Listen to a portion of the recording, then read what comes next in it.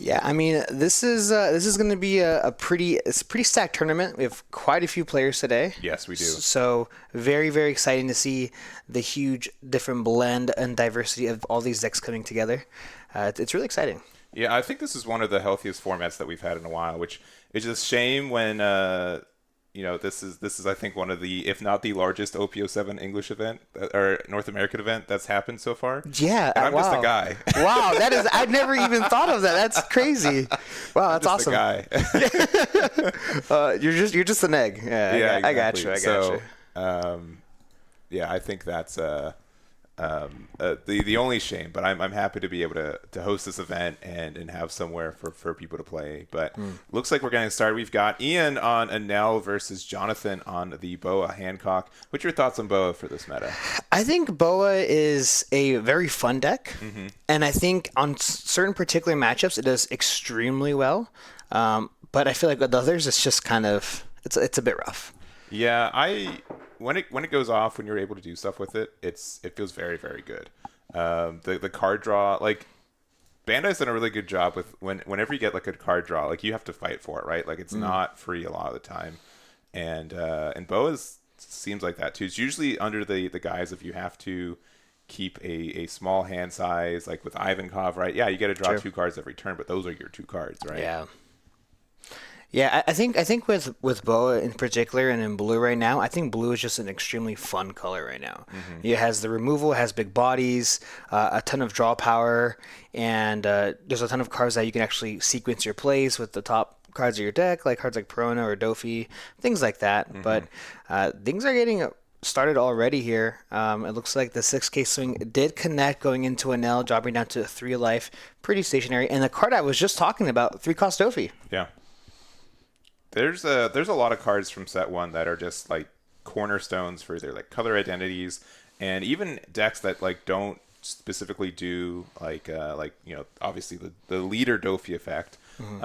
Just being able to realize and plan out your next couple of turns is very strong, but it is a little bit tricky to balance knowing what you need and stuff too. Right, definitely. Yeah, and it's also still a blocker too, so it's not like, you set up your turns, you set up a blocker, what's not to like, you know what I mean? Yeah. So, what's really nice is I do think Boa does actually win this matchup. I think blue does relatively pretty good against Enel, just because of all the removal, and being a 5-life leader is still really powerful. Yeah, I would say like Doflamingo does, because you're able to flood the board pretty quickly. Sure.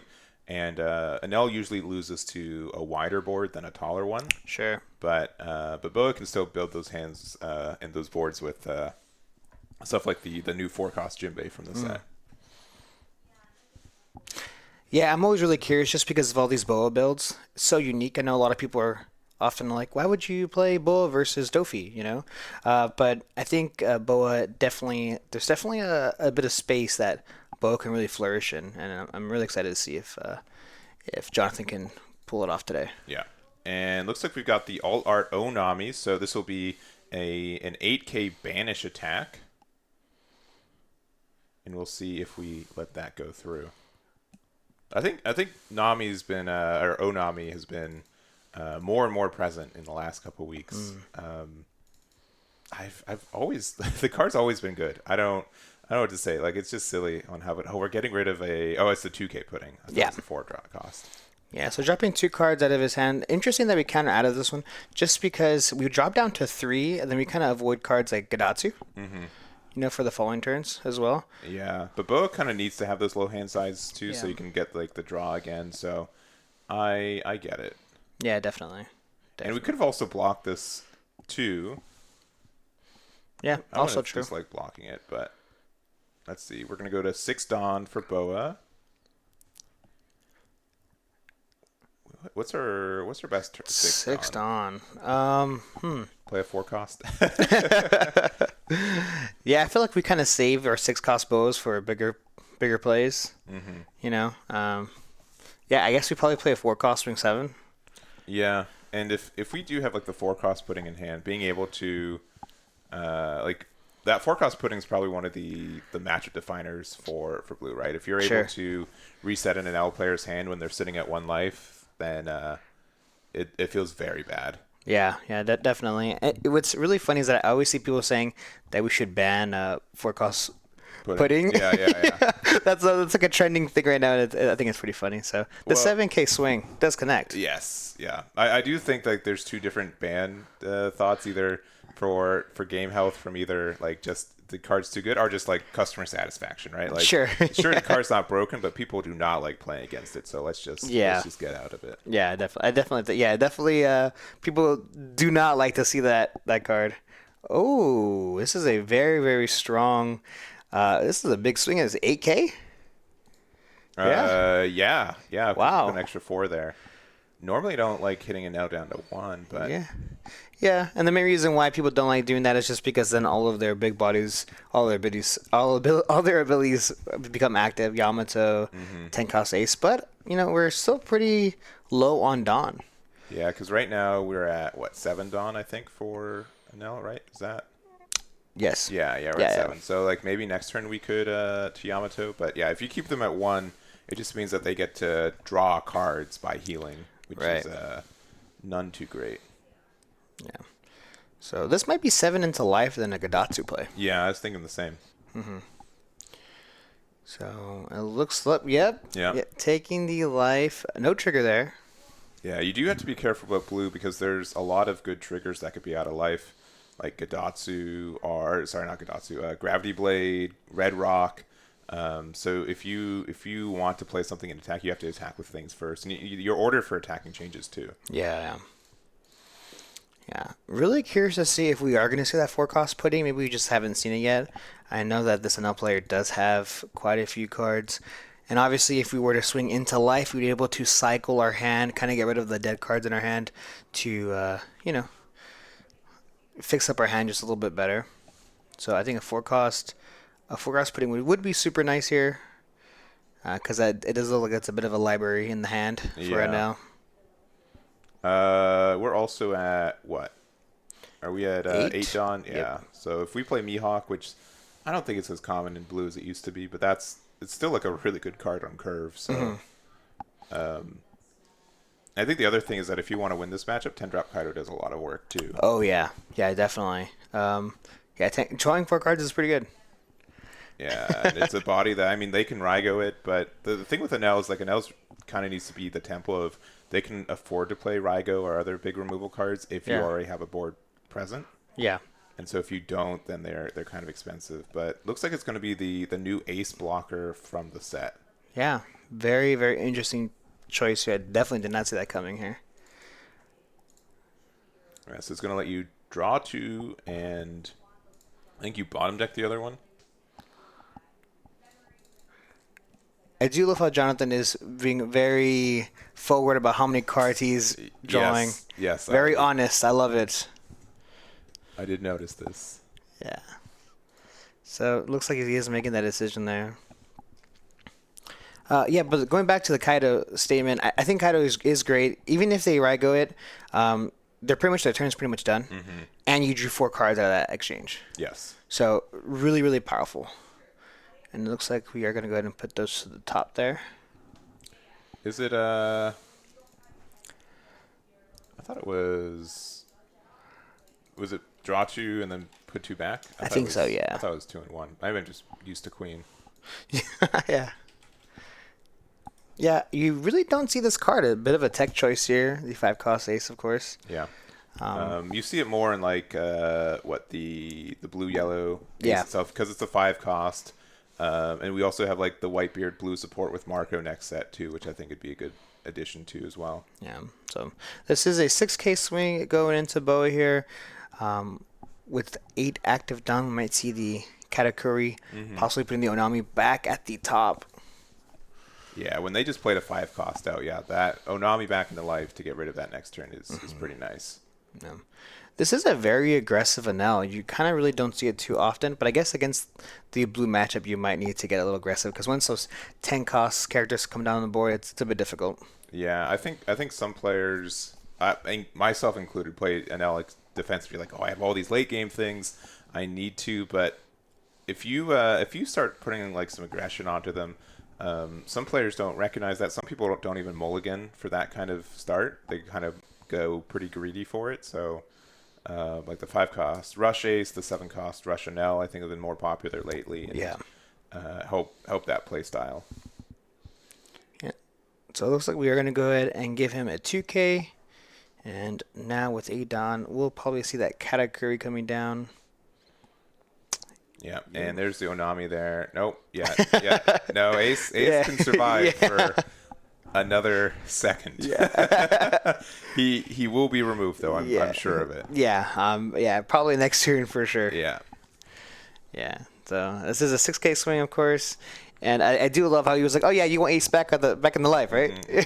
No, you can keep him there. Yeah. He's doing a fine job just hanging out.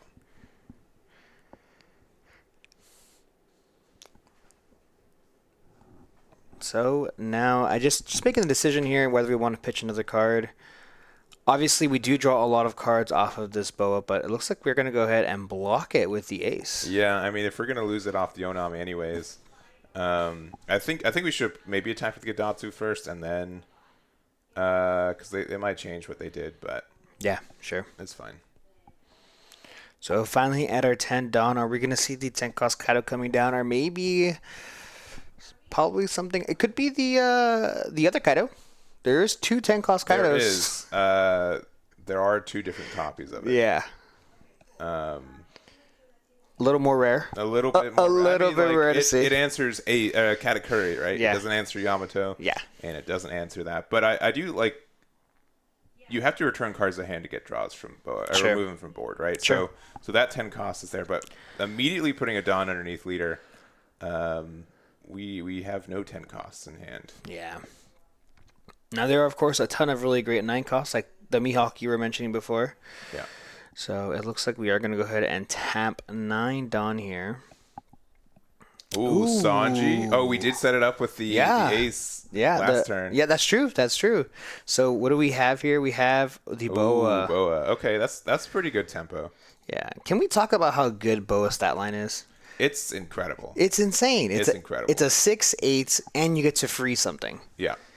Which in some states it's like wins you the game, right? Yeah, definitely. Yeah, like sometimes you just need something to be removed for one turn so you can't win, and if Boa buys you another turn, it's in a really good spot. So yeah, Sanji honestly is such a great card, especially in this like upcoming new meta that we have in OP08 as well with the Marco and things like that. But what's really cool about this is that we just cheated out 8 Dawn. We played 9, we got 2 bodies, which is really, really nice. And now we have 2 powerhouses in the front line. So yeah, and like the 9 cost stat line, unless you get hit by Raigo, which if you do Raigo, you lose your Onami in life. Mm-hmm. Boa doesn't get hit by Onami either, so sure. I think this is pretty good. Yeah, we might see the Raigo coming down. Honestly, I feel like with 10 active Dawn and 2 life, you're probably just kind of waiting for yourself to go back to 1 anyways. Mm-hmm. So we're gonna start things off with the 6K swing, and unfortunately, I don't think we've used Boa's ability yet, right? The leader ability, no. Yeah, I don't believe so. No. Yeah. So 7K swing now. We did give him the 2K already, so we might just take this one right here just because we did give him a 2K already. Yeah. Yeah. No trigger out of life. Yeah, dropping down to 2 and another Katakuri. And this is probably going to put Boa to the bottom, right? Yeah. Definitely.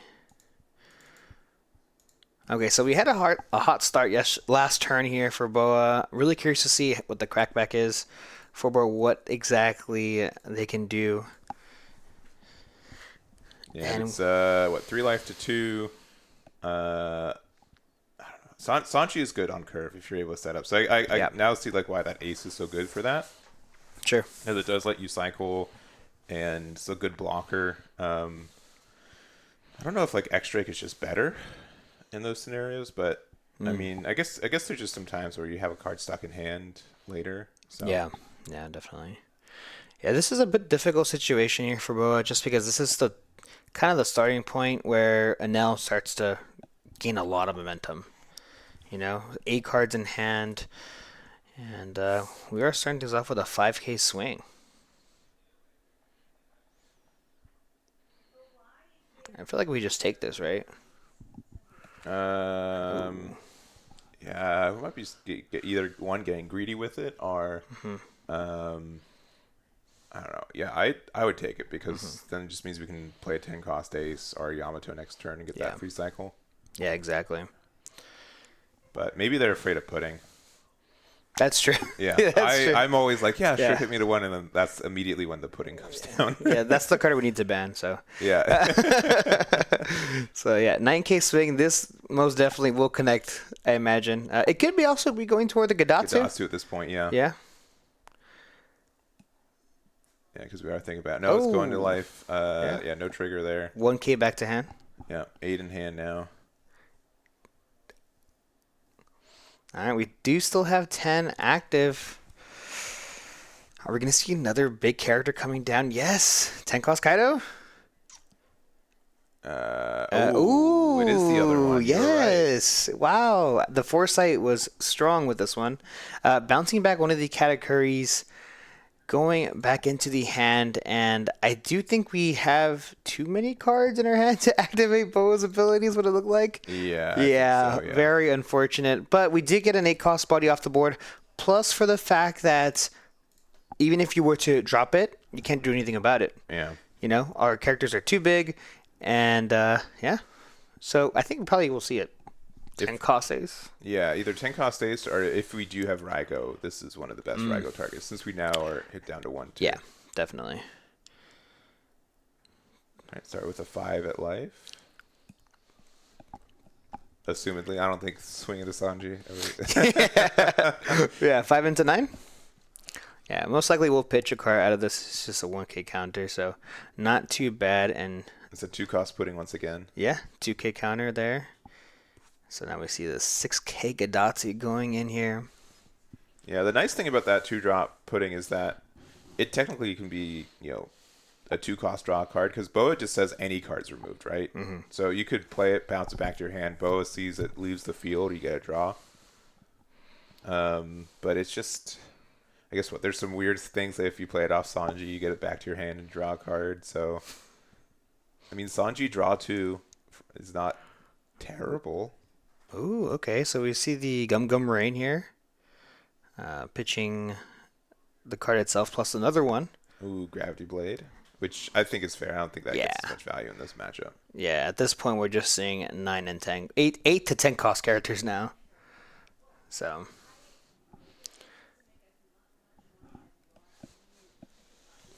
All right. Still have 10 Dawn. Yeah.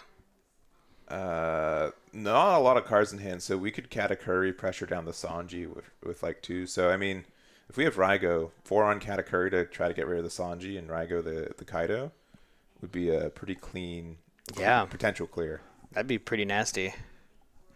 That would be pretty nasty here. So yeah, because I think Blue has the same issue with Yellow and Raigo. Is like, yeah, we can remove any card, but then we lose so much tempo by not putting cards on the board. So if we already have a kind of big board already, that's some pretty good value.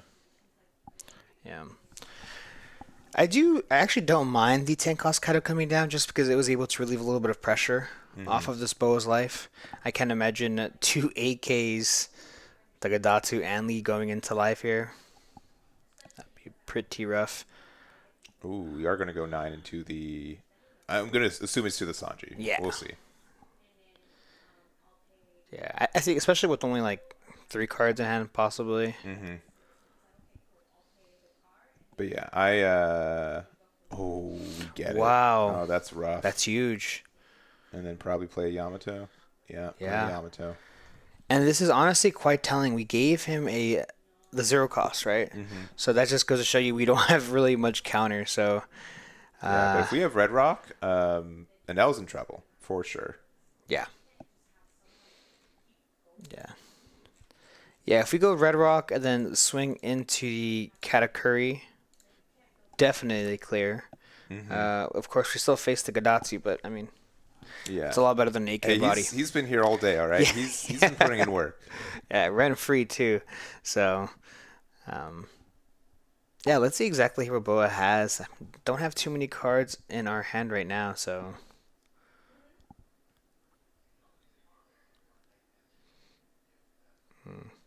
And if we have another 10 cost Kaido, we can't get rid of the Yamato either. Yeah, I mean, we can bounce back the Katakuri. Again, yeah. Oh. I think this What is do we have Red here? Rock. It's pudding. All right. I feel like a little late. It would have been, I don't know, like last turn we had to play Kaido the turn before. Yeah. Maybe we just didn't have time for it. Yeah. But if we do have Red Rock as well, we want to give them back Yamato, but not until after they draw their card. Because you can pudding and Red Rock the same turn. Yeah. But yeah, Nell does not like seeing the pudding, especially since there's no any of their big boss monsters. They just have to hard draw. You know what I mean? Mm-hmm. What I do really love about the pudding here is that with 5 in hand, if we swing 10 into the 8, the 12 into the 8, most likely won't counter out of it. Yeah. That's why you gotta do it before you attack, before they naturally get their hand size smaller.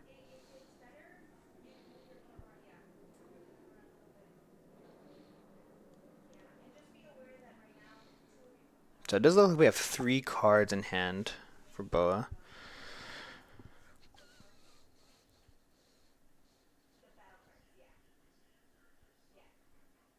All right, just fixing out the layout just a little bit.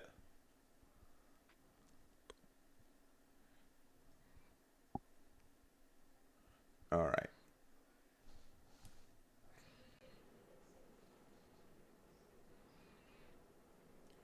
And all right, so we still have 6 Dawn left to work with. 5 cards in hand for Enel, thanks to that pudding. And it looks like about 3 cards in hand for Boa, right? Yeah. Yeah, and it might be like you were saying that Red Rock, and this would be really great. We get to draw a card as well, so tapping 6 here. Yep. Oh yeah. How did you know? That's too good. How did you know? You just say the best play every time. Yeah. It always happens. It always happens. So what's really great about this is we finally see that Boa ability coming into play, where they have to get to draw a card for moving a body off the board, and this is definitely going to be a 12k swing going to the Katakuri, and most likely we are not going to counter out of this. No, I think this is going to to get got. Yeah, it does. Unless it does. It does look like they have the 0 cost event card in hand. They're thinking. Yeah. I mean, that would be so many resources out of hand, though, right? I mean, we went from having 7 to 8 cards in our hand to possibly 2 in a single turn. Would be crazy, and then we are countering out of it. We're going to see the 0 cost event card pitching the Onami here plus a 2k counter. We are down to 2 cards in our hand right now.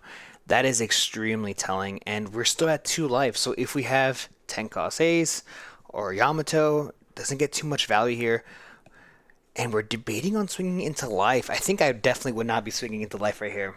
Yeah, because you're just going to give them potential. Like here's the thing. So if they're at 2 life, they don't get the heal with Yamato, and they don't get the heal with Ace if they want to be rushed with it. Yeah. It just means like they get less draws, and if they, but the other way is like, I'm putting them. They'd have to hard draw it, right? So they don't get that consistency of the cards they need. But Yamato right here to be able to clear the pudding would be pretty nasty. Yeah, pretty good here, just to kind of slow down this Boa. And now with 4 cards in our hand. Yeah. Also means that if you gave them back a Raigo is now there's no effect. There's no cost for it. Yeah. You won't lose a life. So definitely try to keep it now at 2 life as long as possible, because they do lose out on a lot of card draw because of it. I do understand though, a lot of people when they see Enel at 2, they can still just drop that 10 cost Ace to just recover another one. Yeah. Plus, put down a huge body, so I do get it. But it looks like we are going to start things off with a 7k swing going into life. Now we only have a couple cards in our hand, so we are going to go ahead and take this.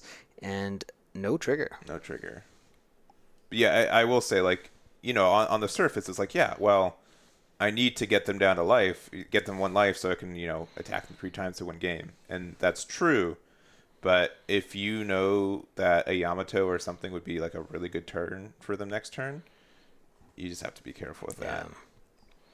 So with 8 active Dawn and only 1 life, we're swinging 7k into life. 6 active Dawn, what do you think that could be? Raigo. Gotta be. Yeah. Gotta be Raigo. I'm gonna say 5 cost saves. Okay. That's kind of just all right. Yeah. Big 9 for game. yeah. Or 10 with Amaru. Yeah. True. There's the bonus addition of knowing that the last card in your life is Boa, which you kind of want on board, right? But going down to 0 is probably not worth it. Yeah. And then it looks like we're going to play 6 for... Oh, geez. How did Egman? No. Man. Yeah, hopefully he didn't give it to him like swinging into life. That'd be very sad to see, but it looks like we're going to go ahead and just pass the turn. Now, obviously, there's no way unless we have Rush to go for game here. Yeah. So the best thing we can do is to remove some of these cards off the board, and we still can't forget about 10 cost ace as well. So no, we can't. But yeah, being down to 1. Oh man, and that's the thing with putting, like, I'm sure like there was a turn before that Rygo would have been good, and they didn't have it, right? Yeah. So to say, all right, here's 5 cards to go help find it next turn, it is rough. Yeah. See, the issue is that we definitely can remove both of these bodies off the board. If we were to, let's just say, play Red Rock plus swing, 9k into the 6, it most definitely probably will go down. I mean, it's possible it won't, but with 3 cards in hand, it's pretty likely. The only issue is that we're not advancing our board. Mm-hmm. So it doesn't really matter. At that point, we're just waiting for Enel to grab another huge character to play and recover. Yeah, but the other thing is, like, with Enel's effect, with 2 cards on board, you're safe to, like, not lose next turn. I think that's an ace again. Yeah, sorry. They adjusted it so we could see cards in hand, but then cards on board got a little obscured. We'll help you out. Yeah, that is the ace. Essentially, it's like drawing 2 and then putting 2 back. It's pretty good. Yeah, That's not bad. To be able to cycle your stuff, obviously can work in the Dofi leader as well. Being able to set up your top deck and then, all right, inching closer. So we do have 5 active, and it looks like we are going to swing probably 10k into the category. Yeah, likely. So I mean, if we get rid of category, likely they can't win next turn. I think I saw a zero cost event card in hand. Yep. Gotta have it. Yeah, and there's a beige. Well, that's rough though. That zero cost only being a 1k counter. Yeah. Okay, so we have 1 blocker up. That's true. We have 1 life, but we only have 2 cards in hand. And not a lot. Yeah. I think some good numbers can be there. Also, knowing the last life won't be like a gravity blade or something to get rid of the Gidatsu's nice. So. Yeah, and we do know that if we do swing 3 9Ks, it will definitely connect. Likely, yeah, because the last card in life doesn't have counter because of the Boa. Yeah, so it's really just the math. It's 4 onto the leader, 3 onto Gidatsu, and then just 1 onto category. Yeah, and I think we still have 2 extra guys in case we want to be. We play a flambe or something. Oh, but we're just going 6. Oh wow, taking it slow. Right. Yeah, okay. Taking it slow. Right. Why do we have to rush things? Yeah, no need to rush. Yeah. I mean, we don't have to play 10 cost days. We could just win here. I don't. Are we taking it? Okay. It worked out. Okay. All right, big 8. Oh no! What? All right. Just okay. Okay, yeah. The ace is in hand. Ace has to be, but yeah, no counter. No counter. Period. Okay. The hard. Got it. Yeah, you could have. I know you want to play that ace. I know it's expensive. You spent a lot of money. So you're telling me the whole conversation I had right now about 9K swings just didn't matter at all. Yeah, no, it was incorrect. It was the wrong play. Gotcha. Clearly, 6, 8, 5 was the better. Yeah. Was the better numbers for that one. It gets you there. It does get us there. We've got Evan on the top with Perona versus Anthony with Gecko Moria on the bottom. So we don't have a lot of Perona players today. I think we have about 10. So about, 1%? Yeah. Not 1%, but 5%. 5% of the field with 200 players. So, and how many Moria players do we have, actually? Let me find that out real quick. I thought I saw a good amount, actually. I think, especially with this matchup, I do think it's favored Perona. Yes. It also depends on the build. There's so much room for tech in Perona. I mean, Gecko, there's a lot more room for tech now, the fact that we don't have Eruption. But for the most part, Yeah, it's you can get pretty creative with Perona, which I do really love. There's 8-cost kids as well as Dofi. I mean, I've seen Krieg in some lists, so you can really get very creative. Yeah, and so there are only 6 Morias today, so third Lark not doing as well, but that's fine. Yeah. But I would say traditionally the reason that Moria had a rough time into Perona because the top end was strictly 10-cost Dofi, right? Yeah. And you being able to lock down their leader skill affects them a lot. But I've also will say that most Perona lists that I've seen have walked away from the 10-cost Dofi too, right? Yeah. So I think that's impactful. I do think Perona has better board clear potential with being able to rest the 4-cost they just play. Yeah. The fact that you can get rid of their Sabos by resting them, and Moria has to either play 6-cost Brook or function into those Sabos makes a big difference. So Yeah. there's a lot of back and forth. There is something that Perona can run that completely shuts down black decks, at least for one turn. That's 8-cost kid with Resonante. Yeah. There's really no out. I mean, you know what I mean? Yeah, no. Like when you're playing as Rob Lucci, there's like they have so much cost reduction in that deck that you can probably pressure it a bit. But Moria typically has a hard time unless they're playing Ice Age. But to get the double removal like that is very costly. Yeah. So Sindri turn 1, you do love to see it. The Hogback, brand new Zuru, okay. Sindri. And an Ice Age. Not too bad. I mean, honestly, seeing the brand new in trash isn't the worst. Just because, obviously, when they have the Gecko Moria turn play, they can actually get back the brand new, which isn't too bad. But we're swinging a hard 8 into life. Yeah. And we're not... We could have rested the Sindri attack into it, but we'll let it survive another day. Yeah. And we'll go back to our Gecko Moria player. Yeah. Not too threatening, that Sindri, So... Yeah. I'd be really tempted, but I like to grind out the longer game, so it's just never you never know. Moria. I mean, I just subjectively say I'm gonna have more 8-cost than you. Yeah. And we're gonna see the Borsalino, which with Sakazuki you're leaving the meta. This card has been, I think, popping back up a lot more often. Yeah, I actually do think this is the best turn 2 play you have as Gecko Moria in this matchup, just because they can't rehuman, and they can, of course, rest it, but it's still a 6k body. So you'd have to commit, a good amount of Dawn in order to get rid of it, plus not establish a body on the board. So excellent turn here for Anthony, of course. Yeah, and so we're going to use our leader effect to rest the Borso for free. Just swing 5. So, I mean, it still applies some pressure, which is nice. Yeah. And if we're spending 5, I'm guessing we're probably going to see maybe a Sabo come down from our Perona player. Yeah, definitely. Getting to avoid a little bit of that removal. And with 6 Dawn that this Gecko Moria is going into, we could see that Sakazuki. So avoiding the Sakazuki play is pretty huge. Yeah, and it's really funny, like, just how many, like, old Navy cards have been coming back. 6-drop Sakazuki is fantastic, and especially if you need to help set up your next play for Moria on 8 after Sakazuki on 6. It just gets you that super good tempo and sets up your trash for a good 8-drop. Yeah, definitely. Funny enough, if I'm Gecko Moria here, I'm probably swinging that with Borsalino every single turn. Yeah, you kind of have to, unless like you play like a Rebecca or something. I think it's 100% the correct play.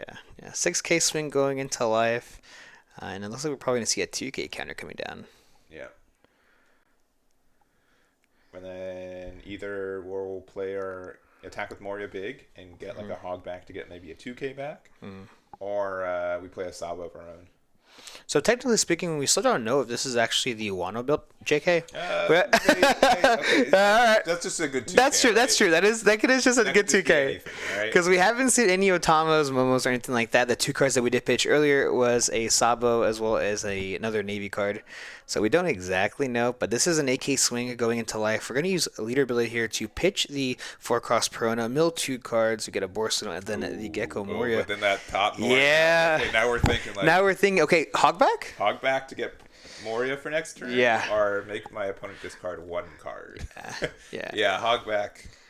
And yeah, it gotta be. That's the crazy part with this deck is that you have so many options off the top too. You know, you can really see anything. We went from initially having to have your opponent pitch a card to getting back a pivotal piece in this matchup. Yeah, and Hogback is not restricted to anything, which is why I like to spice it into my Rob Lucci every once in a while, because you mill so much from that deck. If you're able to get a Moria back, Hogback can win you the game. Yeah, just definitely. From being able to confirm that as a late on play. I mean, obviously there is a lot more synergy with the Gecko Moria. All it says is Thriller Bark, and it's just flavor. That's true. That's true. 5K body, 4 costs. Do it. Yeah. All right, we're gonna rest the Hogback with our leader effect for free. Yeah, so we are at 7 Dawn? 7 Dawn for Perona here. Yeah, we've quite a few plays for sure. I'd imagine so. Yeah, I'm sure they more or less asked the question, if you were to play 8-drop next turn, what can you get off of it? Right? Yeah. And it looks like we have a Suru and an Absalom. Our trash is not very big for Gecko Moria since we haven't been able to use the leader effect a lot. And but we would be able to get rid of a 4 cost if played. Yeah. So 6K swing could be going into one of these characters here.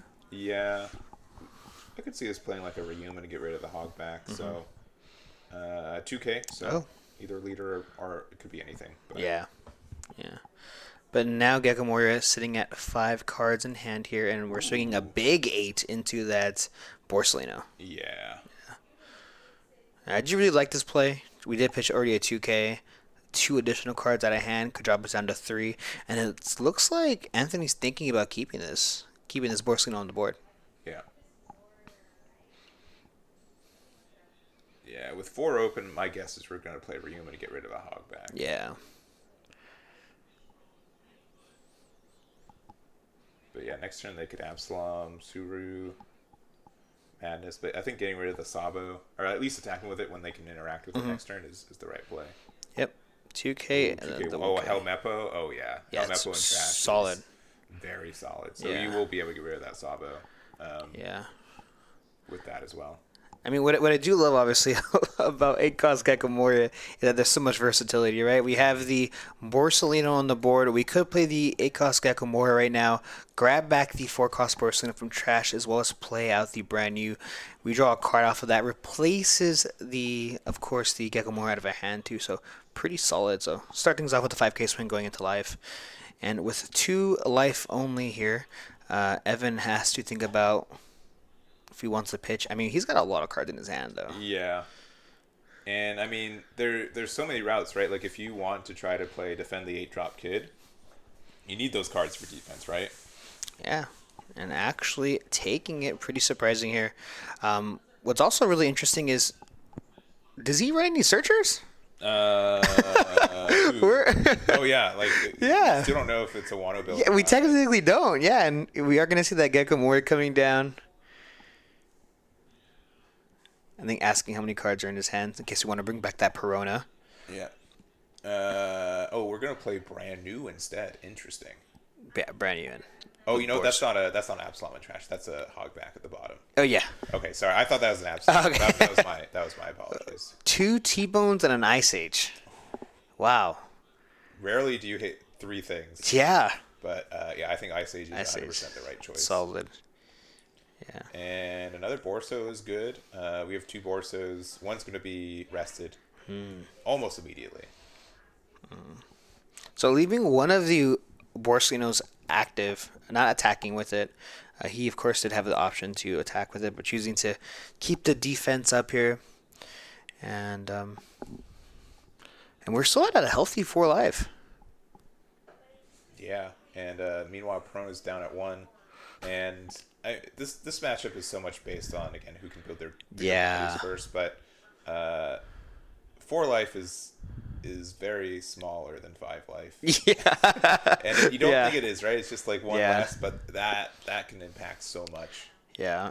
And a really big thing about Perona, too, is that since our characters cost 4, 5, 8, 10, the majority of our turns, we're just playing 1 body out, usually, for the early game. So not establishing too much. Whereas Gecko Moria, we're swinging huge and then playing a body. Yeah. So does connect here, dropping down to 3 life. Yeah, and unfortunately, if we want to play Moria, I don't think there's like a good number for us. Yeah. Also, yeah. I think we're trying to keep our life at 5, or their hand at 5 in case like Isho comes down. But we're going. We can't. Can we afford to attack with this blocker? I mean, I imagine we're gonna see the ACOS kit coming down. That's what I'm predicting here. But if we did so, maybe I would be hesitant to swing with the Sabo. Yeah. Regardless. We really need to make sure that like if we have Rosie with a drop kit, it'd be really good here. Yeah.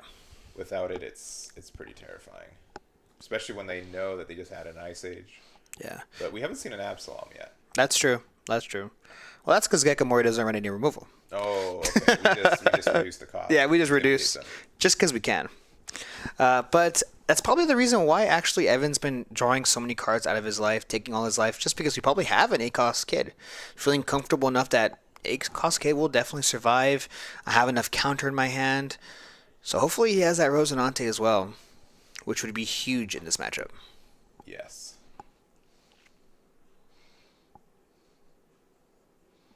And if we do play 10 drop Dofi, we're at 9 Dawn right now, so we wouldn't be able to even play it. Yeah. Even though I don't even think it'd be a good play here anyways. Yeah, with only one. We'd only have like 2 characters rested. But, swinging a bold 6. All right.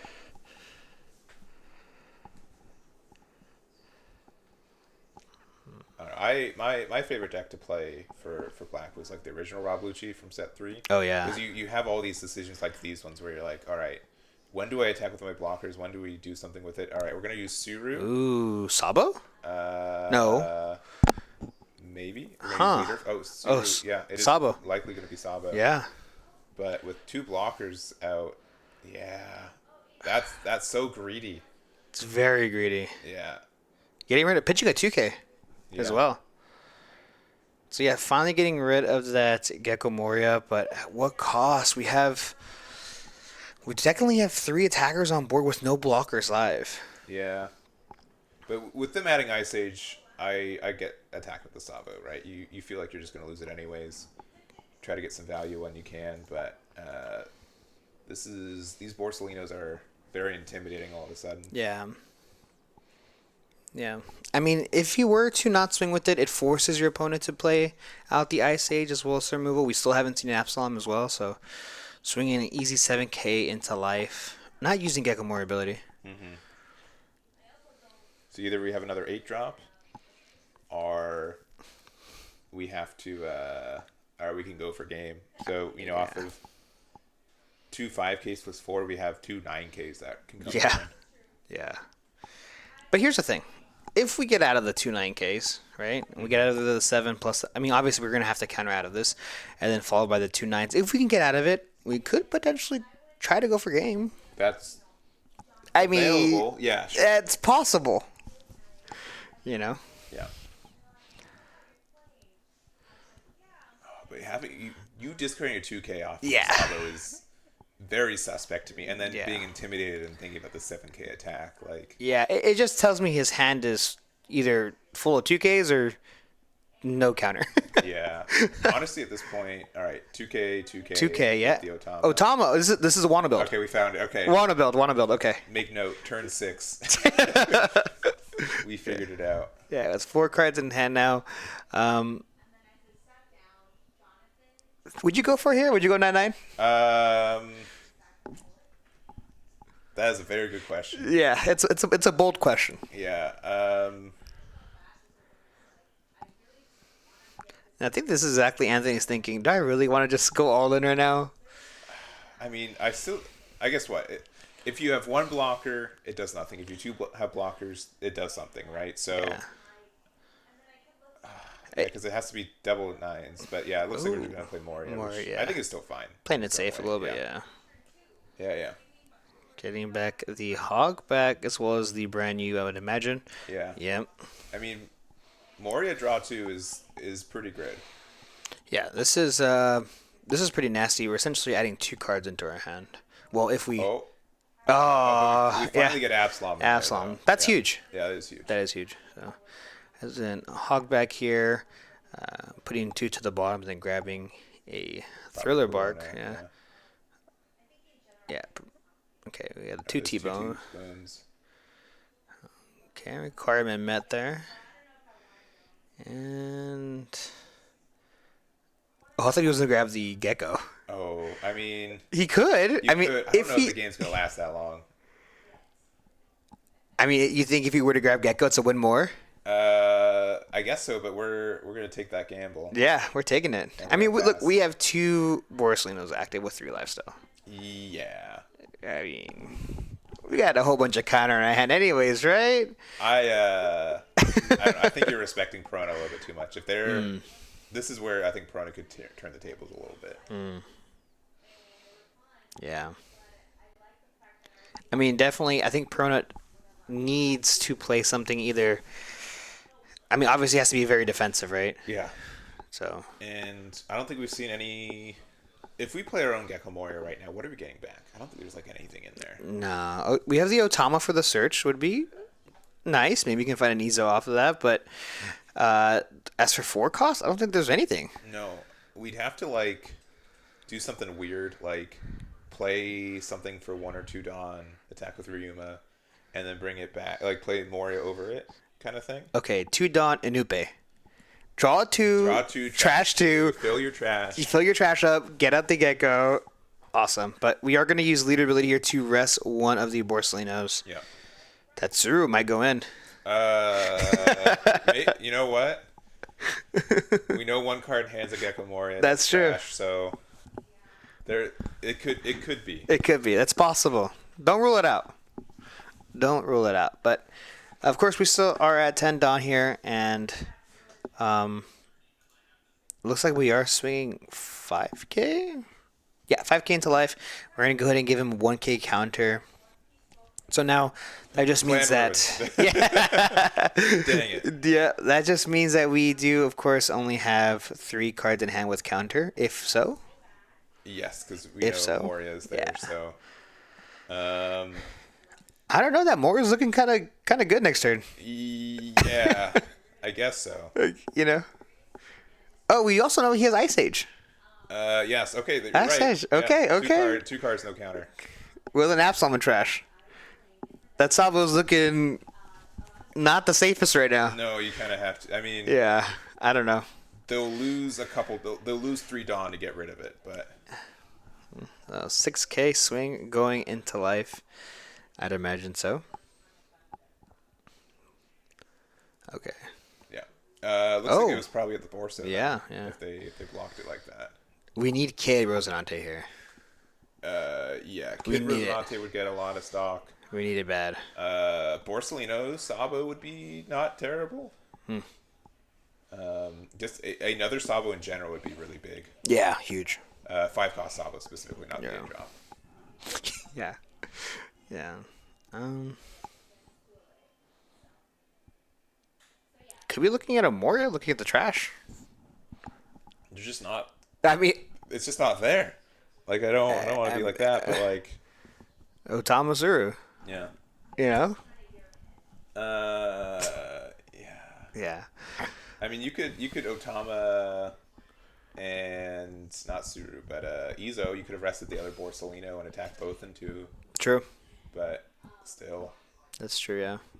But thinking this is a big thing turn, I totally understand this is probably your almost your last turn, if not, yeah.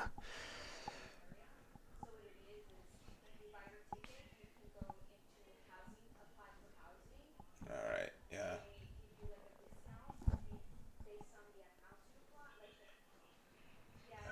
Man, it's so frustrating, and this is like just kind of shows like when Sakazuki was in the meta, you're like, how? Look at this card I want in the trash. Look at that top card I want in my hands. Like, yeah, it's so it makes it so costly to get rid of so many other things in our hand. Yeah. We finally get rid of the Borsalino, which is good. Yeah. 1 left. Not too bad, and with. No, okay. Yes. Do it. Do we have it? Do we have it though? Wait. Do we have the Rosie? Okay. Using ability, not playing anything. Wait.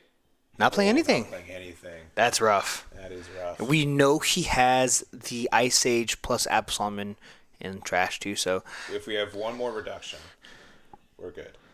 Otherwise, even just using it to get rid of the Sabo, 5 cost, so they don't have a blocker would be good. Mm-hmm.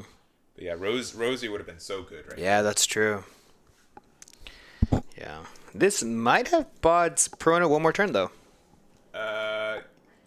Yes, but I mean. Yeah. Yeah. It means you really can't afford to play 8-drop. Unless wait, you can just 8-drop Suru Absalom, can't you? If you have Ice Asian. Yeah, that's true. Yeah. Okay. Yeah. That's That's true. That's true. Yeah. That's pretty bad. Yeah. Yeah, but then we'd only have. It doesn't matter. You got rid of the kid. That's pretty good. Yeah, I keep forgetting the fact that we are still at 3 life. No. Are you? Oh. You're attacking 7 to Moria. Surely the. Wait. We have Sabo, right? Yeah, we have Sabo, right?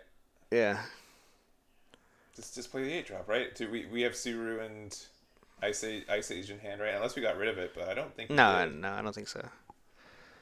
Okay, we just wanted to put him on top of the character there. Yeah. Just weight of the world here. Oh, no. Yeah.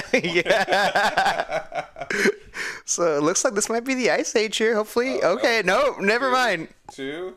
Okay, 2. Why? Double Ice Age. Double Ice Age. Okay.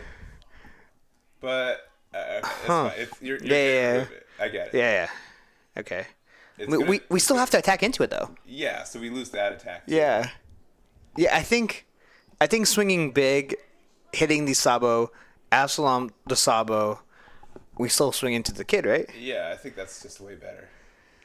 Because you still have to you have to discard a 3rd card out of hand. Right. So it eats an attack anyways. So 7K into technically kid. And the entire hand had no counter. We could have gone for the Suru play. I knew it. We could have gone for the Suru play. No counter. All right, so we know at least that last card is Moria. Mm-hmm. So we can, if we don't lose here. That's what I'm saying. There's a timeline. Yeah. I mean, we know what card is in his hand. It's Gecko. Mm-hmm. It's completely dead. It's Gecko, yeah. Oh, wait, this is. Okay. All right. Do we have 2K? Oh, wow. Oh, no. Oh, no. Did we... Oh, no. Did we just mess up? No, we got it. We're fine. That's Otama. I think this is game. Technically, if we do this right. Okay. All right. If we do this right, hold on. So 5 on the Suru. 5 on Suru. Right? Because we know that... we don't even have to do 5 on Suru. We do. Only 4. Only 4. All right. Yeah. You are. Yeah. Your hands are Yeah. Yes. This is exactly what I wanted to see today. Mm-hmm. The Suru going in for 5K. I really hope. They remember that the last Evan is more. Yeah. Evan, do you remember Evan? Because I do. All right. That's 5. Yeah, that's 5. That's 5. Yes. Yeah. Right. Yes. For 5. Going to life. Yep. Take Oh it. yeah. Right. So we've got. Okay. 3 damage, 5 Dawn. Okay, so we can go 7, 7, 9. Yeah, this connects. 7. This is scary. 7. Oh my goodness, 8K? Please tell me. 8K? Have it? No shot. Dead. Oh. 2K, only 2K. Oh my goodness. Oh man. Such a close game. That was incredible. Yeah. Knowing that, and I think if we played out the Moria, got the clear, and was maybe even just able to clean board, we would have been in a better spot. But that's tough. We also would have gone a card out of. Oh no, we wouldn't have. Okay, yeah. In Ice Age there. For good measure. They top picked the Rosie, no doubt, right? Oh, of course. Wow, that was an insane game. Yeah, very, very close. Very, very, very close. So, well, there's Evan keeping the dream alive with Perona. Love to see it. And let's see how we'll keep our tabs on Evan to see how he does throughout Swiss. So, but yeah, I agree. I think Perona was on the back foot for a lot of this game, but being able to establish that 8-drop and keeping on the board gets you a lot of value as well. Yeah, and that's what's really good about Perona too. It forces you to swing with your blockers if you only have one, because we can just rest it easily, right? Yeah. So that pressure is pretty insane. Perona puts you in a position where it just feels uncomfortable. Looking up, just because in this matchup, they're going to want to starve you, right? Yeah, they're going to want to starve you. And there's also this weird thing where, one, Hodie's a really good end condition for Bonney, right? Yeah. But also, if you want to be able to do like your clean, like play double Sabo, it means you have to attack with your leader first. Yeah. Because they can rest one of the Sabos with leader effects. So that is pretty impactful, I think, for this matchup. Yeah. So I definitely think the dream is turn 3, 5 cost Luffy, following turn. You should be at 2 by then. Then you go Rocket Luffy, which is a brand new OP07 Luffy that pops a 4 cost or less, which hopefully would be that Eroge. And hopefully we can get there. Yeah, but I think it can go either way. And yeah.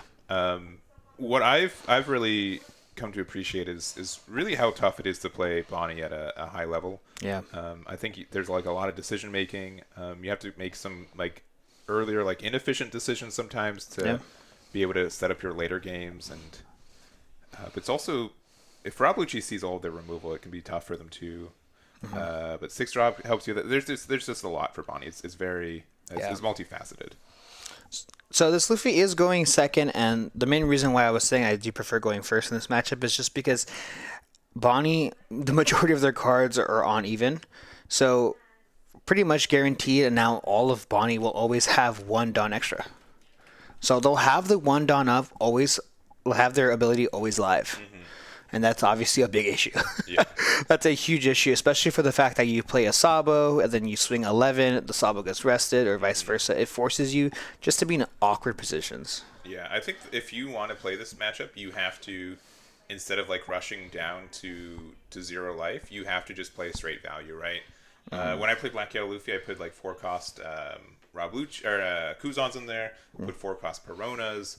And you really just want to, I think you have to set up as many Morias as you can so you can kind of go for game. Yeah. But at the same time, if Bonney sets up Eustace Kid and Rosinante, there's literally nothing you can do. Yeah. Right? There's very little that, besides just attacking big numbers, that Luffy can do for that. Yeah. And that's the thing that I really do. Obviously, why the matchup is so bad is that Bonney essentially puts you on a clock. Yeah. As soon as 9 cost Zoro comes down, the matchup is just, it's super skewed. Tough. It's very, very tough. The only way you can answer it is if you have like an Ice Age and the new Luffy, so that is helpful. And looks like we're going to play the Flampe to go down to 3 life, and then with the Garp looking top 5 for another one of the boys. Yeah, we did pick up a 5 cost ace earlier, if you did see that, and now we have the Sabo. Sabo, getting Sabo very early on is extremely important just because we're able to cycle our hand, see all of our pieces, and that's the thing with Luffy. It's very consistent in the fact that if you see all your pieces, we have 2 different search cards that we have, of course the Garp that is on the board as well, and then the 1 cost event card that he did play earlier. So Sabo just helping you find your Gecko Morios and your other pieces, but we have the 3 cost Cavendish coming down, and I say 3 cost because you're able to restand 2 on play. Yeah, this card, when the Memorial booster came out, this was like a $5 card, right? Yeah. It's like $20 right now. It's insane. Gone up in value quite a bit. Bonney takes advantage of it. I know that Red Green Law has been getting a little bit more popular lately, so must need in that card in that deck too. So just a really solid card for Supernova leaders. Yeah. So we are swinging an easy 6k into life. So we probably will see a 5 cost character coming down. Maybe that Sabo. Maybe probably the Sabo. Hopefully the 5 cost Luffy that is able to take her own life. That'd be really good here. But we're going to go ahead and go down to 3. Yeah, it was nice. Very good. Yeah, this is extremely good here for Black Yellow Luffy. Being able to go down to 0 as fast as possible is really good. So we're going to draw a card, pitch our life. It being a kid ace is fantastic as well, just because we do know that he has the 5 cost ace in hand. And if you saw the library of cards that that Black Yellow Luffy has, something it's really well known for. Yeah, the real good thing about Luffy is that it is kind of like a control burn for your life. There are so many situations where you're like, well, I can go down to 0, but it takes cards out of my hands, and it takes additionally like Dawn that I need to be using for other plays. So Bonney does have interaction, but it doesn't have a lot of hard removal. So that means that this 8-drop Luffy this 5-cost Luffy is likely just going to be able to survive. And if you hit them once, they go down to 0. If you hit them twice, they go down to 0 for free. It's just like a really good spot for Luffy to be in. Yeah, definitely. And what's really nice about this, the fact that we have the 5-cost Luffy, if we do swing with lead first and we rest the 5-cost Luffy, it's an 8k body on the board. So it is really hard to get rid of, even if being able to rest it. So it looks like we're going to go ahead and tap 1 for that Baby 5, using its ability here to rest it, and then search top 5 for a Don Quixote Pirates card, which is going to be another Baby 5. Yeah. This time around being a 2k counter, of course, and now with 5 active, we're going to go ahead and swing with Cavendish and restand to Dawn. Absolutely insane of a card. And we're going to go ahead and tap 6 here for that Hawkins. And Hawkins is a good card. It is additionally a very good card. I mean, at the end of the day, it's just a 7k blocker, but that's still fine. You don't mind attacking with it either. And we don't really have a way to get rid of it in this deck either. I don't think traditionally we don't need to be pressuring it. Luffy can kind of get away from not having a lot of removal because your 5-cost, like their 5k bodies really can't hit a 9k leader easily, right? Right. But these 7k bodies, they get a little bit troublesome because they can put a lot of pressure on. Now this is kind of a difficult position that Black Yellow Luffy's in, because if we use the Luffy ability here to take our own life, gain plus 2k, we draw a card, but then we're left at 1 life. So we get then forced to possibly play a 2-cost character like Hiyori to kind of use that ability. So it is a bit of a rough position, because if we're not able to take our last life, technically speaking, Bonney could start swinging pretty heavy and force a lot of cards out of Luffy's hand. Yeah, I think it's going to be tough to decide. I mean, we're probably going to get rid of the Baby 5. But, if we want to double block save it, we could. Okay, we are going to use the Luffy effect. Okay, so we're going in here. And pitching the... Ice Oh, Age. no. It's a little good in this match. That's a key piece that we need. Oh, no. Okay, well, let's see exactly what Adrian can do here. I mean, most decks are running multiple copies. I think standardized is you run 2 copies of Ice Age. So, not too bad. Unfortunately, it's unsearchable in this deck. But yeah, it's difficult, because I feel like in this matchup, I know we want to get rid of the Baby 5. I just don't think we have the time to. Especially when we have, obviously, Rosinante on the board, as well as Hawkins. Swinging an 8k body into Baby 5 just doesn't feel great at all. And especially for the fact that Cavendish has been getting an insane amount of value. So Bonney, looking pretty good right now. Well, we're thinking about what we're swinging with Luffy, right? Yeah, because again, we lose our leader attack too. Yeah. And I think Bonney is really good in these matches where Black Yellow Luffy normally only swings with 2 things a turn anyways, right?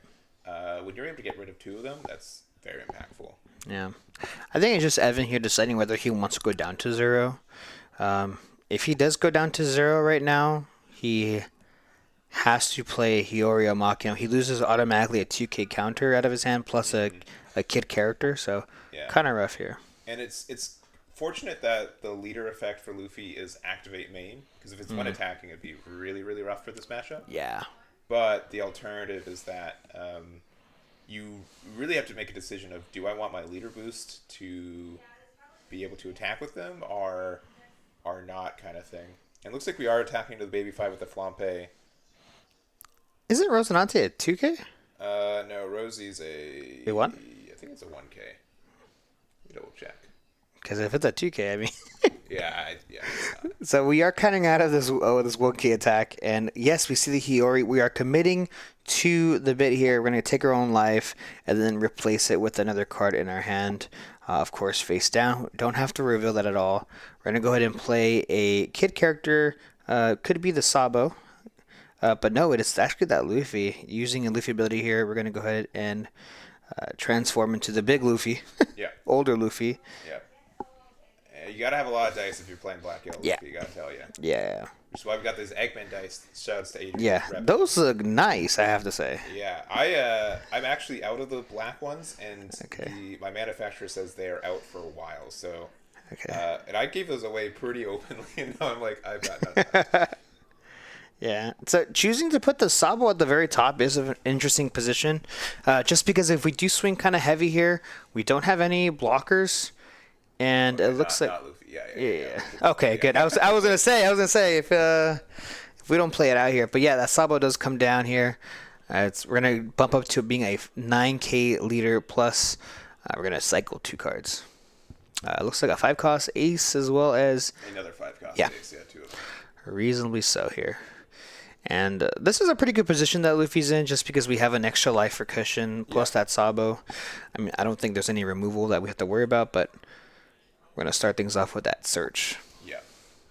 And looks like it was 0 cost. I don't really think 10 cost Dofi, I mean, besides just being a really good attacker, really does a lot in this matchup, so... Yeah. I think it's... we're searching for something, though. We're looking for that Dofi. We need to tap one more Dawn, right? Yeah. Oh, there it is. Yeah, we find the Dofi. Actually, I think he might have tapped it. Yeah, he did tap it. Did you tap 3? Yeah. There's 3. There's 1, 2, 3, 4, 5, 6, and 1. Okay, yep. So he did find the 10 cost Dofi. I do think it can be really good in this matchup just because you keep your Luffy rested. That's pretty impactful. The 11K swing, essentially every turn that you don't have to worry about. And then eventually you just kind of push for game, set up a couple big bodies. Now it looks like we are swinging huge with a Cavendish here. This should be a pretty big swing going into probably into life.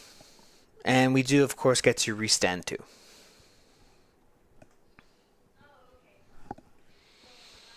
So I think here Adrian has to make the decision whether we want to bottom deck, of course, this 5-cost Luffy in life. Unless he is going for the 8K. But yeah, we're going to go ahead and block it. I think that's fine because... likely, so we just have like this weird position where we want to be able to boost our leader and attack with it, but we also can technically get a card draw with these Luffys too, with that other Luffy, and put it back into our trash. So I think that's fine. We have a Gecko Moria to loop into another one. Yeah, this is actually a pretty good position that Adrian's in, just because if we go Moria right now, okay, we get rid of the 2 bodies, we take the Luffy. We add 2 to the main Luffy character, the main lead here. We add 2 more characters onto life. And obviously with that Moria, we brought out 2 kids. And we'll still have a cushion 1 life still to be fine with. So pretty good here. And it looks like Adrian doesn't have too many cards in his hand. Possibly 7 cards in hand, 6 to 7. Not the best here, but... it definitely looks like Liam definitely does have a lot in his hand as well, so that could be quite concerning.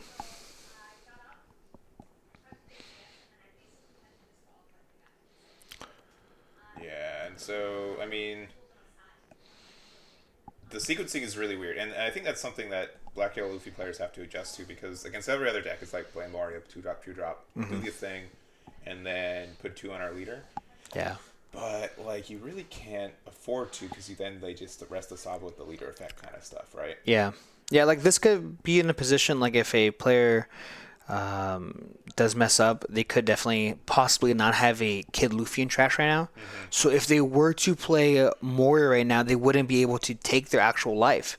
But obviously in this situation, we do know that he did already warp into the big Luffy, so we know that he has Kid Luffy in trash already.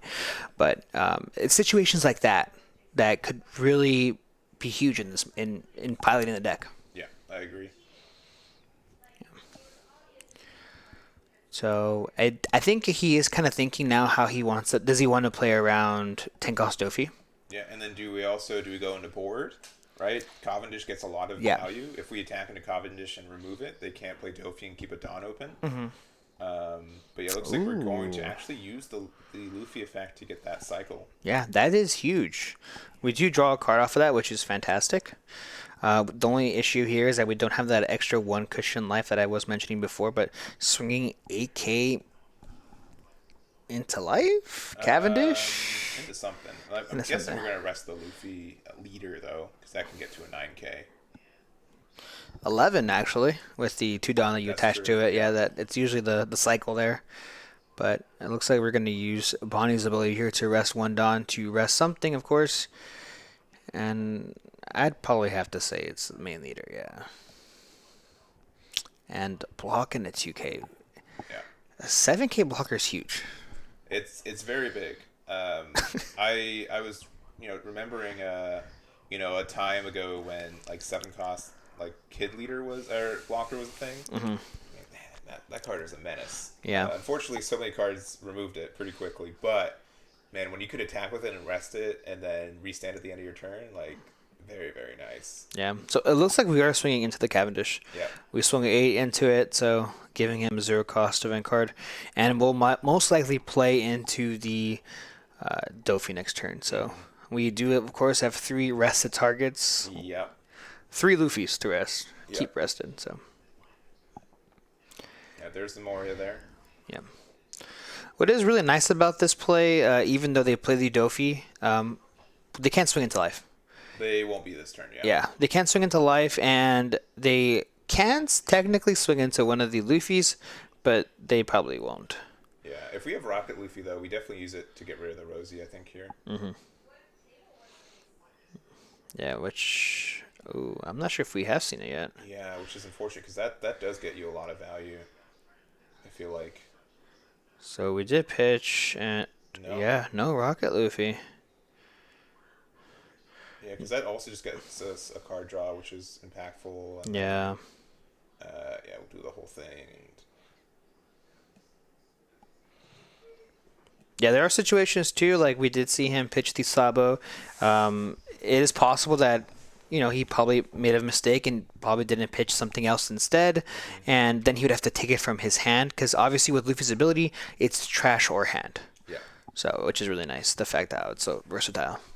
Yeah, I think the other good thing too is that we've been able to keep a baby 5 on the board. So this next turn we could potentially do something like we need to attack with Cavendish anyways, right, to get that 1 Dawn open. Sure. But getting 2 Dawn open means that baby 5 can search for another 10-drop Dofi. If we play 2 back to back, I don't think Luffy can really sustain 2 10-drops. Yeah. Let's see. My mic is super low. Is it better now? Let me know if it's better now. There's like a sweet spot of keeping it close enough to my face to hear me, but also not hear me breathe. It's better? All right. Thank you very much for letting me know. I'll just stop breathing. Yeah, you don't really need to breathe. Nah. Okay, so playing the Dofi here. Hitting the 3 cards you can hit with it. Swinging Cavendish into nothing. Resending 2 Dawn, and are we going to see the search? Yes, we are. Yeah, super good here. Cavendish, having a character to just have Dawn restand for that Bonney ability is insane. Grabbing a 2k. Yeah, this is a pretty good spot for Bonney. I mean, we haven't found an 8-drop kid nor a Zoro, at least on the board, but we still have gotten just so much advantage. Luffy has done a great job at putting a lot of these big bodies, though, which is important. We could still attack with 1 thing this turn. But again, like back-to-back Dofi in a position like this, I don't know if Luffy can really do anything about it. Yeah. What's really unfortunate here is that we weren't able to swing with our Luffys, so we got no value off of them, and if we play Moria, they're just going to trash. Yeah. And so likely we're just going to... Oh, we're resting the Luffy itself. That's interesting. Yeah, I guess they don't want to try to eat up an 8k swing. They can block the 6 with Basil. Yeah, but if they have Hody too, like that also just invalidates the Sabu. Now, is that Rosinante ever going down? No, it's been yeah. chronicalizing the entire battle. Yeah. You played this on turn 1, I think, and it's been like it's seen a lot come and go. Like, you're a blocker, my guy. When are you gonna? Put in work? Okay, so giving him the 2 and the 1, with only 3 cards in hand now. We'll see exactly what the play is. We could swing 6K with that Sabo, but really doesn't make too much of a... Oh, he blocked. Okay, yeah. Oh, okay. Yeah, Got it. Okay. So now more of a reason, I think, to swing with the Sabo. Because if we have Moria, we can replay the Sabo.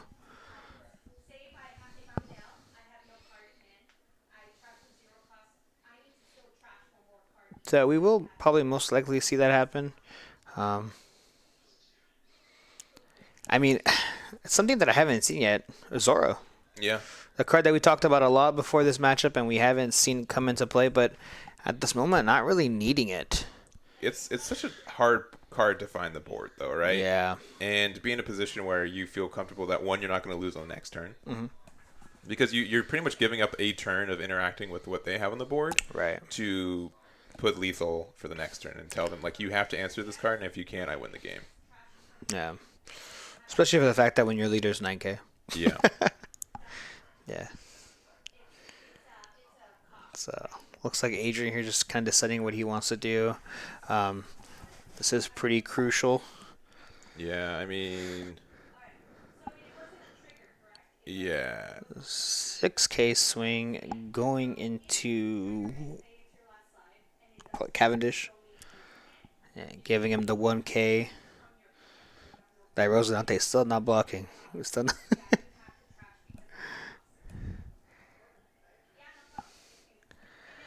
which could be kind of nice here is that we have Kid Ace in trash. Mm-hmm. Instead of grabbing another Luffy, we could just grab Ace. We could. You know, we could do Ace Sabo. Yeah, that's true. Yeah. And, I mean, but with the Don Quixote still there. Yeah, I mean, he's gonna eat a Batek eventually. I mean. Yeah. Yeah. Yeah, but it looks like we're going to get Luffy and Sabo there. We're gonna use Luffy effect to bump it up before we put cards there. Pay 2 or put 2 underneath leader, discarding a card. Hopefully we have Rocket Luffy by now, just to get rid of the 2-cost blocker. Mm-hmm. Pitching a Luffy out of hand to put 2 from trash into life, and no Rocket Luffy just yet. We're still using the starter deck 10 Luffy here.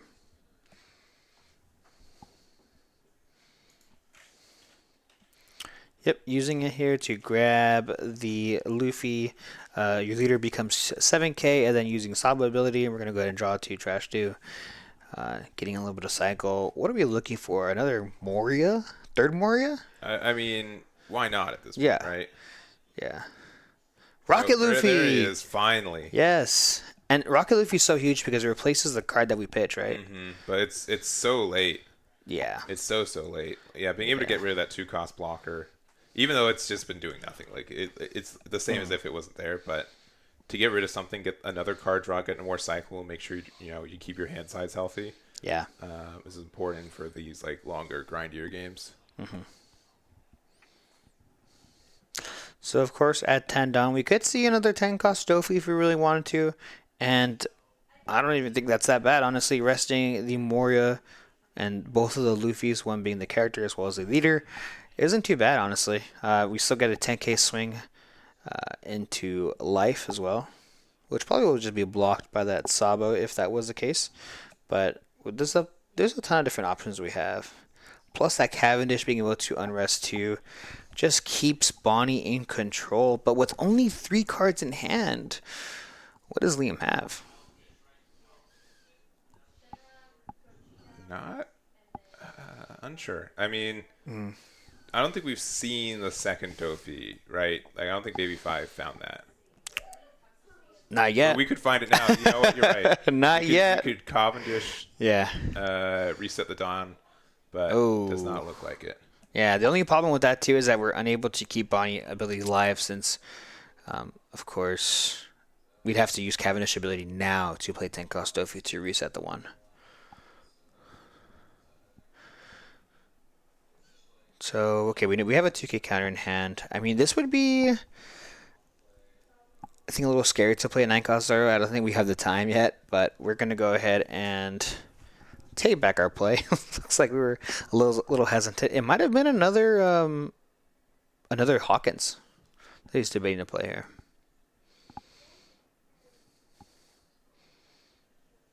He's tapping 4 for the blocker himself. Haven't seen him yet. Yeah. Usually you want that earlier in the game. Yeah. But, you know, a blocker is a blocker. Yeah. Looks like this is a 13k swing. This could be going into either Moria or Life, but no matter what, we're going to snap block this. And with 2 active Dawn, we are swinging 8k. 8k probably into the Luffy, resending 2 Dawn. So yeah, swinging into the character Luffy. I think we probably want to keep this alive. Unless we have a Moria. If we have a Moria, then I think we just let this go.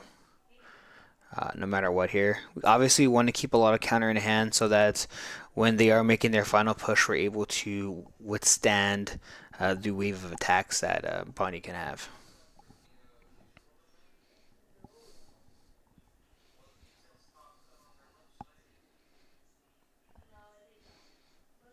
Yeah, another card we haven't seen today is Hody. Yeah, it's always a crowd favorite. Yeah. People are always just like waiting for it. Yeah. But it looks like we're going to finally apply some pressure. Wow. Yeah, 9k swing probably into the Luffy character. Yeah. Now, this is a pretty easy 2k counter. Yeah, and we're being a little bit aggressive. And also, we didn't leave a Dawn open. Oh, we will with Rouge, yeah. So, like, Yeah. it's just rough. 2 blockers up, 3 big bodies. Cavendish surviving, like, the entire game is also pretty big. Yeah, it's rough. That's rough out here. But we are going to go ahead and use the character Luffy's ability, make them an easy 8k, and we probably will start things off with a 9k swing with Moria here. The question is, what are we going at? I think we have to try to clear this board as much as possible. With 2 blockers on the board, it can be kind of rough. A tall order to ask. Plus, we have the leader ability tier. That leader ability is so good. I think that's the new starter deck kit in all pre-releases as well, right?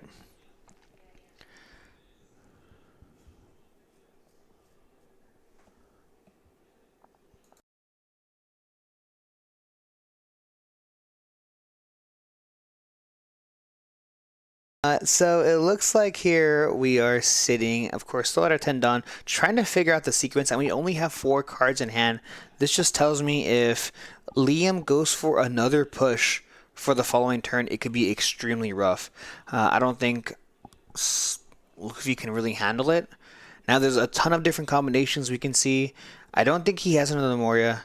If he did, he would have let the Luffy go. So we're going to swing 9k. We're going to use the leader ability here to rest the other 9k Gecko Moria. And this time doing it over Moria instead of leader, I think is pretty crucial. Kind of saying, I don't think you can get your leader to 9k this turn. So swinging into life, actually. And then we're going to see an 8k swing, most likely into life as well. That Hawkins not being active is pretty crucial. And we're going to go ahead and give him 2k. So this should be only 2 cards in Liam's hand now. And with only 4 cards in hand, what can Adrian do?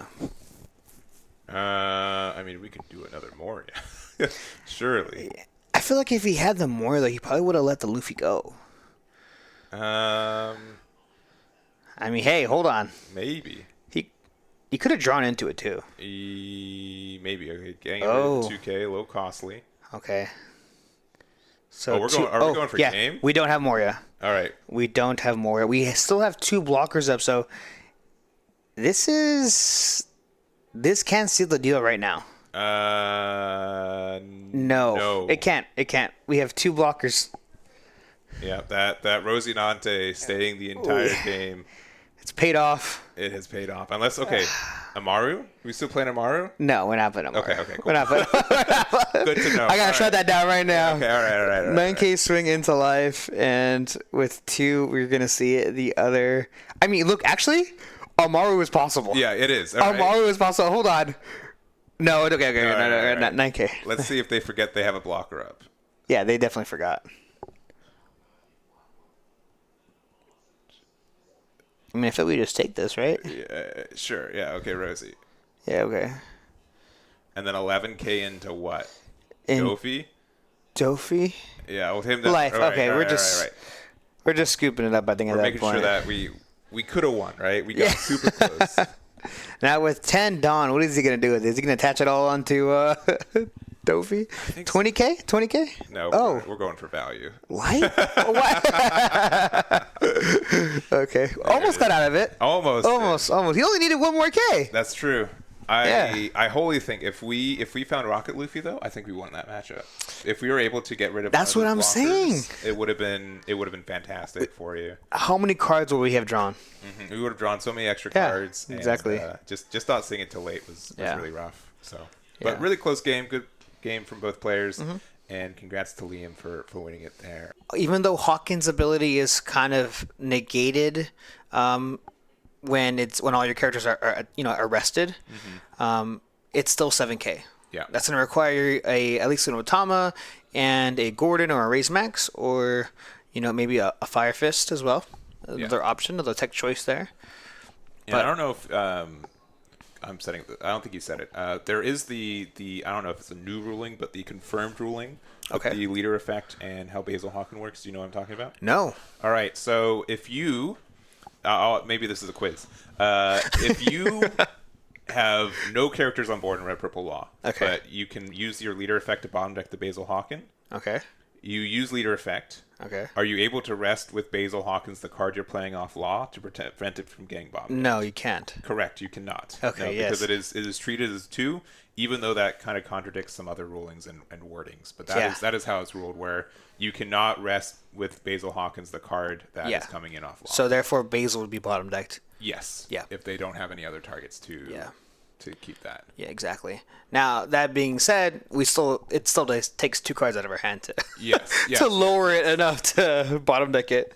But we do have a pretty good start here for the RP Law. We have, of course, the Clay as well as the Sachi and Penguin to keep our Dawn nice and healthy. Something we are going to have to keep in mind, just because in case later down the line we do see that 8-cost kid, it can be quite an issue, as long as we do see our Raise Max and Gordon, of course. But it looks like we are already at 6 active Dawn. That's quite a few with 2 bodies on the board. And that Bon Clay will definitely put in some work. Now, I did mention how I do think RP Law definitely does win this matchup. It's not, super one-sided, especially for the fact that Bonney runs Hody. Hody in this matchup is so crucial. Yeah, and there's just so many blockers that you end up playing that becomes impactful.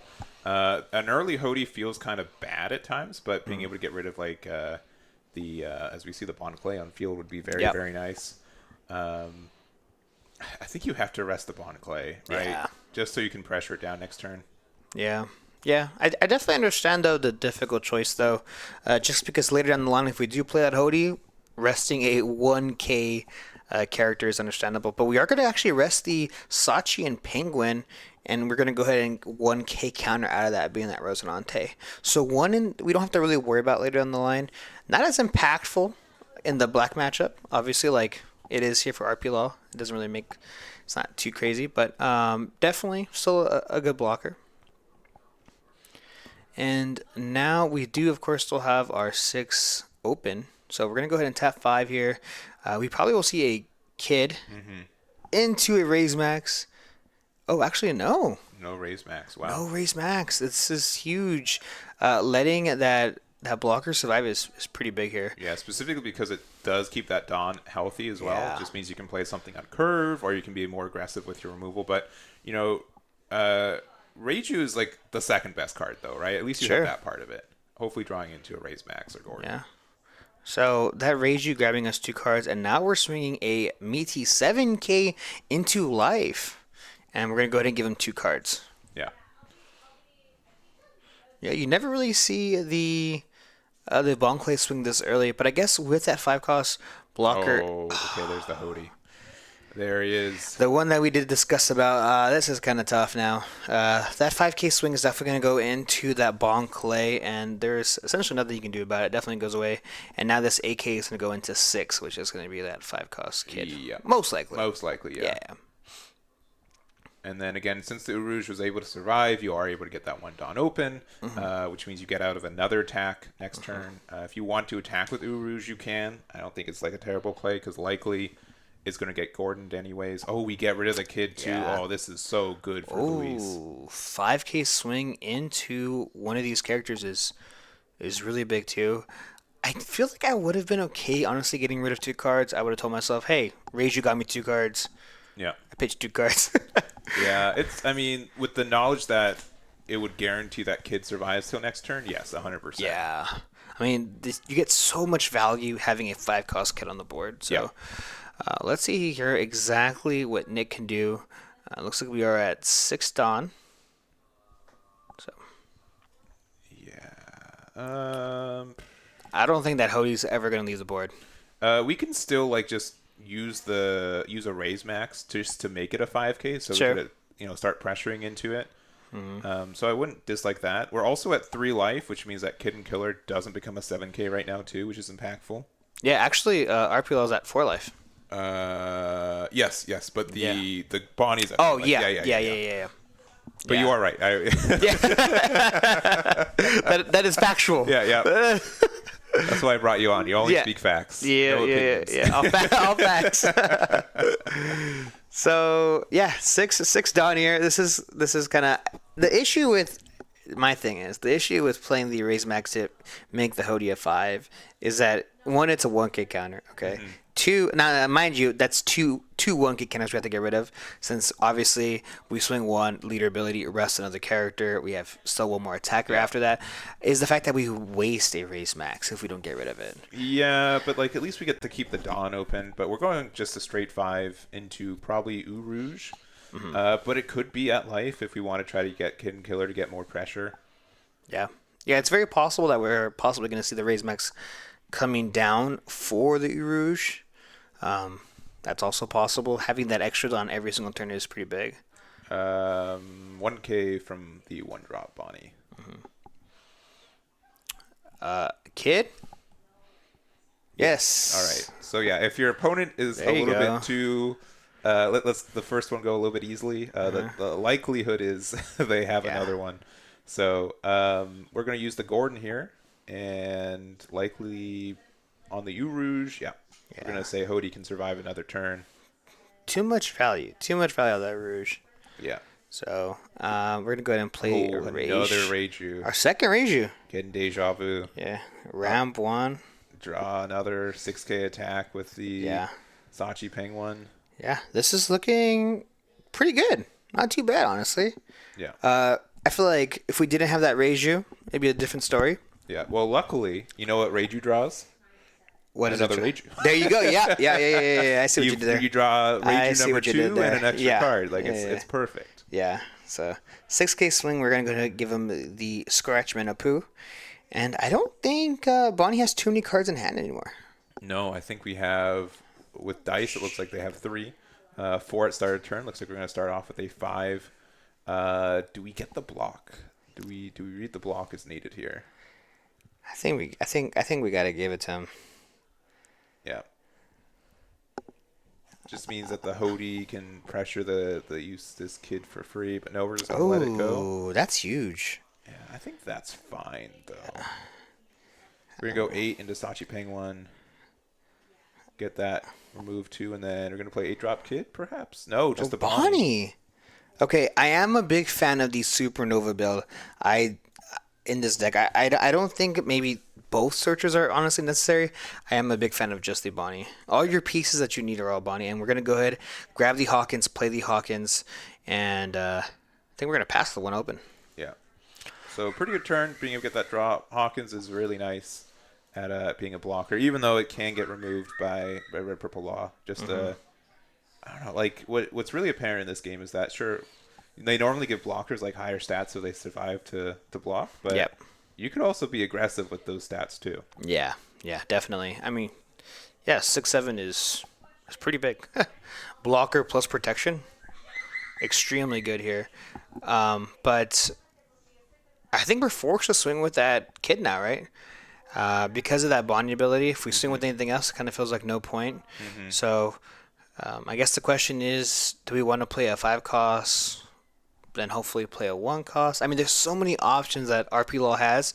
Just really depends what's in the hand. It's really inconsistent, you know? Yeah, so.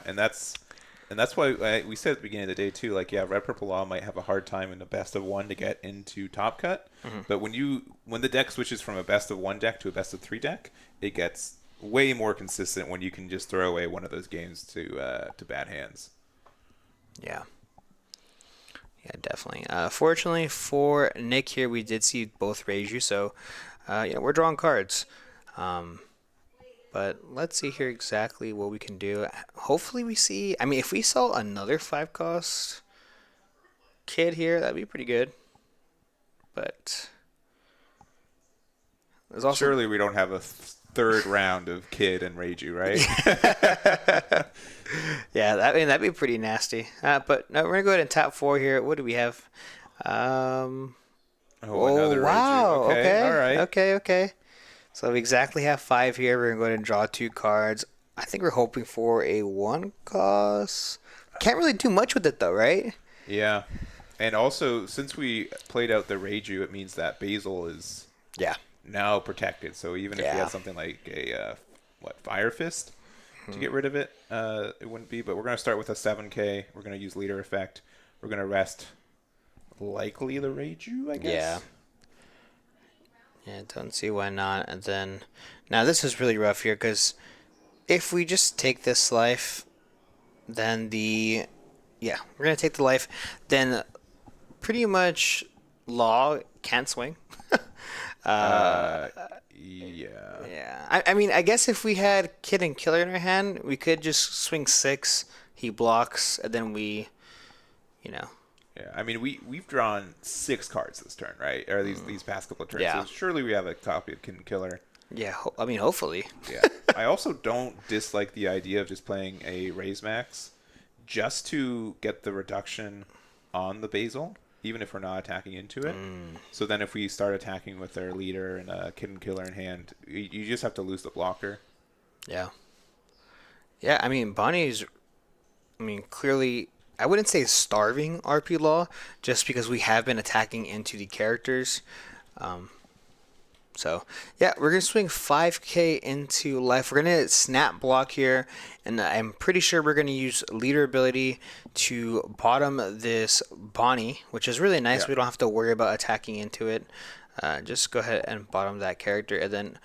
are we going to see a Kid and Killer? Reiju number 4, baby. No way. There's no way. There's no way. No, I think we have too many cards in hand. Oh, Ein, yeah. Okay. So, rather unfortunate here.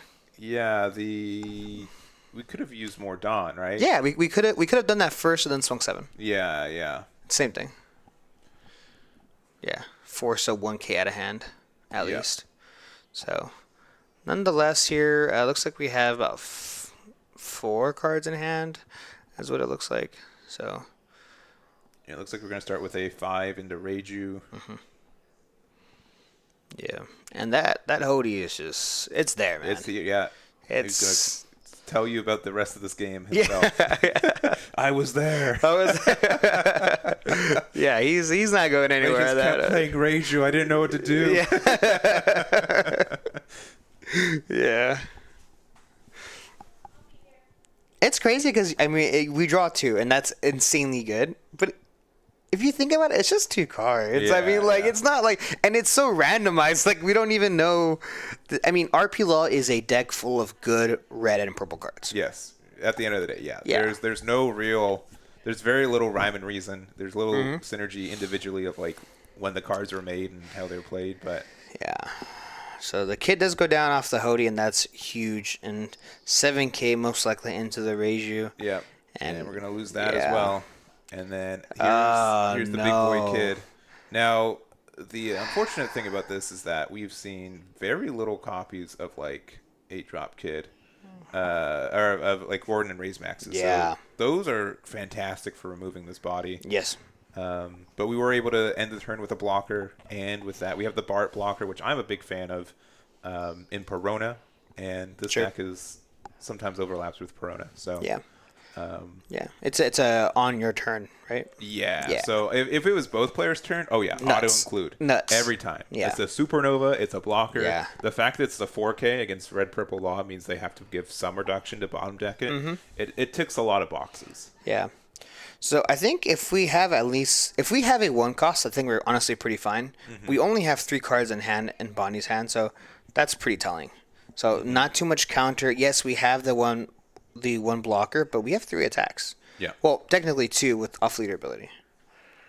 Yeah, I think we're fine here, and we're obviously going to like try to starve Law. Which, I mean, again, if we didn't have all these Reijus, we would have been in a good spot to do so. But it looks like we're tapping 5.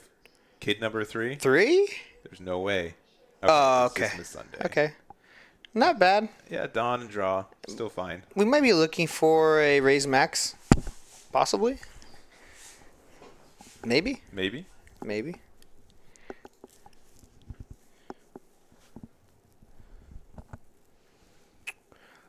All right. So, of course, 2 Dawn active. We have quite a few cards, especially off of that Sunday. And we're going to go ahead and tap 1 for the Gordon. Yeah. Not too surprising there. Yeah. I mean, I love Sunday early on. Oh, and Otama. That's huge. All right. Yeah. Understood. That is huge, and that is an easy bottom deck of that kid. And what are we going to play? Do we have a Kid and Killer would be pretty good here. Yeah. Or a 4th Reiju. Bonclay. Bonclay. Yeah, okay. Which it's unfortunate you're probably fine, but you would have liked to maybe not give them the chance to rest. Or just passing though. Whoa. I mean, we're doing this because we don't want to rest the Bonclay, right? I would assume so, yeah. But like I still think some pressures. And when we would have been able to get, I mean, if you rest the Bonclay, it just means that Reiju or anything else is not there. But we would have gotten at least 2 5Ks and a 6K. And yeah. That's huge. Maybe the idea is that like if they have another 8-drop kid, I don't want to give them more value to sustain it. Okay, another Bonney. Yeah. I mean, surely. Okay. There's no way we can play another kid. That's good. We could. We just we won't be able to put the Donner. Yeah. Since we don't have Cavendish on the board. We also do get the Bart additional draw and discard too. Hey, that's pretty good. That's pretty good. I didn't believe you at first. Yeah. That it's a good card, but now I understand. Now you'll see. Bonnie, get Bonnie. Perfect. Yeah. All right. Yeah. Okay. Add to hand. Cycle out. Likely a dead Zoro or our Hody in hand. Zoro 100%. Good. Wow. Okay. That I didn't even expect to be right. Yeah. Yeah. Just a bit too slow right now. Yeah. Understandably so. So another Hody. Wow. Okay. All right. Now we feel really bad for not attacking. Yes. Did we take a card from life though? We did not. Yeah, cool, there you go. All right. Yeah. I was on it. Yeah, I was about to unmute myself. Yep. Excuse me. Excuse me, sir. But yeah, this is pretty huge. The punish is pretty insane now. The fact that we didn't get 2 swings. So it's an 8K swing into Sunday, clearing up the board just a little bit. I mean, it was not even like a straight mistake. It was a decision that if they have a drop kid, it was the right play. Sure. If they don't, if they play Hody instead, it's the wrong play, and they just happen to have another Hody. Okay. So leaving the Basil Hawkins standing. Yes. Yeah, we kind of have to. We're at 1 life. Yeah, that's fair. 4 cards in hand. 4 cards in hand. Sure. They're all dead. Sure. No counter. But yeah, on the red purple law is down to 3 cards in life? Yeah. Look, I said this last round, okay? That Otama, 5 Dawn on that Otama. 0 drop 2Ks. 0 power 2Ks. They win games. All Yeah, right? exactly. I mean, we are at a healthy 8 Dawn, so we definitely have some plays this turn. And it looks like RP Law does have quite a few cards in their hand, I think, is what it looks like. So we'll see. Yeah, they don't immediately lose next turn either. There's going to be a lot of pressure with these Hodies, but I don't think enough to, like, count them out immediately. I mean, if you could block her up and if they have the third Hodie, it's GG time, but I don't think we're there quite yet. RP Law on 5 cards in hand. But yeah, you know what's worse than 1 Hodie? 2 Hodies. Yeah. Yeah. But they do take the life every time unless That's you're true. playing the Hodie leader, so, like, that does start to add up a little bit. That's true. So realistically here, we only have 2 swings with that leader ability, and they have to at least be base 7 to get any sort of value because of that Hawkins. Yeah. And yeah, it's kind of rough. You know what's really, really unfortunate for RP Law in this matchup as well is that Bart is 4K. That is, yeah. That's an issue. It's no. You're looking at the wrong way. It's very fortunate for the green. Sure. Yes. Yeah. Because we had, what was it? Was it Wire? Star Deck 10? Yeah, we had Wire. Wire is a 3K blocker. Yeah. That no good. No good. You were printed the same set as Star Deck 10 Law, right? Like you should know why that's no good. So it looks like a 6K swing going into life. We're gonna go ahead and rest one of these 5K bodies. Oh, not the Otama mistake. Okay. Yeah, I almost think to block with Bart, but Really? yeah, just because I'd be afraid of it just getting bottom decked. But maybe that's just respecting their resources too much. Yeah. So it looks like it's a 7K swing with that Reiju. Now, this, no matter what, will force a 1K counter out of hand or at least a block. And we're going down to 0. Yeah, 0 cards now. And we're going to go ahead and tap 5 here for a Queen. Minusing 1 Dawn. We're going to draw 2 cards and pitch 1. Kind of get a dead card out of our hand, which is going to be that Ein. That card, I mean, I've been saying this. Actually, no, I haven't been saying this for a long time. But Ein is definitely sometimes a card that you just don't want to see. So too slow at times. But passing it back to Bonney, we still have Bonney, the Searcher, the 1-cost character up on the board. That's huge. So we're going to start things off with a 5K swing. Most likely going into a 4-cost character. Probably into the Reiju. And I'm honestly terrified of Bonney's board right now. That thing's insane. It is. There are some good, fish boys on that board. A whole lot of seafood. But 8K swing does go over the Ein, followed by another 8K swing, those Hodies. I think we have to let this go, honestly. Yeah. Too many resources at hand to do anything about it. And oh my gosh. No. Not like this. Hey, fun fact, guess what? You rest a card with your ability with your 8-drop kid. Bart's getting another draw with this card. Insane value. Insane. This is what we've been waiting for. Unparalleled. Yeah. Oh, man. Okay, so we are pitching the 10-cost Dofi. Yeah. That's fair.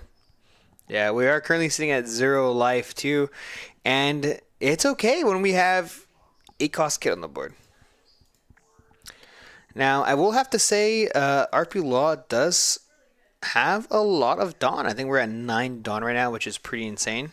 It's pretty rare for RP Law to get up to 9 Dawn for most of the times. But I guess with the game lasting this long, it's definitely impossible. Red Purple Law with 9 Dawn, or like anything above 6 is like terrifying. Like how?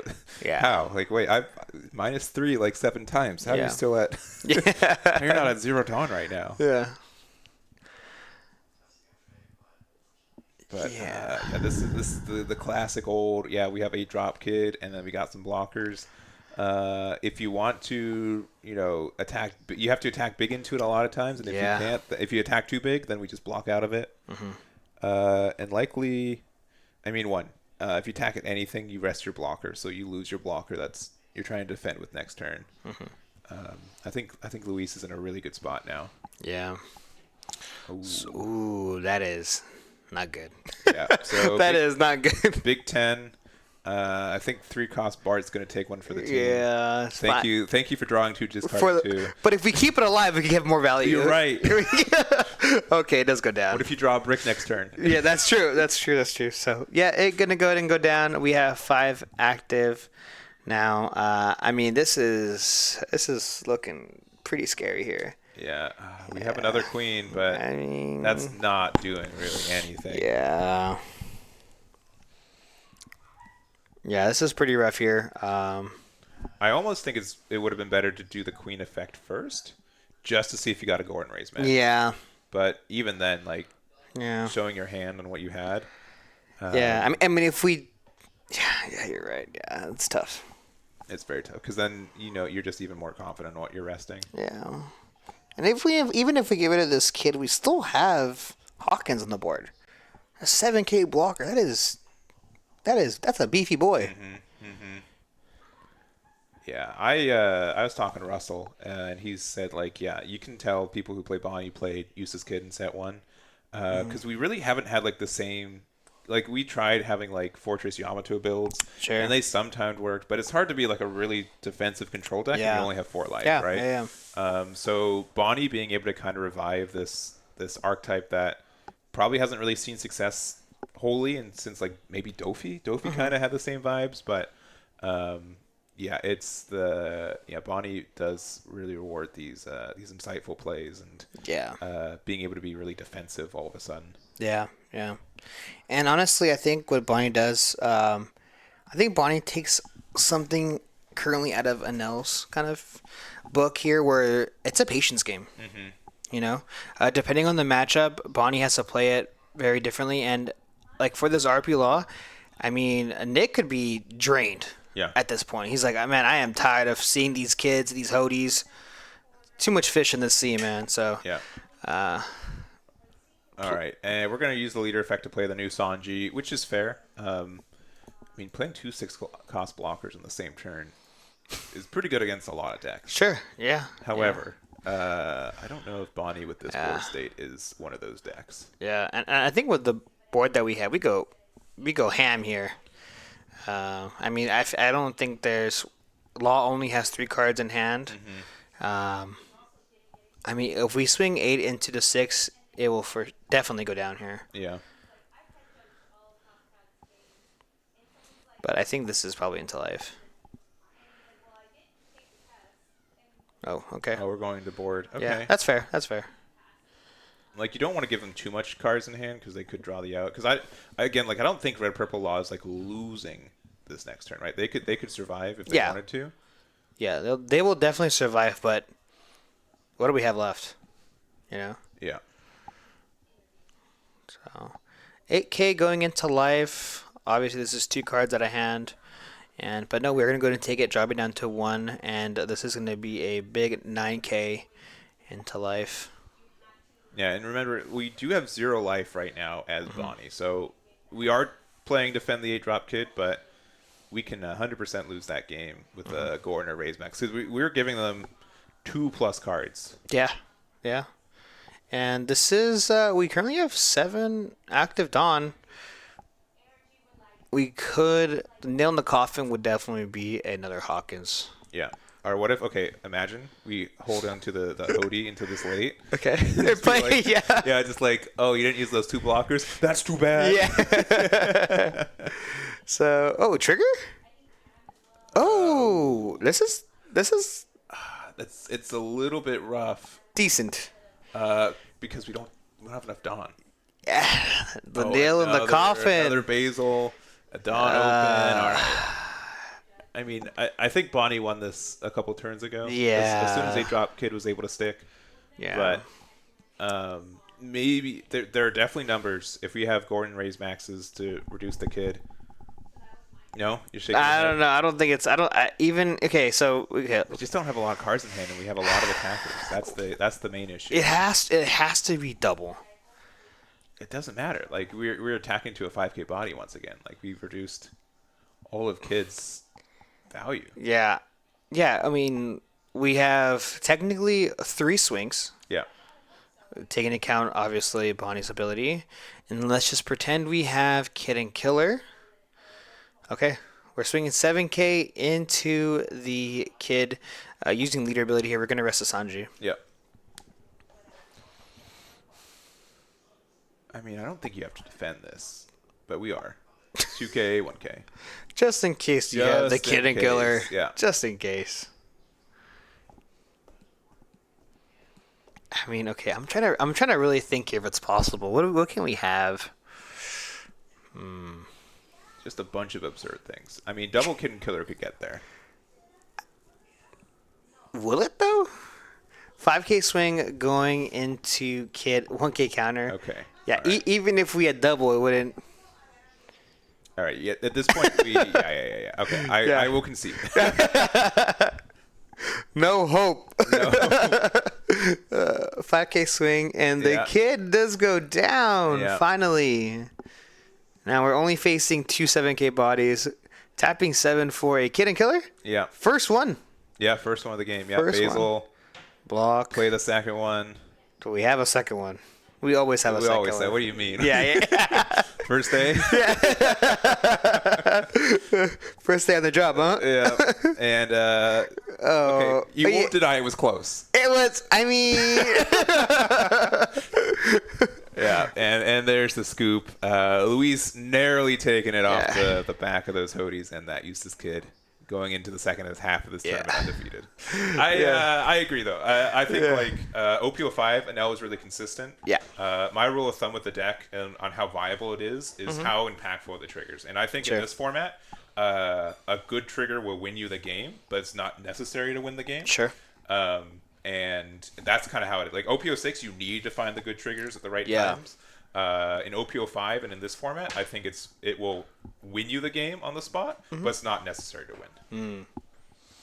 Yeah. I mean, this matchup, I feel like a lot of people do say that. I don't know. I feel like it's kind of even. I think that's fair. Yeah. It really just depends if you're able to get your big bodies to stick on the board. Right.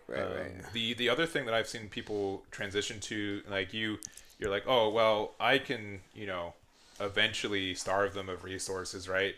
And that was my mentality going into the matchup, and I think I've officially abandoned that from here. So a lot of people are kind of taking it like the same as like Sankazuki from OP05, where you play like the Russian L, you just pressure them down. If they don't have enough time to set up their 8 drops, you can really get the game from that. Yeah, the Russian L 7 cost L definitely goes the distance in this matchup.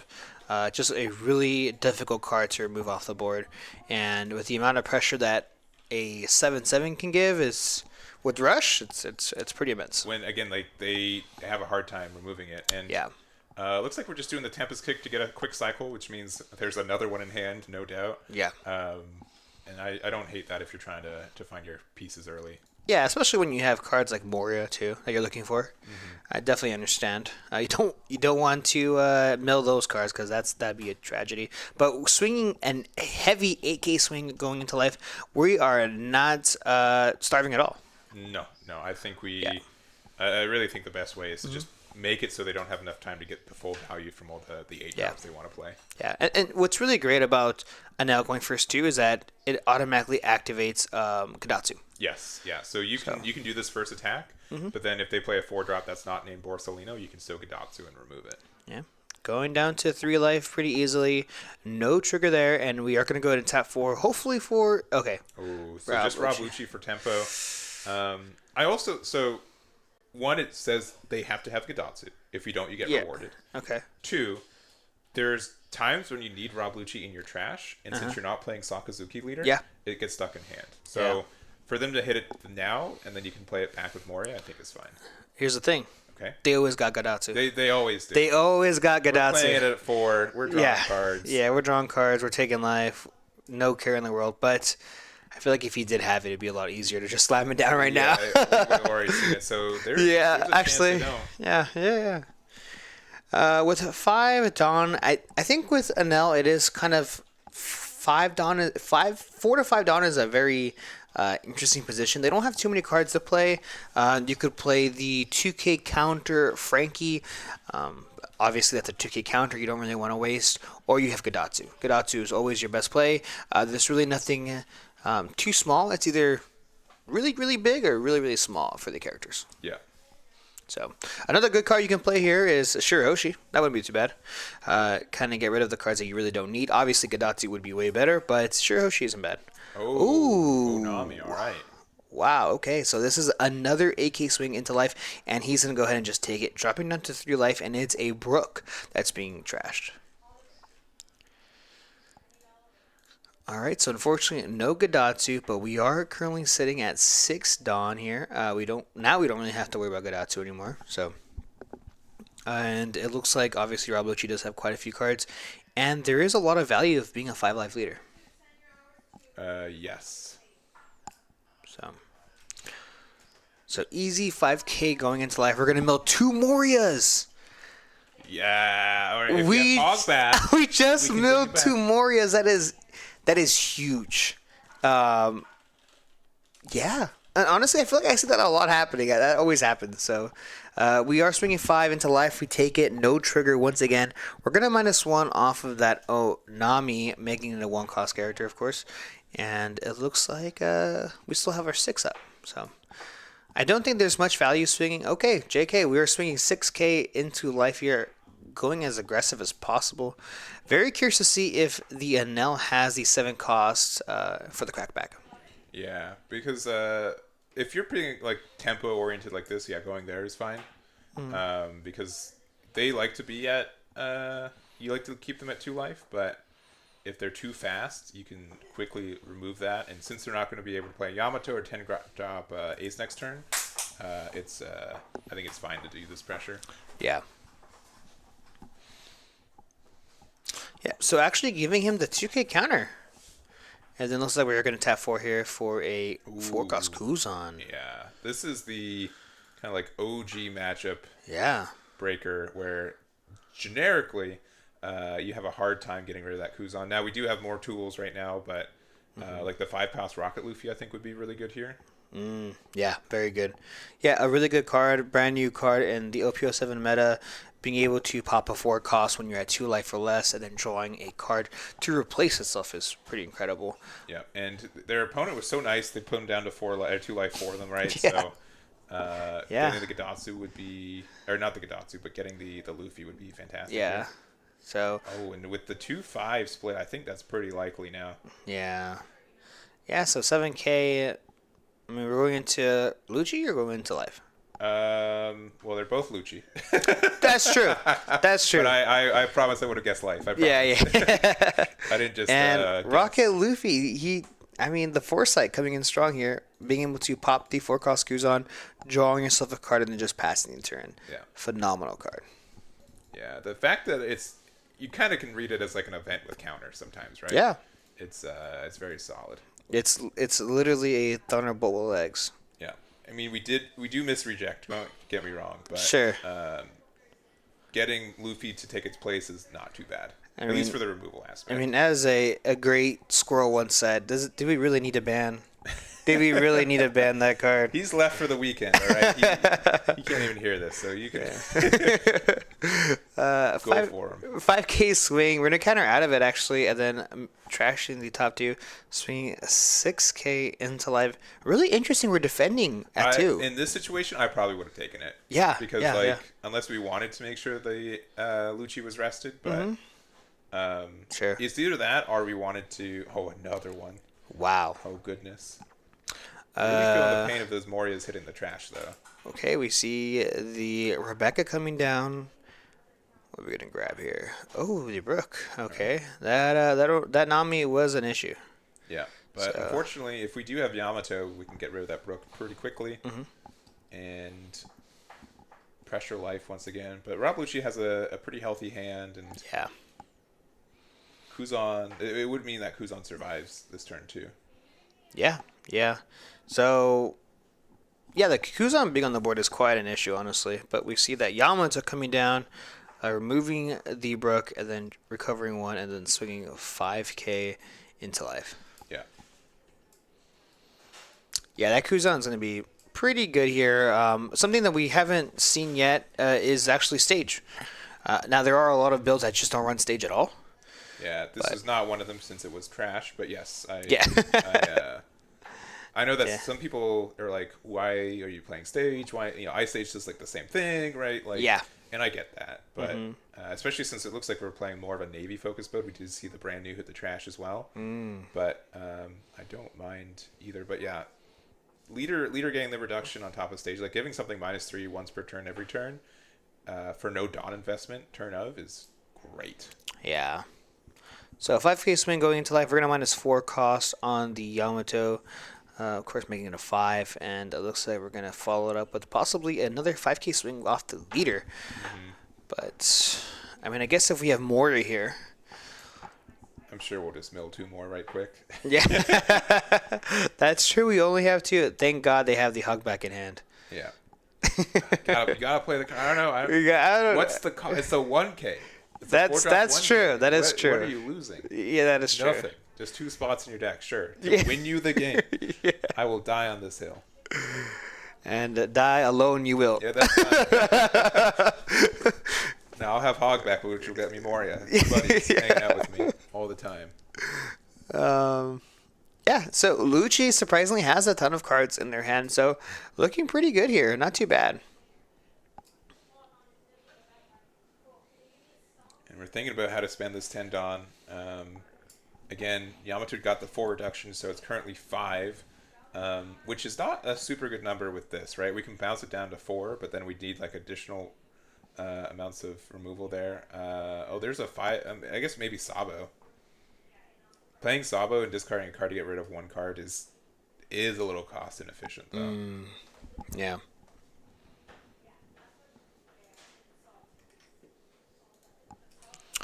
All right, so yeah, that 5k swing, of course, did.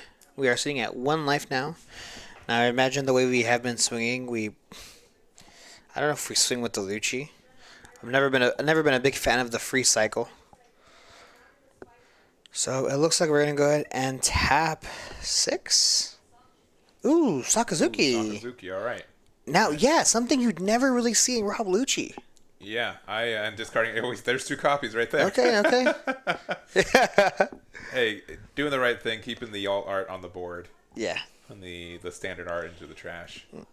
But yeah, I would say this is definitely less of the standard Rob Lucci that I see. Yeah. I've been seeing like Moria's adding Sakazuki since they definitely run more of a navy centered build, especially since they don't really have a searcher for Thriller Bark stuff. Sure. So, and if stuff hit the trash with your brand new, that's also kind of searching for you anyways, right? So yeah. But yeah, Sakazuki in this deck, I would say, is not as common. Yeah. Yeah. I do think it's actually pretty nice in this matchup. That 7k body is an issue. It is a huge issue. Yeah, and with the cost, the only way we're going to get rid of it is with a cost category.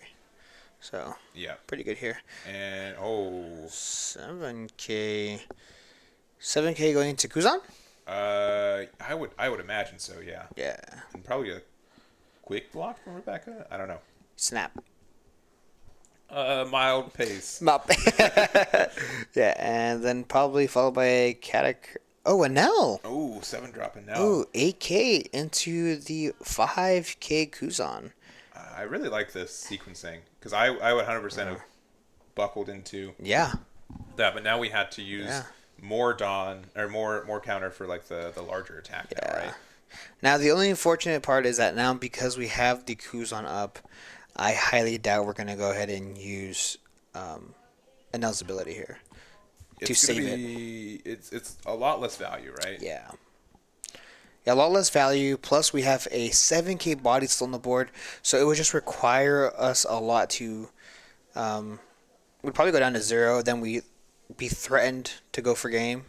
Yeah. You know, just having so many cards at a hand, but 1k counter, that Pero being pitched here.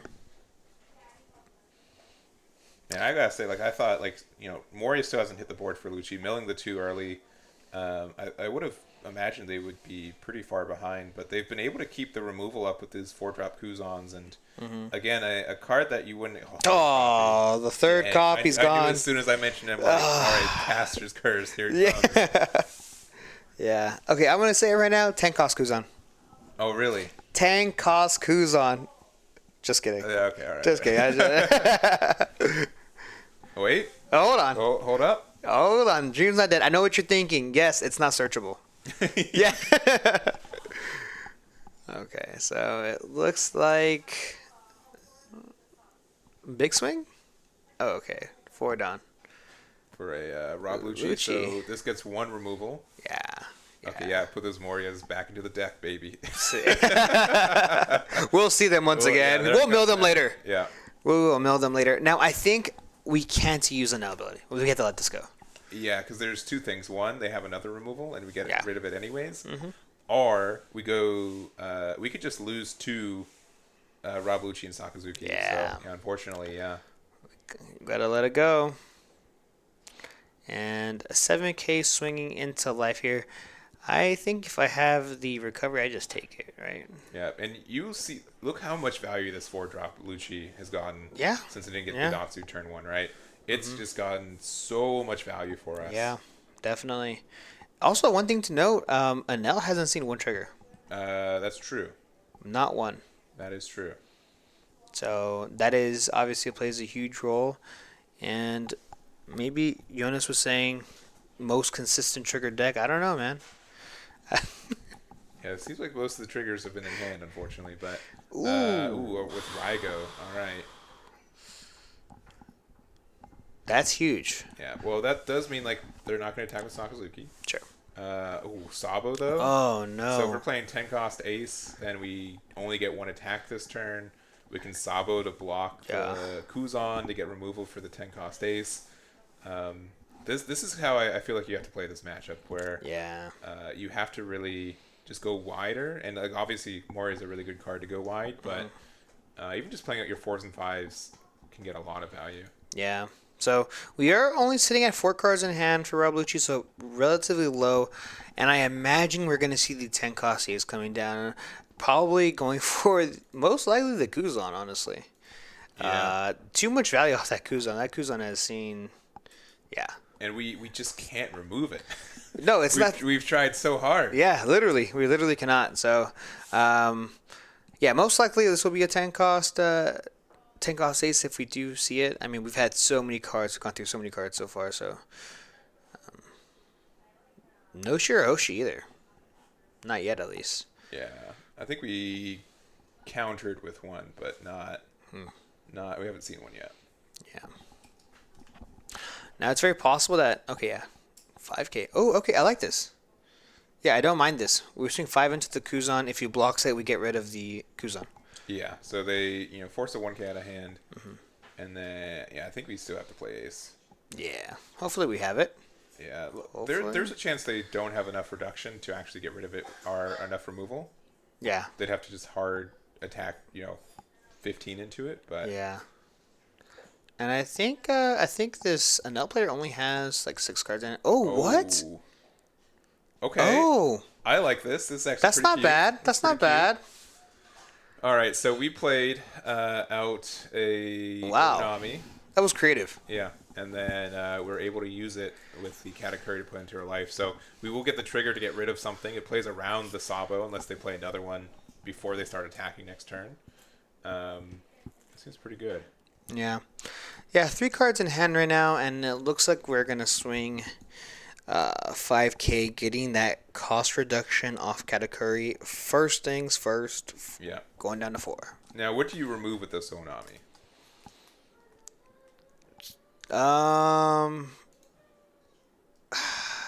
Yeah, I know, right?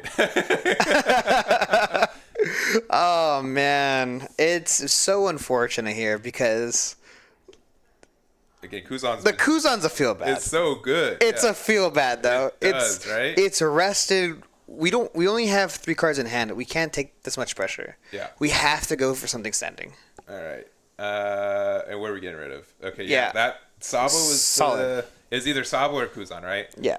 I don't disagree with the idea of getting rid of Sabo, but man, Kuzan's so tempting. Yeah. Yeah. Gecko? Okay. Yeah, we've got 1 left. Okay. Probably that last card in life. It has to be in hand. It has to be in life. You don't think it's in hand? It's in life, for okay. sure. Ticket counter out of that 5. A bit of a feel bad, honestly. And we cards in can it now? Not a lot, right? we can go for game here. 100%. We definitely can go for game here. So I think 7 with. oh wow. Okay, we're just going 4. Rebecca.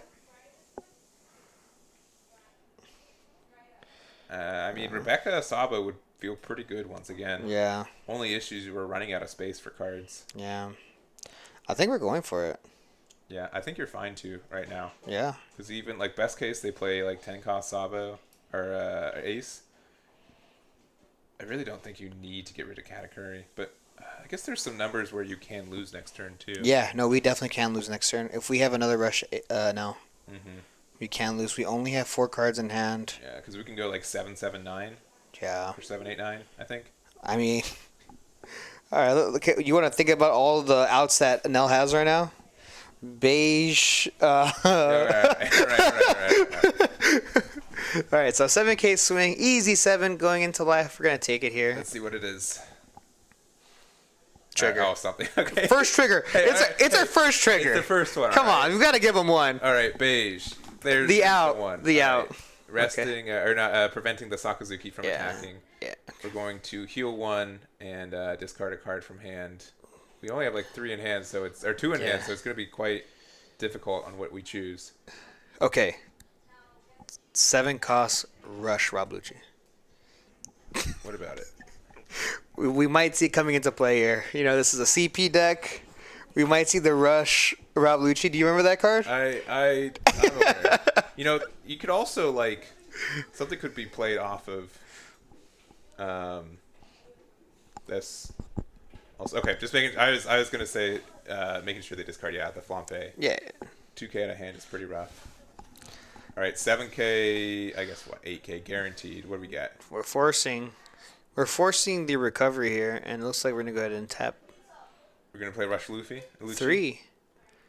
Oh, Tashigi. Tashigi. Okay. Additional 3 reduction for the removal. Yeah. And then we play another Rob Lucci, get rid of it. I think that just wraps it up. Still. Yeah.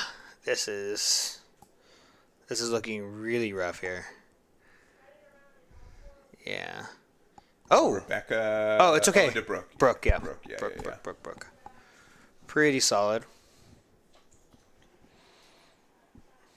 All right. I think Enel's cooked. Yeah. There's. Unfortunate. Yeah. Pretty rough here. I don't think there's any out at all. I think best case scenario we have ace, 5K swing, ace. Yeah, I mean, even with ace, we attack into something, we can 1K out. Yeah. Unless it's, I guess, the Brook. We can let that go. And then whatever we attack with ace, we can Rebecca. Yeah. Yeah, 5K swing, ace, last life, 0 cost. Scoop. No, nothing good. Oh, he had the Enel. Yeah, so he could have potentially gone for game if Katakuri survived. Yeah. And Rebecca wasn't on board. Yeah. And the rest of the cards Yeah. in hand in life. Yeah. If Lucci didn't play it safe at all. What's in hand here? We have a 2K just counter. a 2K, yeah. Okay, will we see what's in life? We're going to find that 4th Moria? No. I mean, who needs Moria? Yeah. When you got Sakazuki. Yeah, we played. Yeah, it was only just trash fodder for this game. Yeah. See, black isn't broken. We don't need like Moria's not broken. We can play the entire game without it. Easy. Yeah. Easy. I don't know who said that. Yeah, it's Crazy. unjust. No Moria. Blockers. Oh man, 7, 8, 9 would have won the game if there were no blockers too, based on what's in hand. But Yeah. Let's see if this black yellow Luffy can take a win over here, over of course Bonney. Yeah, I do think this is a tough matchup. Yeah. We did see, honestly, a close game considered. I think the only thing Luffy was losing was the Rocket Luffy. But going first also is pretty rough for the deck. Yeah. Well, I don't know if you. I'm a believer going first. You did say that. I am a believer. Yeah, I am a believer. I did not have enough data to. No, you shot me down. You shot me down. Yeah. Not verbally. Yeah. I just like, a little voice in my head like, that's interesting. Yeah. Why would he say something so wrong? So yeah. Yeah. So grabbing the Arouge and then just passing the turn. What's really awesome is that we did establish a body which we can just swing over the Bonney freely, and now we can swing 8K or 7K. Yeah, 8K into life, and obviously this is going to go ahead and connect. Dropping down to 4 already, and passing the turn. Yeah, and we've been seeing 8-drop Kid pop up a good amount today as well. I think that's a card that Black Yellow Luffy just doesn't have any way to consistently answer. And we're going to play the Eau Rouge that we got from the Bonney earlier and pass it right back. Okay. So, I mean, I'm assuming we're going to see a 5K swing, and then hopefully we have starter deck 10 Luffy. Yeah, that definitely is a momentum. That's the dream team right there. Yeah. Sabo's not terrible either. No, it's not terrible. But yeah, it is. Yo, let's go. And then trashing a Luffy off the top is fantastic as well. Having just another kid character in trash is really good. And honestly, we're at a really great start. Now we're setting ourselves up for the following turn, which hopefully we have possibly OP07 Rocket Luffy. Really, really great. And this 5K swing does actually connect. First time I actually see Bonney swinging into life. Yeah. Normally in this matchup, you want to starve Black Yellow Luffy, but it looks like we have a different approach with this Bonney player. Interesting. I think like the 2 is 2 life is kind of like the sweet spot because like if you go too aggressive on it, like you lose a lot of value. But sure, it's very easy to go from 2 to 0 because you want to use your Luffy effect here. However, going down to 1 with this board is pretty nasty. Yeah. Yeah, it's pretty nasty, but if we have OP07 Luffy, it wouldn't be too bad. We'd have to worry about the Bonney swing plus, of course, the Basil Hawkins is that card that is right next to Rouge if you guys can't see too well. But it's a little, the glare is a little... There he is. He's in the preview card. Yeah, there. That's how he looks. Yeah. So just thinking about the possible turn. And this is the kind of decision where, do I want to drop down to 1? You know? Yeah. It is also possible we could drop down to 0. So yeah. We're using the starter deck 10 ability here. We're going to draw ourselves a card, mill, or trash the top of our life. This is an 8K swing going into life. And resting the leader, of course, dropping down to 2 life already. And now we see 5 costs. Sabo, okay. I mean, hey, have a little bit of defense. Try not to worry too much about losing the following turn. And we're going to go ahead and pitch the 1-cost event searcher card as well as the Rocket Luffy. So we had the OP07 Luffy in hand already or we just got it. Yeah, I think we must have just got it. So, but we're not going to, I always say awaken because it's a Dragon Ball term. We're not going to go down to 0 life, which is a little bit scary here. If you have a Hody in hand, you could just burn and turn. But honestly, seeing double searcher plus the Sabo is fantastic. Yeah. We're finding all our pieces, anything that we possibly are missing or we need, we're finding it, and we find another OP07 Luffy. Yeah. All right. So I mean, this is it. If I had Hody, I would super want to. He has it. He has it. Oh, you got the soul read? I believe it. Yeah, see the fingers? The finger? Yeah, the tippity taps. You see what I'm saying? You see what I'm saying? Okay. Yeah. Hold on. We're at 8 dawn. Yeah, so 7. Oh gosh. 7? Look, I knew once I saw the fingers touching the mat, the cloth mat, I was like, oh yeah, it's done here. I'm just gonna find another card on my preview card. Don't worry about it, all right? I'm not. Could be anything. Could be anything. I'm just gonna hover over this real quick. Yeah. So it does look like Bonney player does have a ton of cards in their hand. So honestly, probably not missing too much. I do know that the deck does run a lot of non-counter cards. Yeah. Huge top end. Yeah. So going down to 1, going down to 1 is scary, right? Yeah. And using your blockers to try to push for advantage is scary, but man, when you're trying to just resource drain Luffy so much, this will get many cards out of hand. Okay. Test the waters just a little bit. 5K swing into life. And oh man. Yeah, this is a weird number too, because if they take it, then you can just stack on your blockers. We have to counter. Yeah. We have to counter this for sure. No, luckily Luffy's still on board, so we can use the effect to exactly. Yeah, at least go down to 0. Yeah. The only issue going into the next turn, we are going to be at 9, not 10. So we can't play the Gecko turn, but we're gonna have to probably play a couple of kid characters from hand to use its ability, and we already have two Rocket Luffys in trash as well. So being able to kind of recycle, and now we see 7 Dawn being tapped for the. Oh, they're really thinking about it. Oh, It's 8 actually. Wait, 8. Okay. So we're actually going to play out the kid without a Dawn underneath it, which is fine. Yeah, sure. Wait, hold on. Maybe? Wait, resting? Maybe? I think resting is kind of scary. Yeah, it just depends if we have like a Rosie or something, right? Sure. Yeah, that's true. If we have something good we can play, do it. If not, you can wait till next turn. Yeah. Yeah, I think this is fine. Okay. Yeah. Yeah. Prioritizing playing an early kid is relatively good. Unfortunately, here we're gonna get a ton of value off of this Luffy now. Yeah, and if we have Ice Age right now to get rid of that, I think that's impactful. Yeah, that'd be nice. Which we do have another chance of grabbing just because of that. Obviously, that Luffy.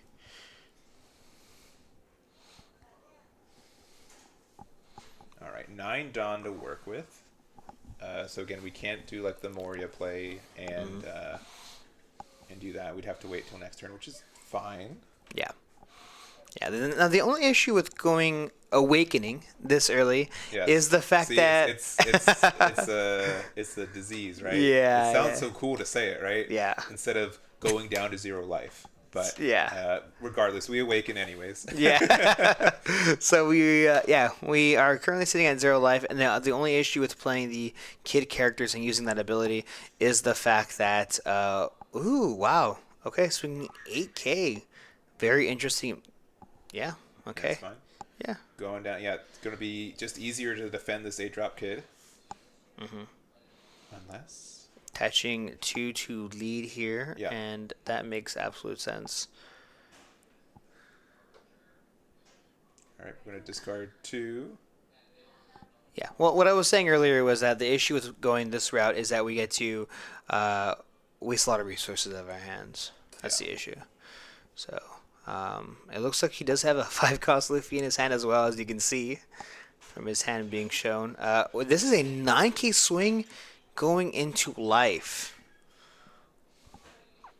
I don't mind this at all. Dropping down to 0. Okay, and now we're going to use leader ability here to probably pitch the 5-cost Luffy that we have in hand, or possibly another 5-cost character that we're looking to use. And it looks like we're debating which card exactly we want to pitch. But I guess we're going to play the kid characters first.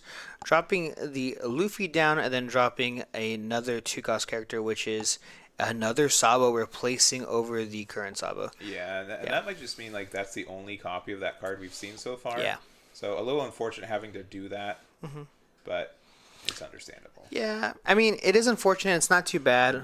We are going to be able to draw an extra card off of that OP07 Luffy as well, so that'll get us a ton of value, being able to pop that 4-cost character. And so, yep. There's the Luffy, so still good. Hodie's still terrifying, especially when you don't even have to pay the actual cost of it, right? Yeah. Yeah, Hodie is a bit rough here, but the only good thing is that we're at 9. So, at best, we're swinging, we're probably getting rid of, that's 2Ks at a hand. Yeah, because we can, if we go Hodie, we can go 8, we can go 9-9. I think we can go 3 9s. 3 9s, yeah. But we'd probably go 2 10s. Yeah. Or 9 and 11. Yeah. If we rested that. But yeah, definitely doing this. We also can just play a little bit slower too. Yeah. I definitely think Bonnie's in for the slow game now. Obviously, 9-cost Zoro is way too greedy at this point. Yeah. Yeah.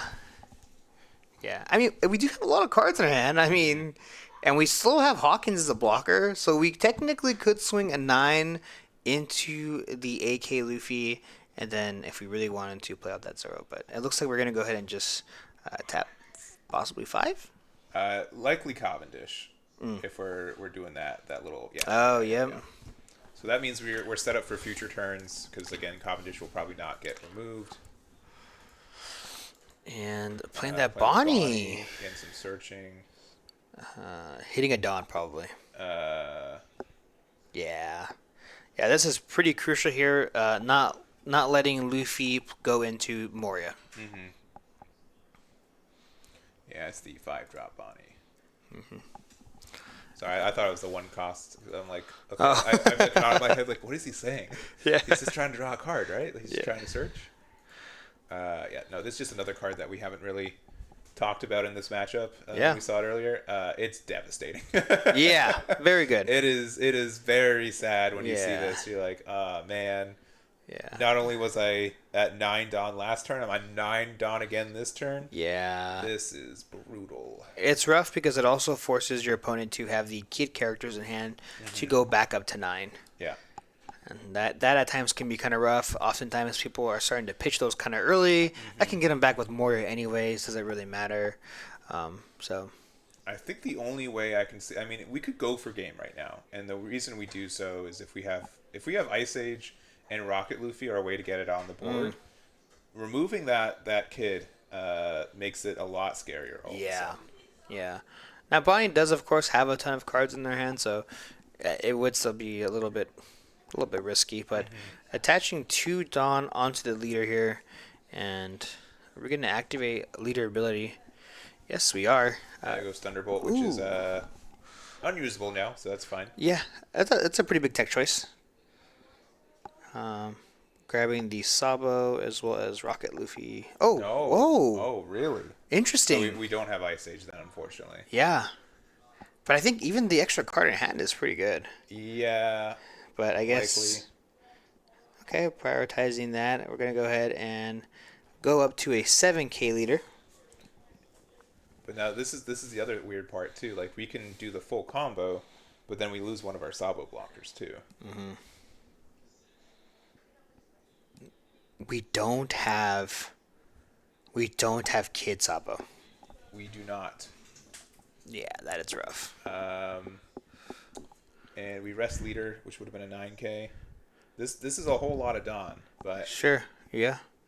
Yeah, I think this is 13K. 13K going into the kid. yeah, and Basil's gonna take one for the team. It looks like.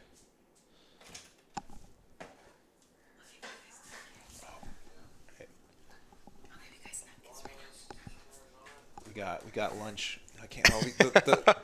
My side table is with these beautiful mats. I can't put food on top of that.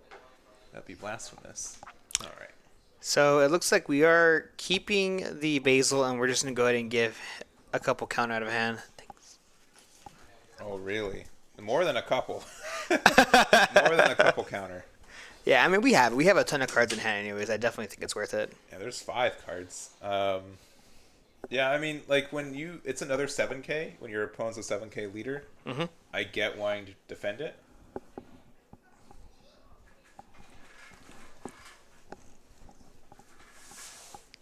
Yeah, and now we are starting things off with a 9K swing going into life, I imagine. Yeah.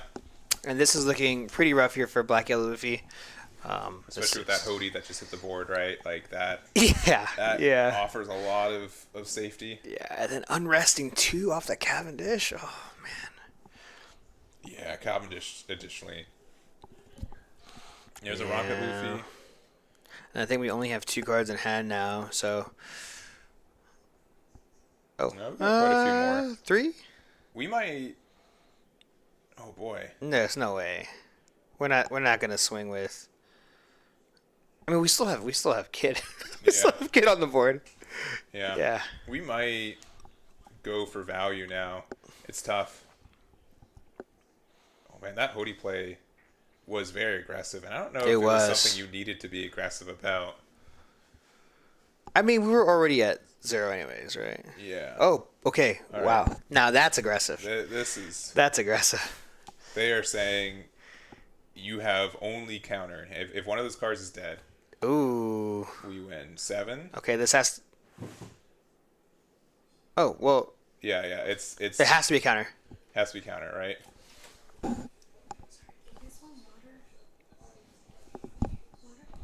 Yeah. All right. 8. Is it a 2K? It's a Moria, which we couldn't play this turn because of the quite the read, right? If I think if that was a 2K instead, Especially if it was a 2K, I would have been like, oh, fine, I'll take it. And then being able to bluff Wow. a 9K out, I think we would have won in the crackback. Yeah. So I think Fee was a little bit greedy there. Maybe a little bit more aggressive than they needed to be, but Pays off. it definitely paid off. But yeah, both players are X1 going into this round, so they do need to. If they win this, they are very likely in, especially if we do end on 7 rounds of Swiss. And otherwise, there's some bubbling in on X2 as well. Yeah, so we're actually going to start things off here with Dragon playing the counter to Enel, which is Sanji. Yeah, being able to take cards from your own life, being able to be aggressive with it, which we're already doing. Even though we can't attack with Sanji this turn, we are going to do that. And but by doing this, we are able to get out of Gidatsu range pretty easy. So Yeah. we're going to go down to 3 life pretty quickly. Yeah, what's really nice about this too is that we're going down to 2, essentially. I'm pretty sure Sanji's ability will probably activate once again. Yeah. And we'll just be extremely aggressive. Yeah. So.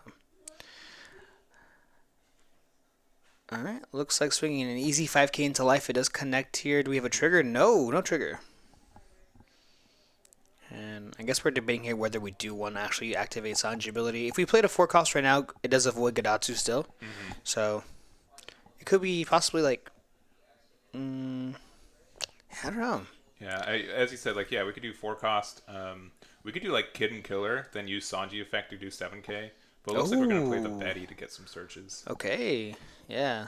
So this is the Revolutionary Army build, since we do have that, of course. Yeah, we are a Revolutionary Army tag leader, which is one of the tags that kind of do care about that being on your leader.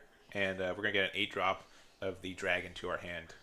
Yeah, that card is pretty menacing. Yeah, it looks kind of unassuming, right? Yeah. It's just like, oh, it's just a card with Rush, but the on-play being able to make it either like 11k on Rush or be able to do it a little bit better is interesting. And then we have the 3-drop 5k. This is, I do not know the name, but I think it's just vanilla Revolution Army card. Yeah, it just looks like a 3/5 vanilla.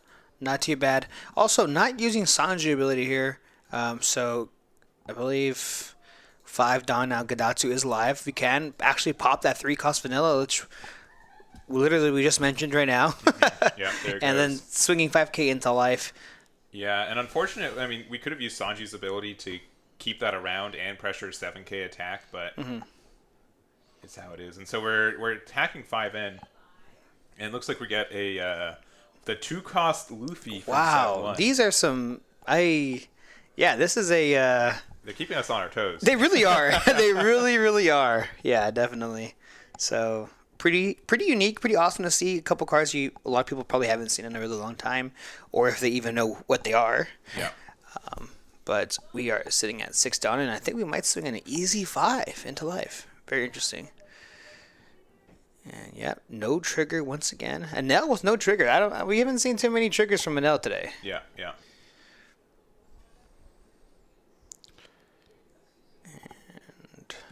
I'm trying to think of what to do, but I don't know the deck. I'm usually like, all right, these are some plays. Yeah. 6 Dawn, the world's your oyster, right? Like, what could they play? Yeah, Jet Pistol. Okay. I mean, we're seeing set 1 cards. Yeah, I mean, hey, I don't think currently anything is out of the realm of possibilities. I mean, we probably will for sure see some radical beams. I could look at the deck list, right? But I mean, that's cheating. That's cheating, right? That is cheating. That's an element of surprise here. Oh, but okay, I cheated. Oh, okay.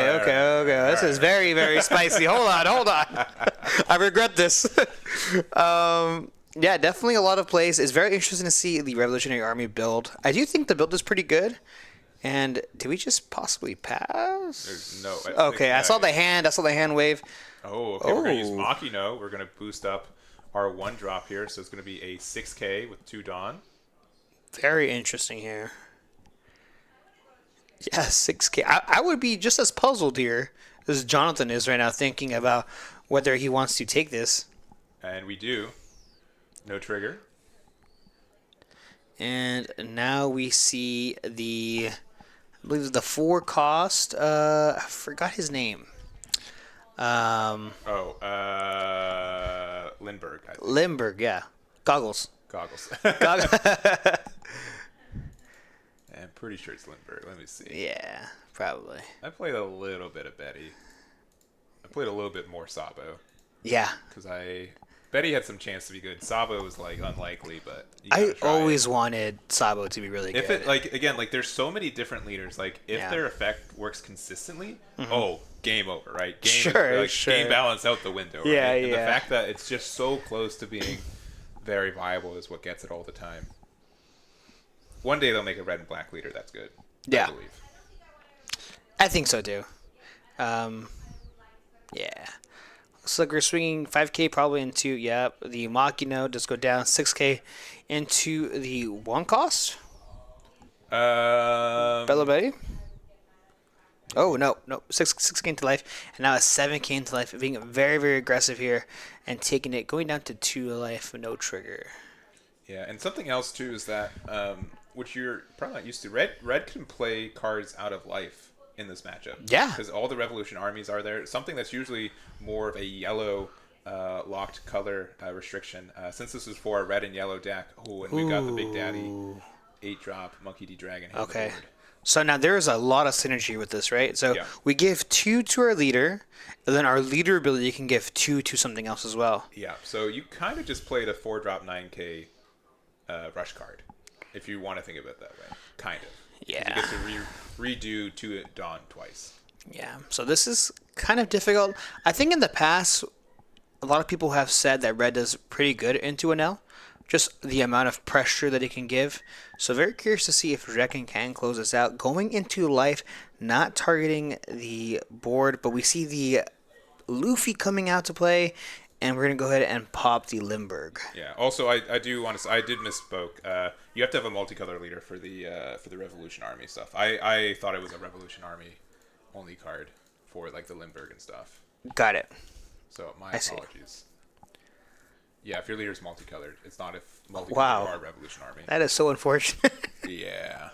Okay, so it looks like we're going to go ahead and attach 2, take our life, and... Well, we're already down to 1. Yeah. Yeah. The Sanji is currently a 7K with its own effect. Mm-hmm. This is dangerous. It's super dangerous. This is dangerous. We don't have any Dawn available for a defensive cards like Radical Beam. Did they just use their leader effect too? They're going to right now. And Enel's used their leader effect, right? Yes. So you can do 2 9K attacks. Yeah. And if you don't hit a beige or a 0... I mean, we got cards. So we got cards. 9K swing going into life. Now, it is no mystery. Enel has usually a ton of dead cards in their hand. Mm-hmm. And the trigger is no trigger. Right. 9K into life? No shot. All right. Okay. Yeah. All right. Yeah. The deck has so many 2Ks. And 2K okay. Gets out of it. And we're passing. Yeah, with 1 life, since we were so aggressive with that Sanji, it was kind of rough. Okay, hey, look, this is been put in a position where if you try to go for game and don't succeed, you lose. Yeah. Right? Yeah, you're right. You're right. Okay, so... If they don't win, they lose, yeah. You got me there. Yeah. But I mean, hey, this Enel player can definitely go all in. 3 cards in hand. Yes. I mean, you could have the recovery, but you're like, hey, well, I mean, why not? 6. Oh, they're only going 6? Yeah. Oh, I'd be. I mean, I don't know. If you gonna recover. Don't know what this deck can do, right? You're like a little scared. Yeah. He's playing it safe. Unless he takes it. Okay. I mean, 15's a lot.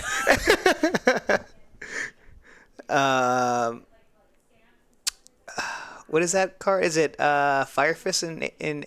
Oh, 2 1Ks. All okay. Right. Okay. Well, 10 drop ace. And we could still attack 5 with lead. And I don't think we're at 10 yet. Oh, we're at 9. Yeah. Oh. Okay. Yeah. This is probably Sanji, and then we get rid of the Betty. Yeah. Yeah. Yep. Pretty good. But I mean, we could still get there. With 8 drop, if we have another 8-drop dragon. That's a lot to ask for. If we have a Kid and Killer. Kid and Killer. Kid and Killer. We're back on top. We're back on top. You're like, it's hopeless. Like, wait, hold on.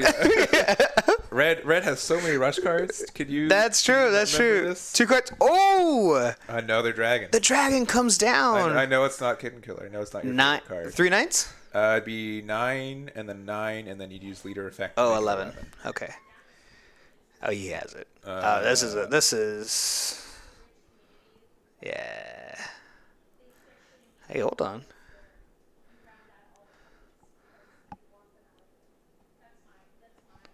A little Quan's just like, man, you got it or not? I mean, you got it or? I'm going to keep punching the face. Yeah. And, okay, we take it. Okay, no trigger. No trigger. Another chance for a trigger. Yep. All right. 9. 9K. There's no way he takes this. Yeah, he's There's definitely. man. 2K and 3 1Ks. Yeah. Yeah. And then leader effect. The dream's over. Get the 0, baby. The dream is over. Oh man. Oh, it's until they now hits another now. Yeah. And that'll be it.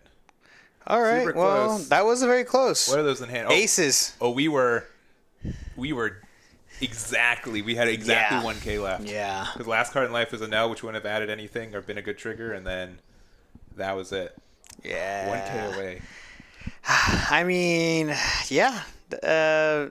No trigger? I mean, 1 trigger. Yeah. We had the Luffy, the OP07 Luffy. Yeah. Okay. Yeah. That was a really fast game. It was a I really misread. fast game. Yeah. Yep. All right, so we have an interesting match today. Obviously, that blue and yellow ace versus black and yellow Luffy. Yes. Wow. So, again, not a lot of experience with the blue-yellow ace in this format, but I do think it's a bit of a sleeper. We do get some new cards. A new 5-cost Luffy, a new 5-cost ace does help the deck a lot, right? And I think a lot of people are looking into it more of OP08 when there's more Whitebeard blue support that the deck can also take advantage of. I'd say that my theory when deck building this deck is that you always have to try and you can really only focus on like one of the brothers, though, right? Because you want to be able to find that one more consistently, so you can use like the 2 drops. Because there's so many times if you have more variety that sure you'll find one of the 5 costs, but if you don't have the corresponding 2 costs to go with it, you're in a rough spot. Yeah. Yeah, definitely. I feel like there aren't too many blue and yellow ace enthusiasts out there as well. So when you do come across one, it's nice to see. Yeah, and also here, give me 1 second.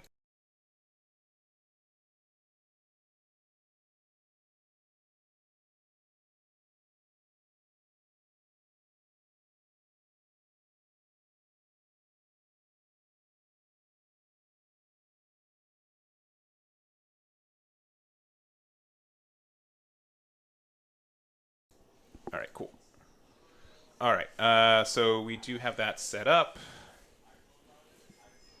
And but yeah, I don't know really how I would approach this matchup as Black Yellow Luffy, because again, I think Black Yellow Luffy is so dependent on your matchups that if you're playing against one that you haven't played against before or have experience, it can be pretty tricky. Yeah, definitely. I feel like both of these decks, I feel like if you don't have enough practice or testing with them, I think they can both catch you by surprise regardless. So,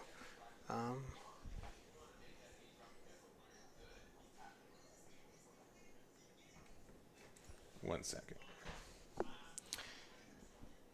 yeah, so I think setting up here still, and of course starting things off, it looks like blue yellow ace did just go 1 Dawn and pass. Now with 2 active Dawn, it looks like we are going to go ahead and just play that Flambe to take our life and then draw 1 at the very top, tapping another one. Do we have a second one? No, we have a Garp. Garp, yeah. Yeah, that'd be a little aggressive. 2Ks out of hand would be kind of, pretty aggressive here. So checking the top 5 for, of course, one of the 3 brothers. Such a good card. I mean, I feel like this, both starter decks actually, both 13 and 10, such great value. And both are tier 1 decks as well, so. Yeah. Top of the tier. Yep. So with 3 active Dawn here, it looks like we're going to swing a big 8K into life. Now I imagined Luffy just probably takes this. Yeah, too many cards out of her hand to do anything about that. Plus, we want to get to 0 as fast as possible for the majority of the time.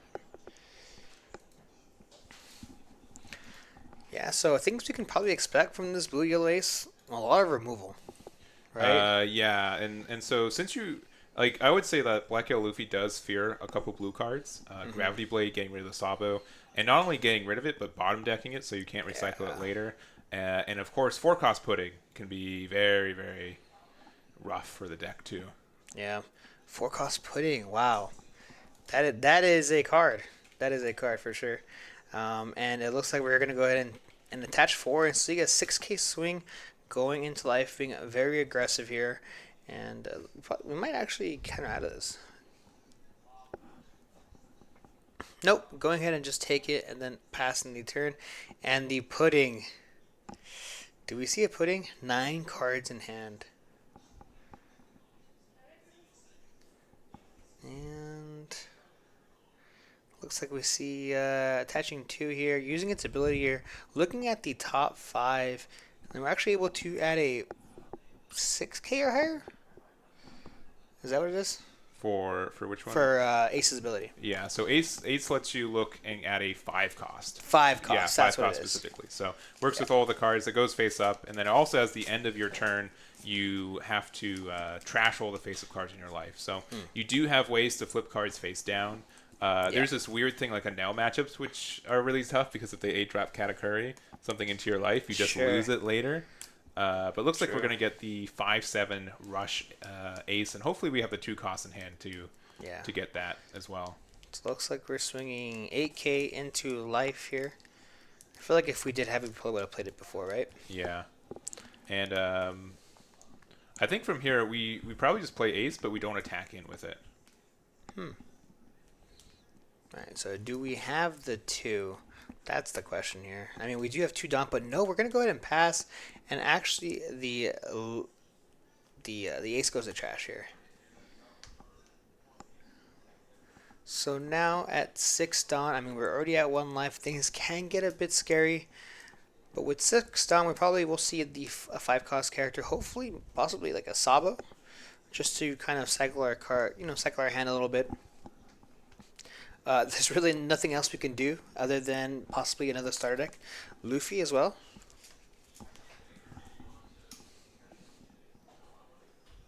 They're tapping the mat.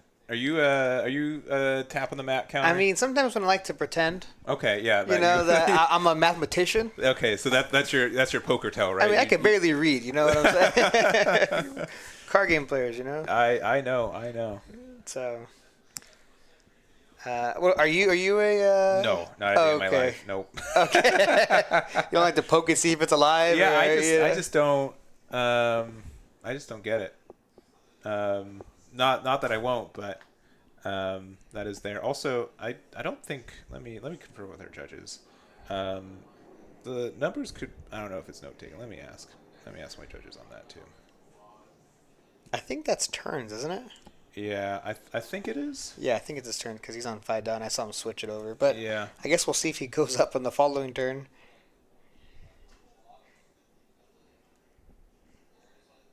I guess it could help with Dawn. I don't know how many Dawn your opponent's at, but seeing the Hiyori, playing down the Hiyori, putting a card at the very top here, a character, and it looks like we're going to go ahead and play out the Sabo. Our leader is going to become 7K. We're going to draw 2 trash, 2 extremely good here from the Luffy side. And with 2 Dawn, we might just swing pretty big here. Yeah. It's also very possible we're going to attach 2 to the leader, use the leader ability, put the 2 Luffys back, just in case you don't want really anything to happen. But we are going to swing a big 9 into life. And we're going to go ahead and take this, dropping down to 1 life. And that's a lot of cards in Ace's hand.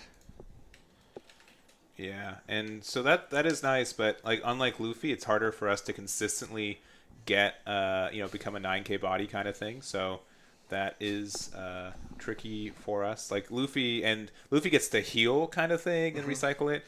It's you are kind of able to heal with Ace if you're able to flip stuff face down, but the value between the two is very, very different. Yeah. So it looks like we do have 9 cards in hand. If we see a Pudding, that's a -4. That's insane. Yeah. But I don't think we have it. Yeah. Looks like we're going to go attach to use a leader ability here.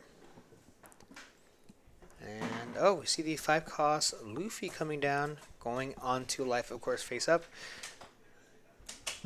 Possibly changing his mind. Perhaps, yeah. Oh. Yeah, it was turns. Yeah.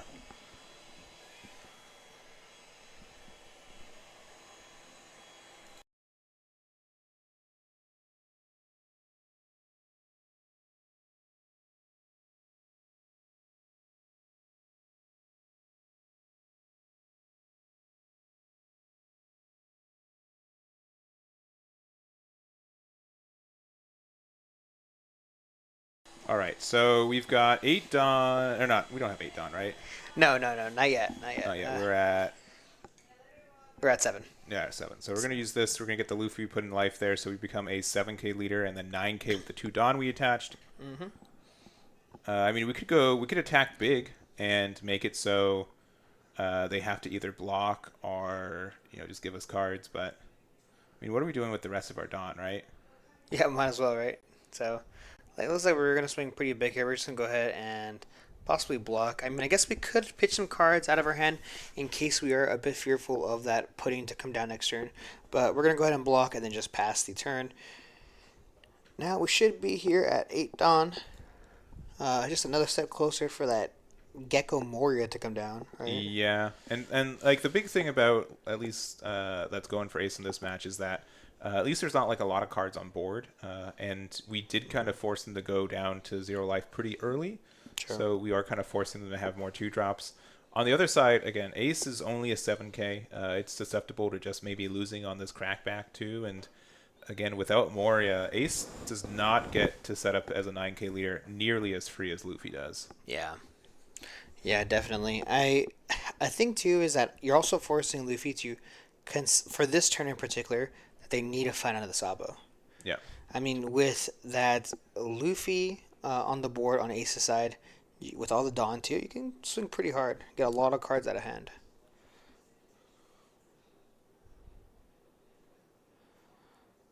But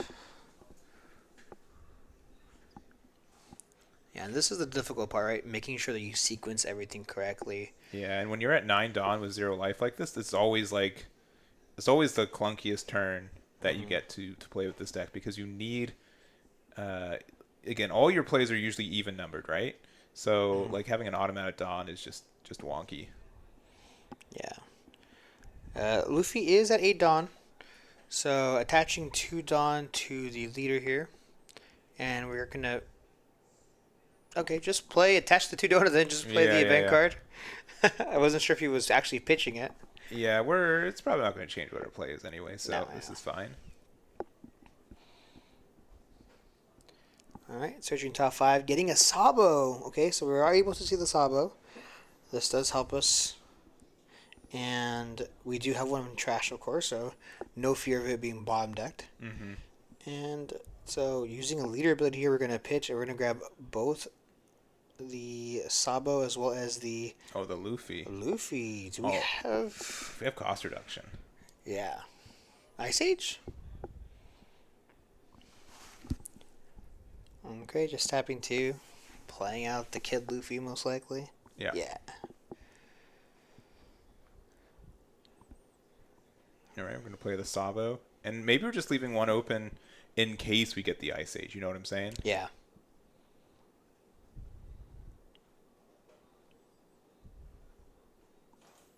Alright, don't forget to mark that your leader's a 9k.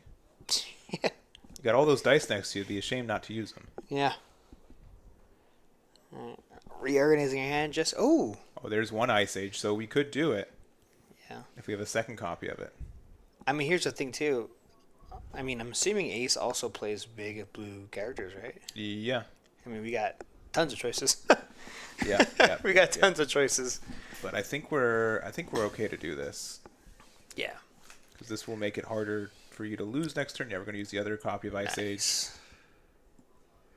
Yeah, we're going to go ahead and pop the Luffy. We're going to draw one off of that. And, of course, our leader is a 9k base. So this is a 11k going into life.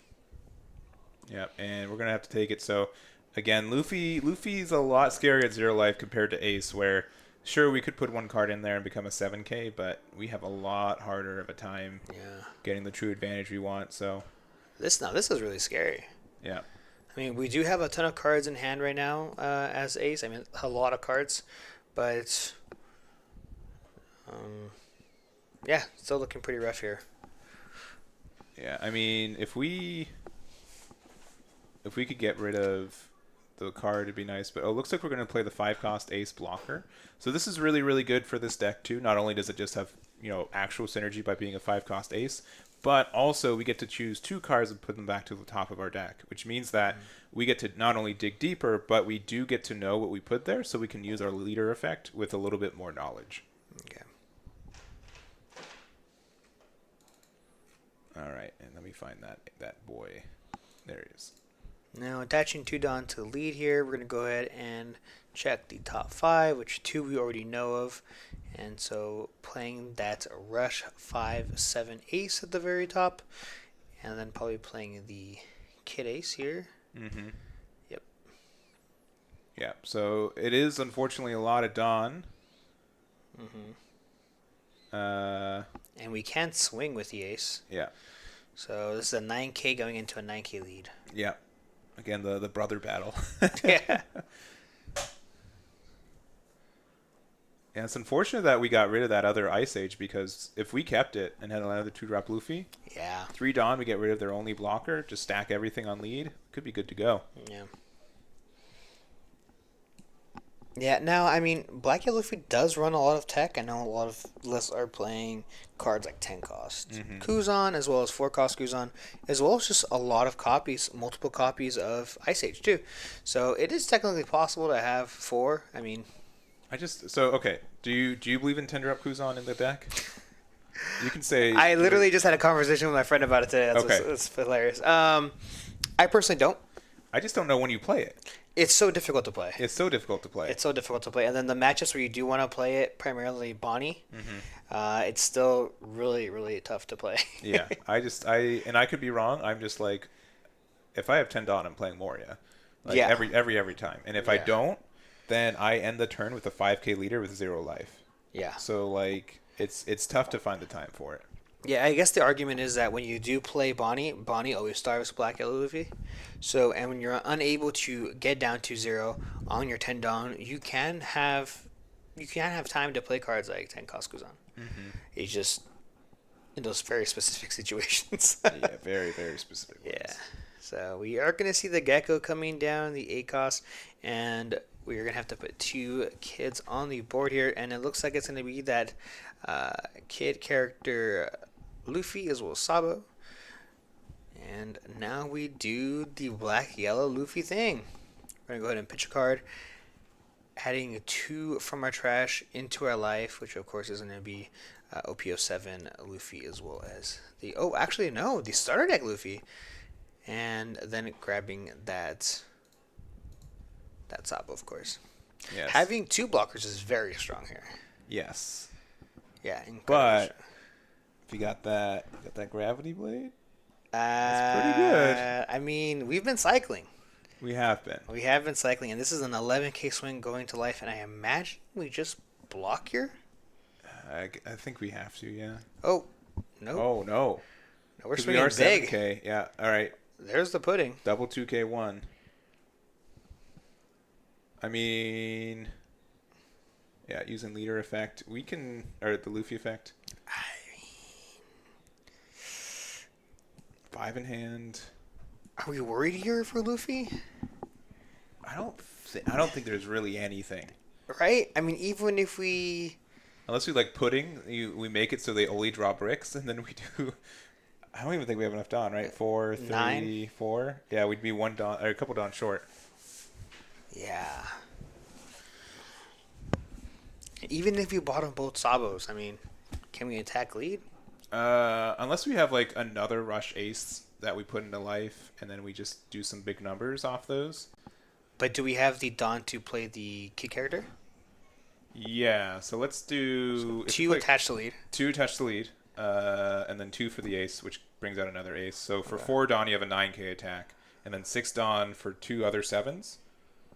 Oh, we do have the gravity blade, though. Yeah. Okay, so like you were saying before, Gravity Blade, Yeah, Gravity Blade those Blade. salvos. I mean, we can go 10. We can go big 10 into this. Oh, Oh, Amaru? huh? All right. So this is big 11. Do they have 2K, 1K? How many? We've played like 3 salvos, 4 salvos this turn. I imagine we have. Wait, there's no no, way. there's no way. There's no way. I mean, what are we? Okay. All All right. right. Yeah, so now double Yeah, 2K. yeah. And I think this should be game here. Yeah. Yeah. I do think that the ace player just wasn't able to set up what they Yeah. needed to do, but they were in a good spot to potentially win this game. And with cards on board, even though we have a blocker, I think it's just it's game 2 time. Yeah. Yeah, definitely. I mean, we are a base 5, so we couldn't swing just 9K with the Moria. Also, that Luffy is an 8K body as well. Mm-hmm. So, yeah, 9K swing here going into life.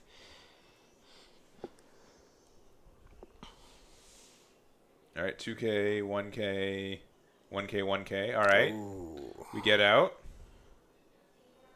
Cards in hand 2. All right, 9K. 2 cards in hand. Got a block. Okay. Put on guard, baby. Ah, Okay. He respects his opponent. Boo.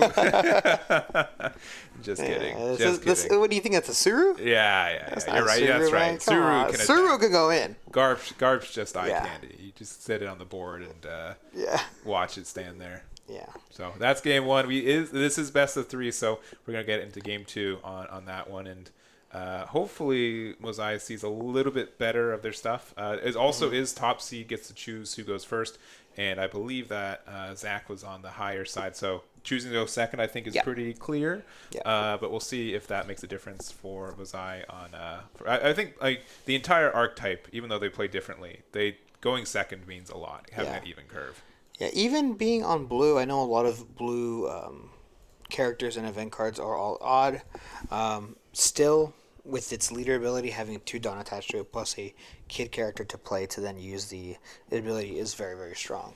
So, definitely understand why Zach did go second. And, I don't know, this matchup seems kind of unfavored.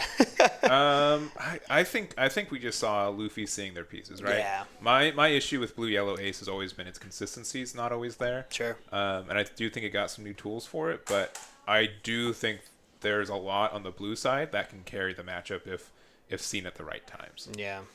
Yeah, I think if Blue Yellow Ace saw a pudding a lot earlier, completely different game. 100%. Yeah, when you knock him down to 1 life, you play pudding with him, and then they're down to 5 with 1 life. Yeah. That is scary. Nasty stuff. Yeah. Yeah, that's very true. I mean, also, too, Luffy saw everything. Yeah, I think so, too. Yeah, like literally Luffy everything. generically just saw. Like we found 2 ice H's. We only need to find 1. I think Luffy's just had a good game on that one, but I don't think it's an auto win, or I haven't got enough evidence at least yet to say it's unwinnable for Blue Yellow Ace, because generally I just just don't know the matchups that well.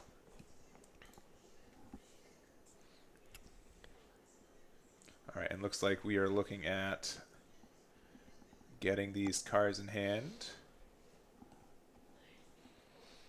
And yeah, I think they were just saying who wants to go second. I'm fairly sure Mosiah says they would like to go second. Yeah. There you go. Set up the life. So keeping their opening hand. So likely a good one. Or it's just the bait. It's just a terrible hand. Yeah. Just a terrible hand. Hey, if I'm playing against them and I see they keep their hand, I'm like, they have pudding 100%, right? And so maybe they start playing around it. Where's the mind game start, right? I have a question. Sure. Okay. You get a hand, it's mediocre. Okay. It's decent at best. You mulliganing or are you keeping it? Oh man, I'm a pessimistic when it comes to Okay. to card games sometimes, and like that, I'm like, currently I'm just in like I feel like I know my matchup's good enough. Like I have to see this card, so True. But I'm just like my hand can be so much worse. Yeah. I'll take the subpar and I can draw into it. It'll be fine. And sometimes. Yeah. Sometimes it's rewarding, sometimes it's not. Yes. So seeing that Garb gain that Sabo turn 1 is fantastic. Definitely a key piece you need, especially to cycle, seeing the rest of your pieces. Cards like, of course, like Niko Moria. And with 3 Dawn, are we swinging 5/5? Maybe. Seems probable. Mm-hmm. All right. Yep. Yep. Yes, sir. All right, taking it going down to 3. Yeah. Yeah, top 16 is best of 3. This is game 2. Zach took game number 1. Got a little 1 next to in the top corner there. Right. Well, it's 4 Dawn here. I guess we hope to see you have the kid characters for the random top 5, right? Mm-hmm. All right, we found the Luffy. But we'll see if we have the 2-cost Luffy. And I'll be honest, like, sure, we can do this. This is fine. And having the Luffy out for removal later is good, too. Yeah. But at the same time, too, like, you're becoming a 7K. Oh, yeah, see, nothing. Oh, no. It's just so tough. Yeah. Unless you have, like, I don't know, like a Flampe. Okay, Oh, all right, okay, all right. okay. We got some techs. Yeah, not bad, not bad. Obviously, that's a combo that, like, wouldn't work for Luffy because Luffy's, the Black Yellow Luffy effect has the permanent that if it would be removed face up, you lose it instead. But Ace has a different condition, and we are able to take advantage of it. Yeah. I mean, at the same time, too, if that OP07 Luffy did go into trash, I don't think there's a way for Ace to bring those cards from trash on back to your life. Like the way Black Yellow Luffy does. Not that I know of, no. Yeah. If it is, it's a card that's not played. Yeah. Yeah. Meanwhile, Luffy, again, like with Niko Moria and with the leader effect, Yeah. the trash is like your second hand a lot of the time.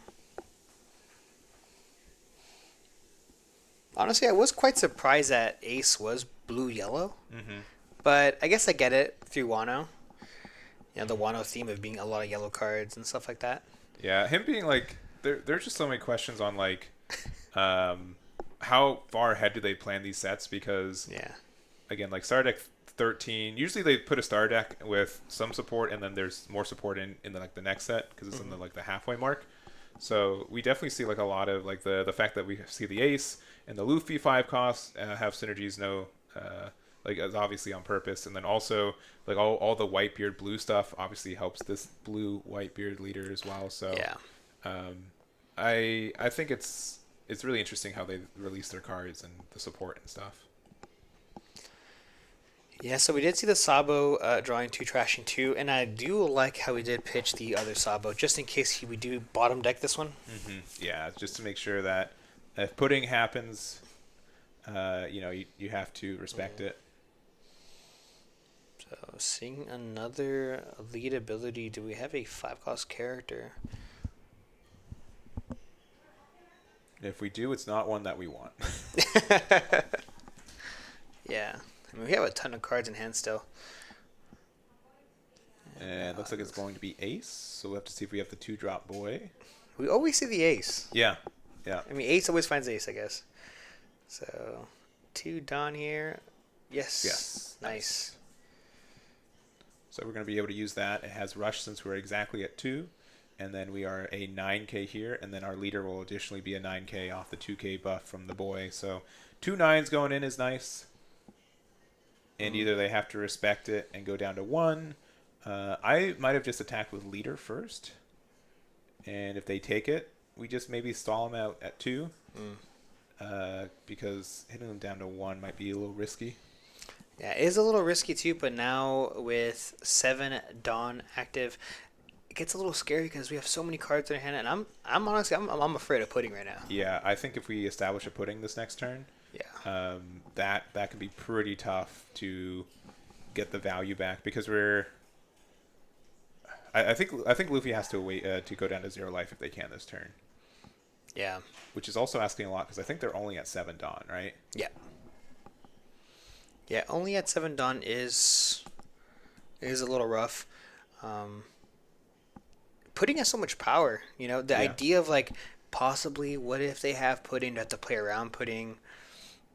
Yeah, it's rough.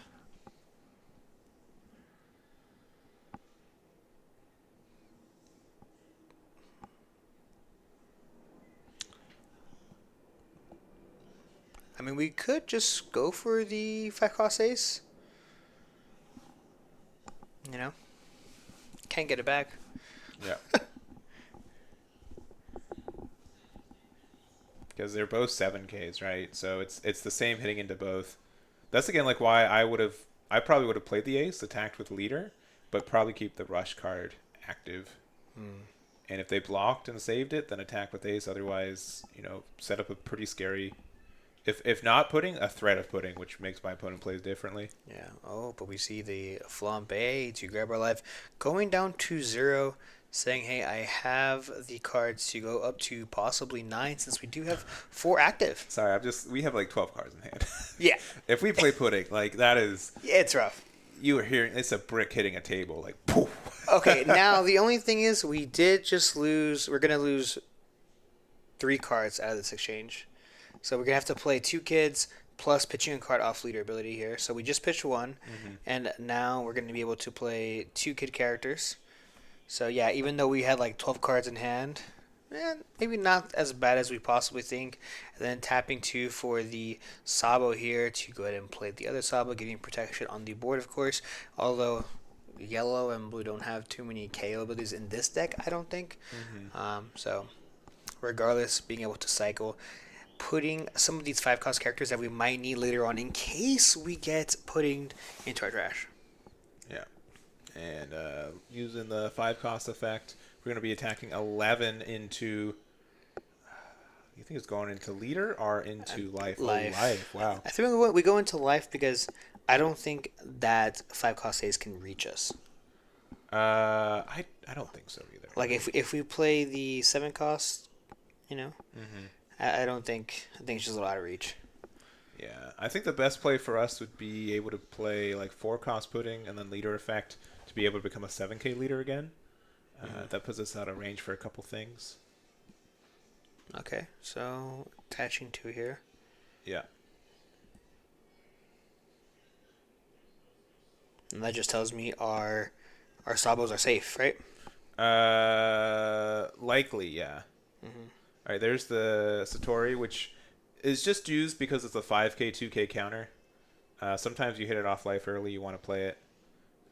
But it won't get its effect if you use it from there. And it looks like for 4, we're going to see the pudding. Gotta be. Nice. Yeah, there it is. All right, that is huge. That is huge for this matchup.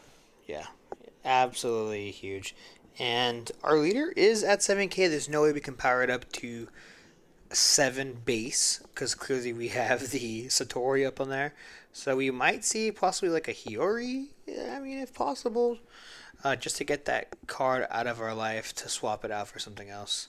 Yeah, the only issue is that I think what we'd rather have seen was if we had like a 2-cost ace and we found a 5-cost either blocker or just even the rush one, just to make our leader a 7K and to make it so we have a blocker up. I think that would have been the best way to end this turn. And there's just like no super good consistent way to make that happen this leader. Yeah, we did make Zach -3 out of the hand off this pudding, but I feel like it was a little late. Yeah, I think so too. I mean, we had 2 Sabos plus that starter deck. Luffy on board.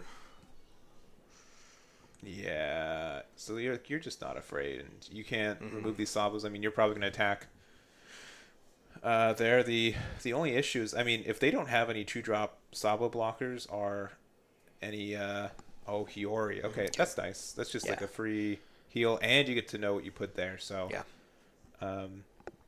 This is now the point where did pudding give them 3 Morias to be able to cycle, or are there do they have to contend that there's no way for us to consistently get these Sabo blockers back up? We'll have to see.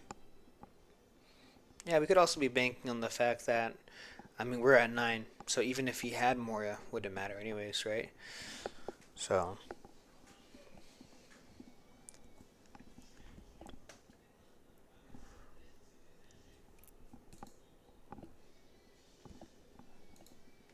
All right. I like Zach. Zach's just like he starts his turn. He like puts his hands like compose himself a bit. And then like rattles through it, right? Yeah. But like it's just like, all right, what's the turn? What's the sequence? Yeah. Adds it up, puts in the coordinates, and zooms through it, right? Yeah. All right, that's happening every time. We know this. That's an easy 2. And then do we have the Moria to take advantage of it? And do we have another 5-cost character? Yeah, that's a possibility. There is, because we only have the 1 in the trash. We kind of have to play like the Sabo out. I mean, we could play Moria to replace our blocker Sabos too, but okay. This is searching. This pudding's put him on a rough spot. Yeah. Oh, I thought he was going to bottom deck it with no hits. Like, oh, that no. is brutal. Yeah, that would have been... That's really hard to do in this deck. Oh, yeah, you're right. They are at 7. Sorry, I'm so used to these games going a lot faster on the dawn. We're only at 9, so yeah, we couldn't have played the Mori anyways. Yeah.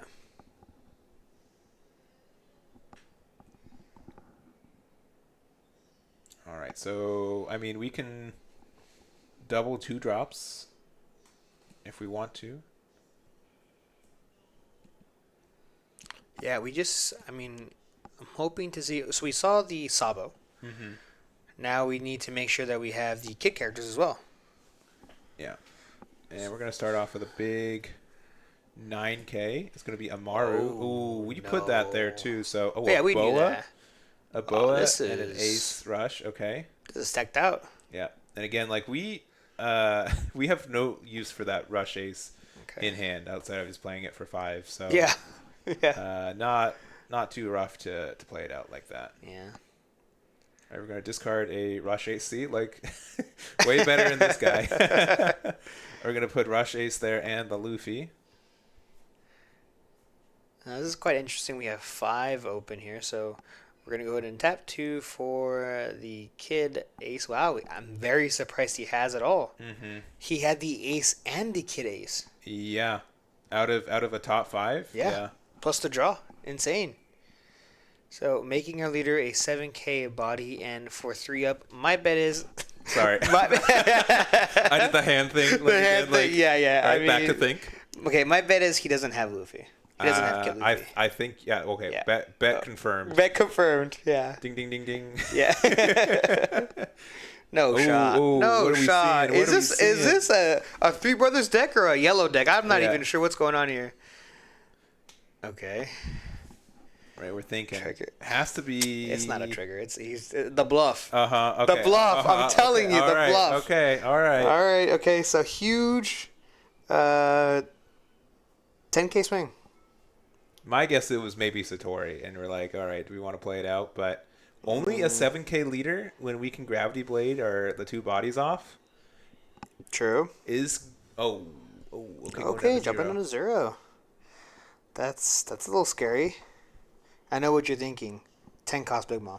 Well, unfortunately, we cannot play it in this deck. What do you mean? It's called 10 cost Portuguese DAs.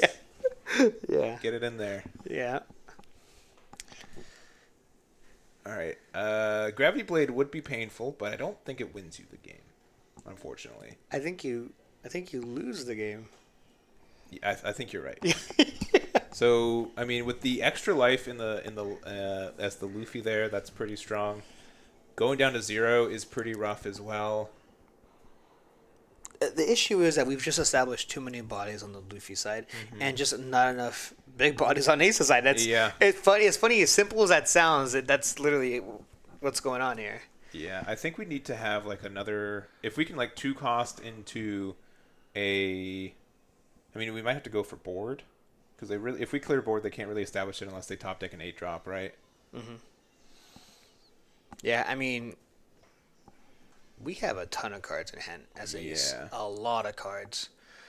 I guess the thing is that with this deck, it flourishes the best when it sees every single piece in the engine, and you need that. So he's banking on the fact that, okay, I got 5 in hand, I got 5 in life, I have 4 in life.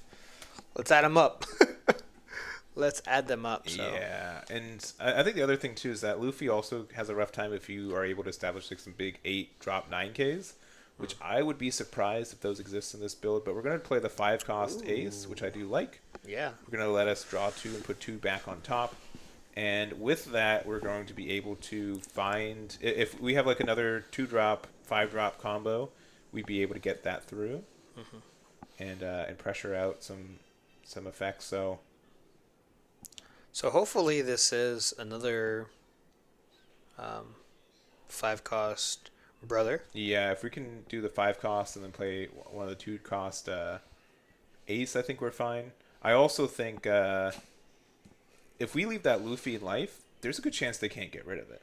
That's true. If we just leave it there, Yeah, we can. Oh, actually, starter deck Luffy.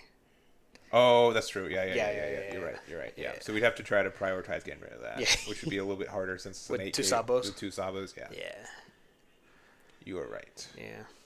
That was good though. That was we were getting there. We were cooking for a little bit. It's like a half spark. Yeah. But we do see the Luffy coming into play. This is pretty good here. We can, I mean, they didn't play Sabo last turn, so we can get rid of their Garp and draw a card. Yeah, maybe. We're a 9K attack. Yeah. Yeah, there's a 9K attack. 10K attack. Yeah. So, I mean, hey, we are base 7K plus a library full of cards in our hand. So, likelihood of us dying is maybe a little low. Yeah, because we're a 7K leader. We have a 7K ace attack coming in. We've got some 5-drop 6Ks on board, which Luffy will additionally have a hard time getting rid of without an Ice Age. So, yeah. Yeah. Now, if you are Zach here, I think if you have an Ice Age in hand, plus the kid Luffy, it could be kind of nasty. Because you can get rid of that blocker, then just swing huge into life. But that would, of course, ask for a lot. It would. Ask for Ace. I mean, Ice Age as well as the kid Luffy, so. Alright, 10K swing. And then he's going to go ahead and give him a 2K as well as a 1K. And it looks like, we did drop a card. But it looks okay.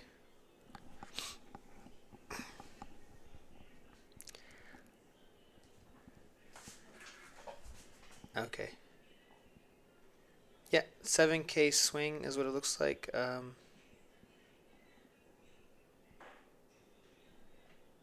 Yeah, 7K swing, and then we're going to give him the 1K counter, which is that Luffy. He has Luffy in hand. He used it for counter. Popping, and then just passing the turn.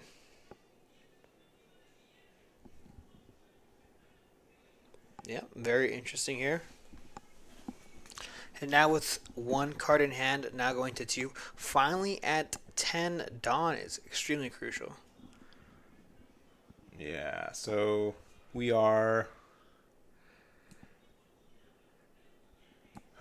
taking that extra draw might be indicative of how good our hand is, kind of thing. Yeah. We will go down to 0 and draw a card off the Luffy effect. I mean, I don't even think we need it more. I think just good numbers might win it here too, right? Yeah. Yeah.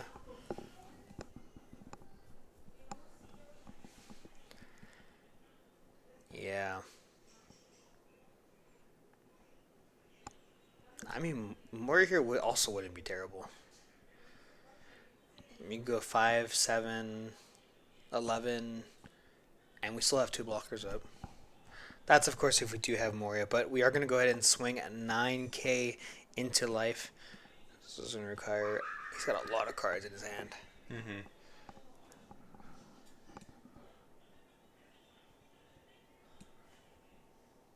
So, yeah, the main reason why the Luffy did go to the trash is because of the starter deck 10, or starter deck 13 Luffy that says to trash, not to hand. Yeah. So it trashes the card. The leader only cares if you At to hand. if a card would be added to hand. Yeah. Mm-hmm.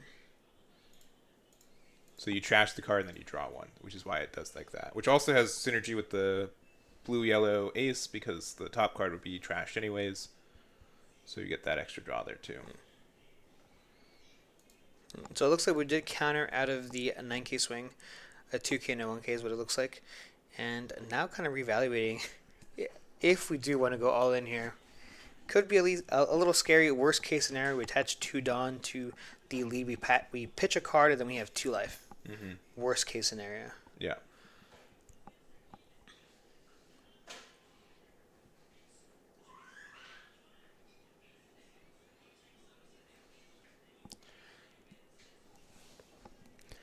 Yep. So Luffy having 9 active Dawn, 3 in hand.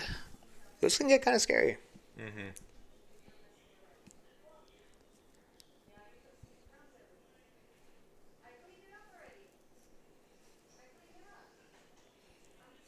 All right, 9K swing going into life. I feel like we might have taken a misstep pitching that kid at Luffy. We could have made our leader 7K, played it, just given him one of the Sabos. Maybe. 2K, 1K, though, to get out.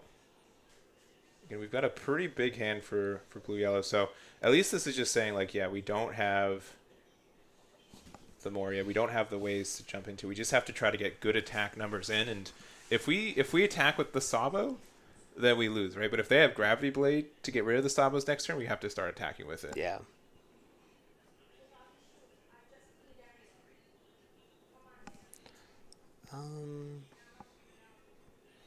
Three, 3, 9, 7. Okay. So we could do 7, 7, 9.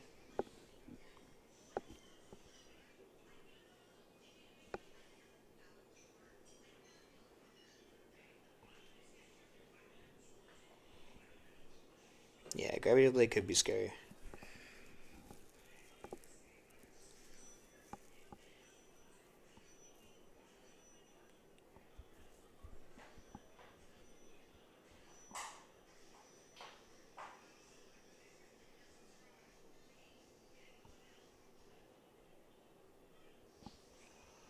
Yeah, the amount of cards in Ace's hand is a little daunting. I'm not gonna lie to you. It's scary, right? And again, Yeah. like you are not used to this matchup. You don't know, like it could all be bricks, right? Yeah. Like you kind of turn yourself in this corner of like, what are the best cards? And additionally, too, for Luffy, do you use the leader effect to give you more cards in your life? I guess so. I think we have to at this point. Yeah, add 2 life and pass, maybe. Again, that's pretty scary. Again, if they have Gravity Blade, that could just be GG. We do have Luffy. Wow, okay. Wow, that's huge. Yeah, so we could use that. We can use it to get rid of the pudding, I guess, which Yeah. would be an attack, and get us an extra draw. Very solid. Yep, yeah, the draw of the card is probably the most important part in this situation. Yeah, and you'll also notice you didn't really lose any card advantage, nor any power. Oh, we're just going big number. Yeah. We're going to keep the blockers alive just in case anything happens. We're going to have to give him this ace, 1, 2, right? 3, 4, 5 plus 7, 12. So if we block with ace, it has to be 3 2Ks. 3 2Ks, right? And a 1K, I think. Or 4 2Ks on the leader. Oh, no, sorry, we're 7K leader. Yeah, sorry. That dice was incognito. Just Now, if it was an Eggman dice. Yeah, if it was an Eggman dice. Yeah, we could clearly see it. Once we're updating it for the top 16 dice there. Exactly. Yeah, Zach just using placeholder dice for now. But yeah, this will require 3 2Ks as the best situation for him. And I think he actually might give it up the way he's holding it, but Oh, just the block there. Yeah. All right. So what is our plan? I mean, it kind of has to start with having Gravity Blade, but even then, like, you do know that the 2 cards in their hand are not cycled, right? They could be literally anything. Yeah. They could be trash, so they're not as good as they would normally be. Yeah, and all this stems from that pudding turn. Yeah. So really putting in the work here. And we can do, if we have Gravity Blade, we can Gravity Blade for 7, get rid of the 2 blockers. We could Amaru, which would give us 8K. We could That's do 2 true. 8Ks. Or That's we can do true. a 7 and 8. Yeah, 2 8Ks, I guess. Yeah. But we kind of have to Amaru. If we don't, then I don't really see a good way to get out of this. I mean, we know he runs in. There's the Gravity Blade. Yeah, there's a Gravity Yeah, Blade. There goes the 2 man. Sabos. If I see the Amaru, I'm going to lose it. I am going to lose it if we see the Amaru. Yeah. Hold on. This is literally it. Oh, he doesn't have it. Okay. All right, 7, then 8. I mean, it's the same either way since they're not on the card. You got a card with counter? Yep. Oh, All right. we do. Yeah. And then 8. That's Oh, yeah. no, yeah, GG's. GG, super close. Yeah. Super duper close, but Zach's able to take that one, overcome the pudding, and take that one 2-0. Yeah, pretty good match. Pretty interesting to see here, and having the perfect amount of counters. Yeah, and that is that. So Zach's going to be in the top 8.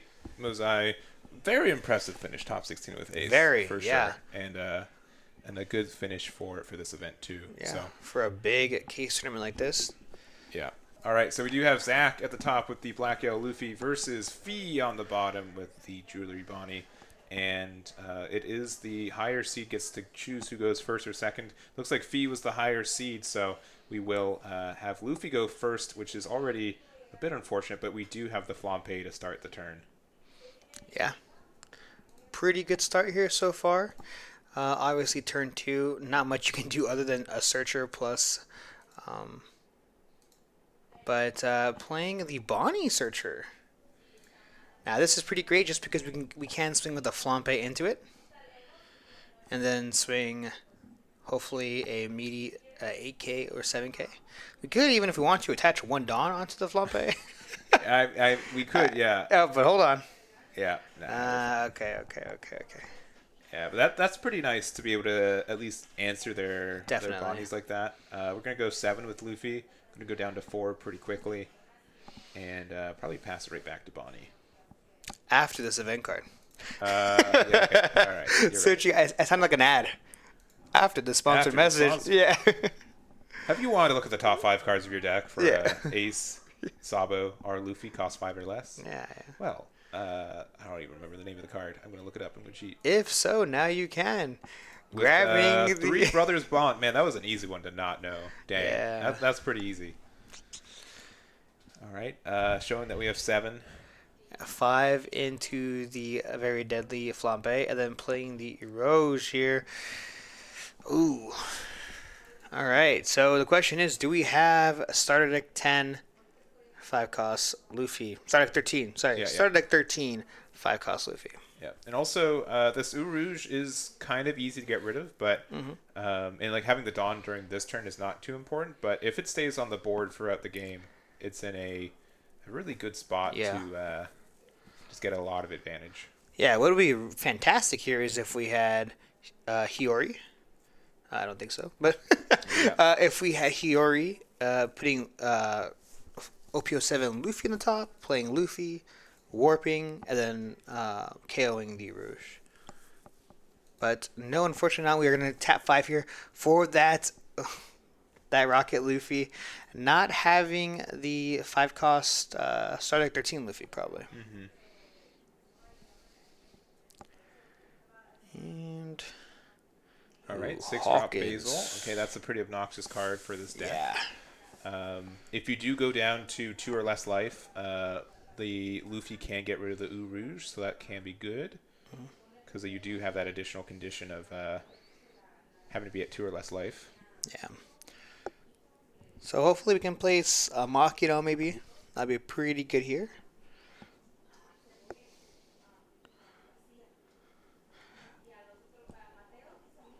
Yeah. What is nice is we have a free 6k swing. That is nice. I mean, you know. But like... they'll just block with it, right? If they feel any kind of pressure. Sure. You just block with the Rouge, right? Yeah. 1 Dawn commitment to make it a 7? Sure. Yeah, no.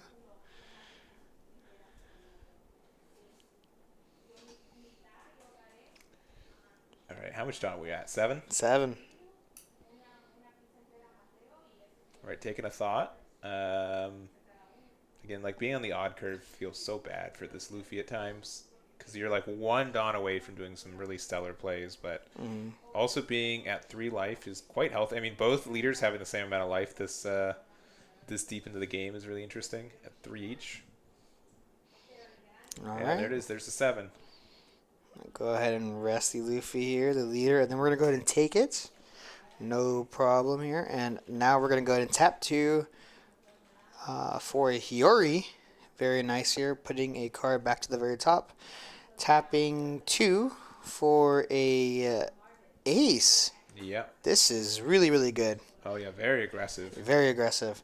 Ooh, hold on, hold on.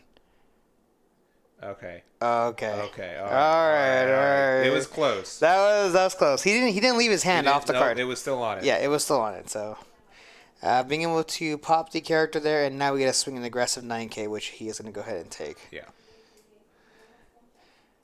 Yeah. And our leader is at 7K. Yeah. Man, if the cards had left his hand, I would have. Yeah. It's not a shark anymore, right? You declared the attack. Yeah. But. All right, we're gonna start with the 7 into 7 with the basil, likely hitting into what, the ace? Yeah, probably into the ace here.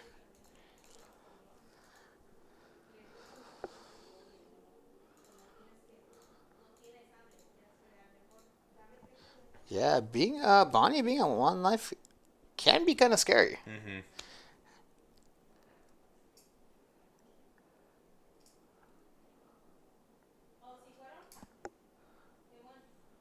Yeah. Okay. Yeah. Into the ace, 1K counter, Sabo there, and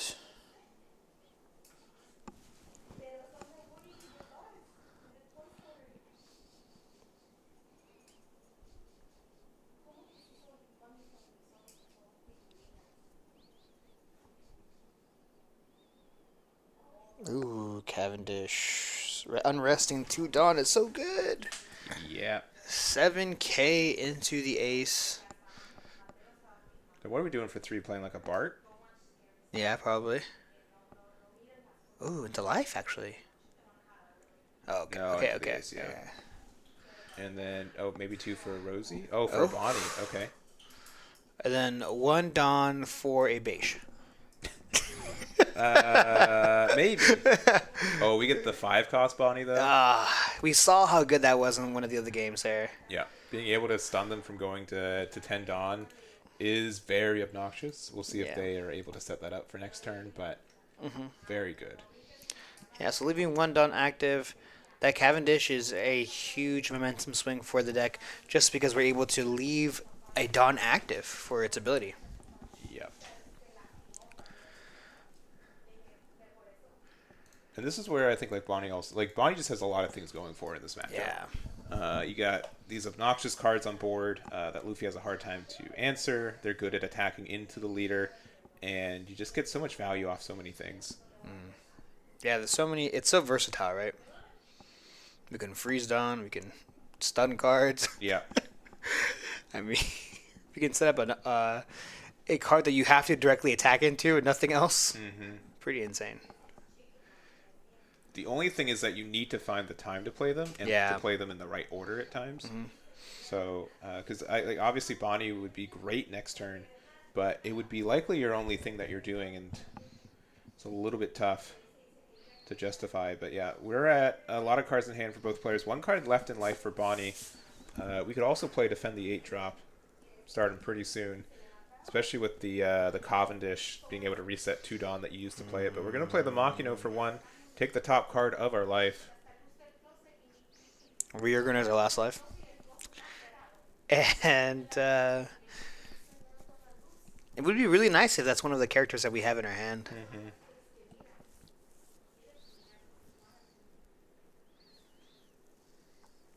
What's really nice, too, is that Bonney searches every turn for free now. Because of the Cavendish. All right, Garb. So unfortunately, no luck on finding the last card in our life be the 5-drop that we could bounce out for free. But that does feel good. Like being able to Machino for 1, get us to make sure. Oh, we got the 5-cost Luffy in there. Golden. Yeah. Use it, cycle the effects, be able to be sometimes even like an 11K leader. But tapping 1 more for. Oh wow! Man, those another two Machino. 2Ks. All right. Well, attaching 2 to the main leader here. Most likely going to go ahead and use the leader ability here to pitch a card. Add 2 to the life.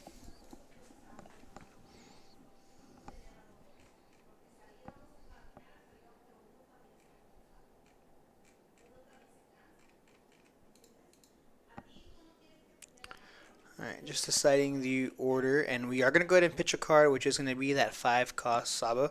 That's 2 Sabos in trash now, so most likely about to grab one of them. And it looks like it might be that Ace.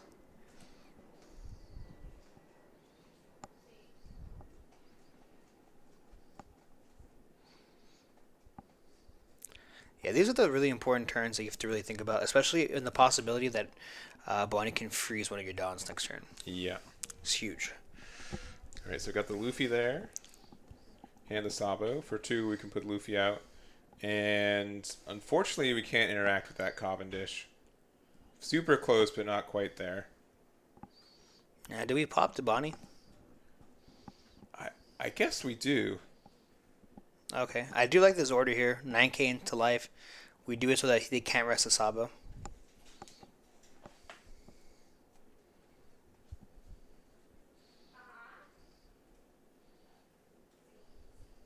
All right, and yeah, sure, why not rush? Just, I mean, if we're playing 10 cost Dofi, right? Mm-hmm.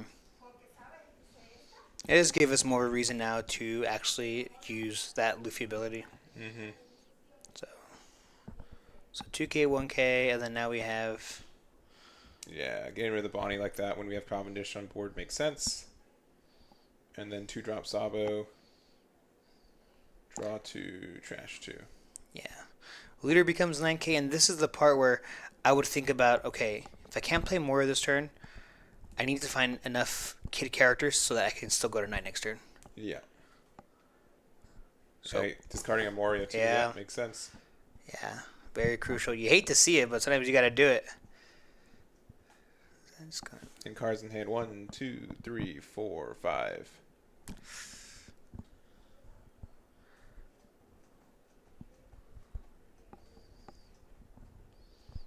Ooh, 8 cost. Kid. Kid likely. Unsure. Man, it's if we were to play the 8-drop kid, I'm surprised we got that card out of life.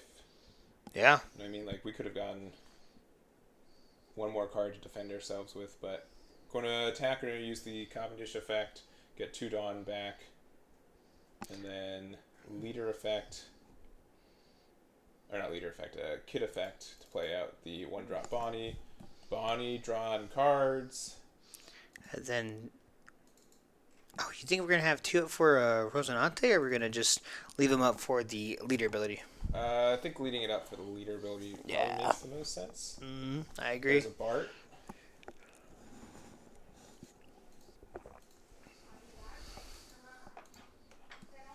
Yeah, passing the turn. Yeah, so 2 Dawn open, since we really don't have anything else to do with it.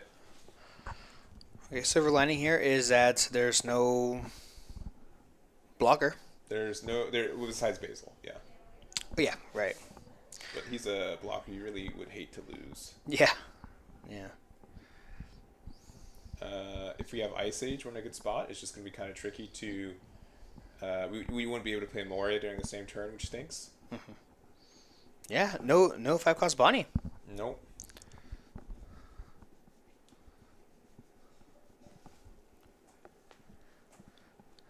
Yeah, I think if we have more, we have to play it.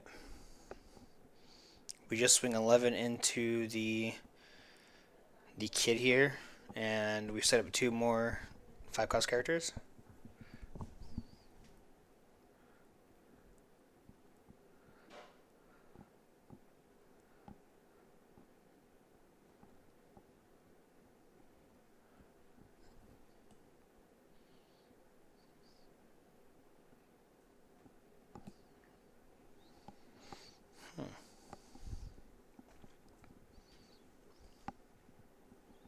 Alright, so, sorry, just looking at the 10 Dawn and thinking, man, there's a lot of possibilities here, but I'm sure, like, sometimes 10 Dawn seems like a lot, and then you look at it and, like, man, if I had 11 Dawn right now, I could go off crazy. Yeah. And that's where Bonnie's like, yeah, we have Cavendish. We always have. But then you spend the majority of your turn turn thinking that if you had 11, what could you do? Yeah. I'm sure we will get some effect that puts a card into your Dawn area or something in the way. future. There will have to be something. There's no way that... We already have cards that restand Dawn. Yeah, so I guess that's the same, but like half the time is you have to pay Dawn, right? So Yeah, that's true. You got red that repurposed on. yeah, maybe if it's something like you put 10 Dawn, you put this in your Dawn area, at the end of your turn, you know, put it into your trash or something. I don't know, something like that. I could see it happening, Yeah. but we will see. 8 cost Moria hitting the board now. I imagine we're getting the Rocket as well as the Sabo, and yes, that is exactly what's happening here. I guess technically speaking, it doesn't have to be the Rocket. It could be, of course, also the Star Deck 13. Yeah. But discarding the Rocket in hand makes it likely that we will be keeping it around. Yeah. Yeah.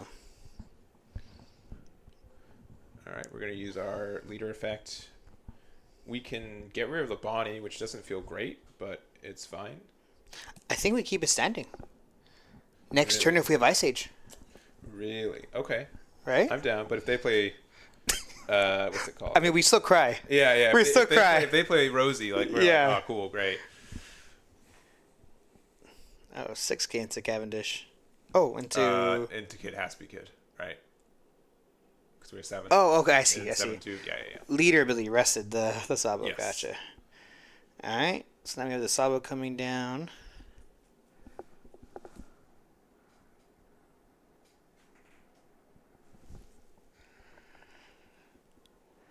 All right, and Pitching a Gecko. yeah, since we had 2 Sabas out, I think we could have just gone taller. I think we could have done the full combo.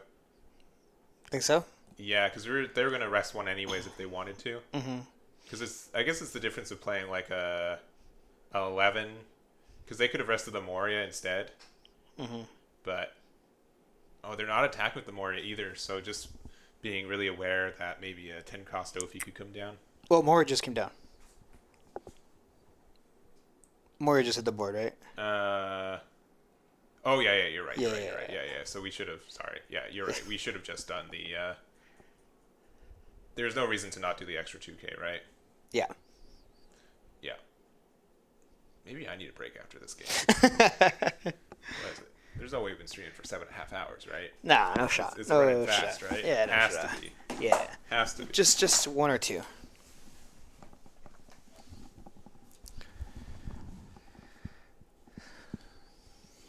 All right, so snapped on to that kid, of course. Don't let it just be you. Magnetic. Don't let it be you.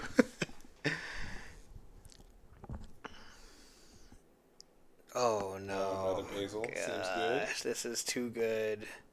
Attack into the. I guess the Sabo. Right? Yeah, he let it go. He let it go. And then we're attacking. Yeah, 7 Okay. with the Basil. Huh. Or sorry, 9 with the Basil. 7 plus 2. Mm-hmm. And then we could go like a 10K kid. 10K kid. Yep. I think we have to give him the Sabo if we don't have a 2K. We need that Ice Age. Yeah, we kind of do. We need it. And I don't think we even secure the game even if we do have it. But I think it helps us get there just a little bit closer. So here's the thing too. Best of, top 8, so best of 3. You got to know when at a certain point you can't go back. You can't win, Time is a huge thing, and both of these decks do take a while to play out.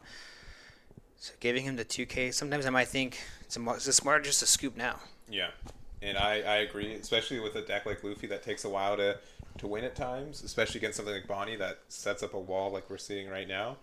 Mm-hmm. I would look at my hand and be like, let's go to game 2 if I don't see any real plausible way. And if honestly, based on my own opinion, if we don't have Ice Age, we just go to game 2 right now. Yeah, we have to. And if we do, we can, probably our best cards in hand are Ice Age and 2-drop Ace. Mm-hmm. If we have those, we put a lot of pressure on the leader. Just ready for it. Just ninja star. Just waving the Dawn. Did you forget about my friend over here? I One of the reasons I can't play Bonney is that if I play IRL, I will forget the leader effect all the time. Like Really? I am just awful with it. My opponent Okay. will attack, they'll look and pause for a second. I'm like, okay, and they're like, really? I'm like, oh shoot, yeah, the thing. Obviously, besides that, nothing. Yeah. And I know that won't happen in larger events for sure. They won't be as kind as locals. As forgiving? Yeah. Yeah. Now we could see the Tenko's Kuzan coming. Oh boy. Tenko's Kuzan. Oh boy. All right. Well, Yeah. looks Okay, like that's Ice for one. Age. We see the Ice Age. Yeah, there it is. Okay, that's the reason why. Okay, popping it, drawing a card there. Not too bad. We have one blocker. One of the attacks doesn't get, when attacker doesn't get rested. So And there's no way. I mean, Ace. there's 4 Hodies in hand and a Zoro. Maybe. Top end is very dead, and we still have cards like Ace in our trash, so we can still use. Mm-hmm. So I think we swing at 9K.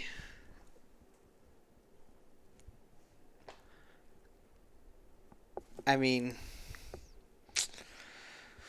the fact that we have to attach 2 onto leader just is a waste if we rest the leader as well, which we're most likely will do. Yeah. 11. Yeah. Oof. And hopefully we have like Rush Ace and they rest the Sabo.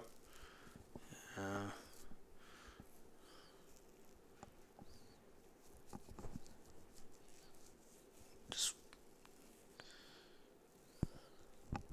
hey, leader. Ooh. Ooh, okay, that gives. Oh, That might be a mistake. that might be a mistake. Yeah. If we have 2 drops Sabo, We need to have all the kid characters in hand, though. it doesn't matter. It's just not Sabo. 2 cost Ace. Yeah. Has to be specifically Ace. I guess it's gonna be Sabo. We cycle with Sabo. We don't lose the Dawn for it necessarily, and we can hope for an Ace. Mm-hmm.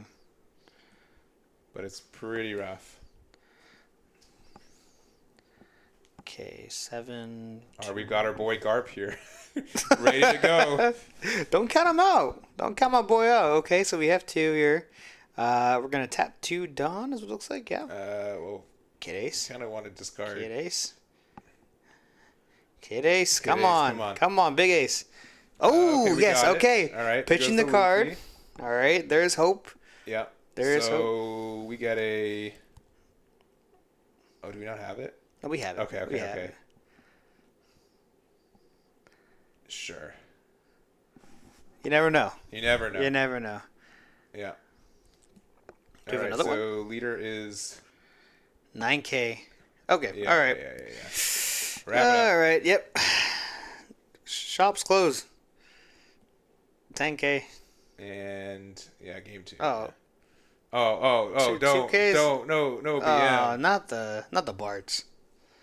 All right. Yeah, Yeah, we gotta.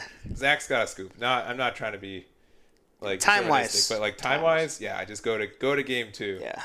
You're bleeding your time out. Yeah. It is rough. Yeah. There's definitely a lot of, I think, a lot of strategy of knowing when to scoop. Yeah, and I think it's something that's really underdeveloped in North America because we get so few chances for these best of 3 metas where you're thinking about how different like a best of 3 is already, but on top of it, like the outside game where you need to make sure you're playing fast enough and at a good enough pace and recognizing when you're bleeding time or when time needs to be gone. So we need to get into game 2 pretty quick. Yeah. Oh, yeah. and Zach didn't win. Sorry, I put the wrong one up. V won that one. My apologies. Playing with my emotions here. Okay. Fee up 1 now. Yeah.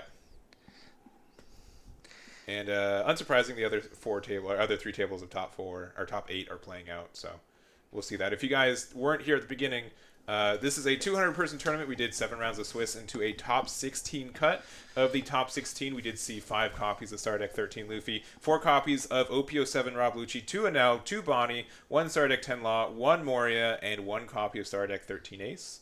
We did watch the Ace game last round, which had Zach win that 2-0. And then into this top 8, we do have 3 Luffys, 2 Rob Luccis, 2 Enels, and a single copy of Bonney that we see here. Mm-hmm. Pretty good. Yeah. And the other matchups on Table 1 and Table 2, it is Star Deck 13 Luffy versus Rob Lucci, which generically I would say is in Luffy's favor. Yes. Table 3 is an Enel mirror match, which we decided not to choose. Enel's in top 4 guaranteed, though. Good knowledge for me. Yeah. Meanwhile, Luffy's not guaranteed top 4 for you yet. They could all 3 lose these. So. Come on. I think this matchup is going to be pretty hard for Zach, but it is. The Rob Lucci matchup can be pretty uphill for Lucci at times too. Look, I believe in Zach. He's got to pull through for your boy here. Yeah. I mean, yeah. Bonney is definitely a tough matchup. As I continue to see this, you know what it is? I figured it out. What's up? Eggman dice. Yeah, it's true. Yeah. He's got. I mean, if he's got the Eggman dice, he's playing favorites now. Yeah, exactly. Yeah, you gotta get that extra 1%. Yeah. Luck you need. Mm-hmm. The Eggman dice do have a secret perk. If ever you play against me, I always lose dice rolls with Eggman dice. I don't know what it is, but if you play against me and you roll, you win. Like 9 times out of 10. Easy. I see them like, oh no. Oh jeez, I really need to go second this match, and they know it. That's funny.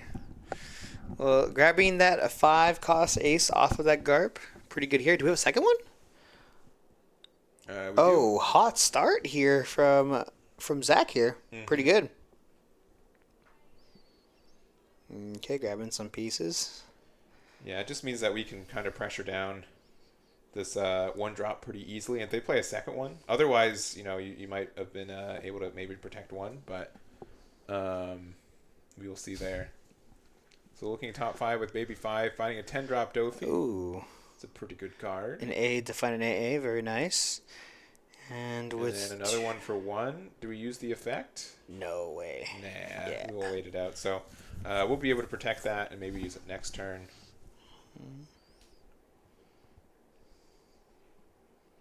I actually don't mind. Countering out of it? Yeah. Yeah, that's what I was thinking. Either that or just like doing the effect anyways. Like the Dawn that we left up isn't like with 2 1-drops on the board. Who cares? I mean, I think we swing 7K with Luffy into life no matter what. It'll connect. Yeah. And then if you really want to attach 2 Dawn to a Garp to swing into a Baby 5, you totally can. Mm-hmm. All right, we're going 7K. Use the effect, rest your least favorite Garp. Yep. No trigger there. No Punk Gibson in life. And then big 4. Uh-oh, Baby number 5. Oh. Never saw it coming. All right. Now with 5 Dawn here, we could see the erosion coming down, but 5K over one of the Garps and tapping 5. Oh man! And again, this card. This card is insane. Gets you 2 Dawn every turn, and Luffy has to pay a hefty cost to get it off the board. Yeah, I think that people are realizing how good that card is based on prices online, right? Yeah, it's definitely gone up with the prices there. Yeah, allowing to have 1 Dawn up too just solidifies that Baby 5 is definitely surviving this turn. Mm-hmm. And Luffy's still, of course, at his 4 life. We haven't been able to play any 1 cost or 2 cost characters to kind of accelerate our life a little bit.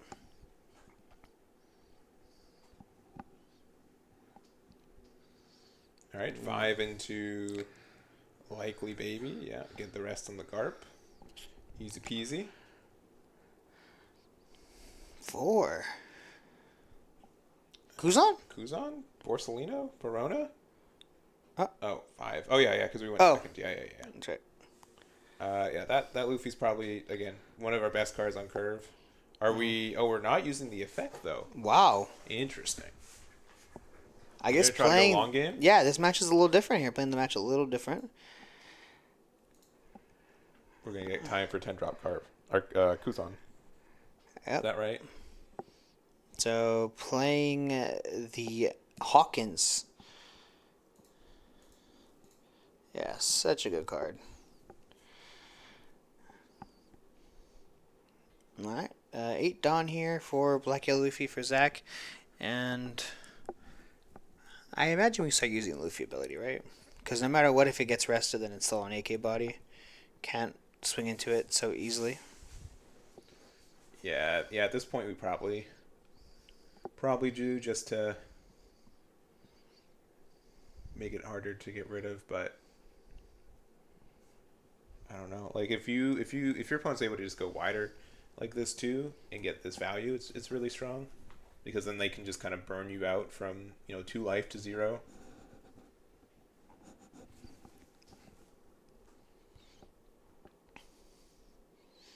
Or value Moria. Yeah. I mean, I don't dislike it. Yeah, I mean, honestly, it's not that bad, I guess. We can play the Hiyori as well as... just got hit into the trash, so you can use that to set the top card of your life. Yeah. Set up a 9k body. Plus get a card off of the Garp. I mean, at this point, we got to try everything, right? Yeah.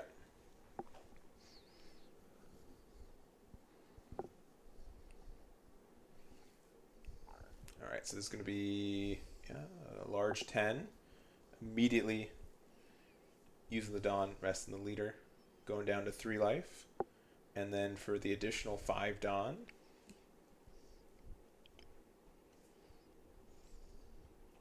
we are double thinking. All right, we're going to be playing out the Luffy. We could Ice Age and then use the Luffy effect to get rid of the Hawkins, because there won't be any bodies on the board. We are passing, but that would have been an interesting idea. Cool. Yeah. I'm glad you at least think that's cool. Yeah. Yeah, that would have been interesting. But we have the Bonney. Yeah. It's going to rest the Dawn, so we won't be going to 10 next turn, which is devastating. Yeah. But I mean, at this point, are we going down to 0 this turn? Oh, that's right. He's also at 3 life. That's the other condition. Mm-hmm. I'm so used to Luffy being so low on that is 100% on me. You guys are right. Yeah, Zach taking a different approach on this time. This one, choosing to not play his 2k counters to grab his life. Just really accelerating the awakening stage. Mm-hmm. Or him awakening. And we still have Cavendish as well. Pretty good. Yeah, but this Luffy still is a threat for Ice Age later in the game too, though. Yeah. So they do have to respect that. Yeah. 6k, and I think we're going full board here. Full life. Just because we know you can't play Moria. Yeah. Now again, maybe mistake putting them down to 2, but it also means that the 5-cost Luffy is a little bit less good. Or we might just be hitting them right down to 0. Yeah. Now you can't play Moria. So then if you want to, you have to play at least 2 cards for the kids. So then you would drop from 10 cards in hand down to 8.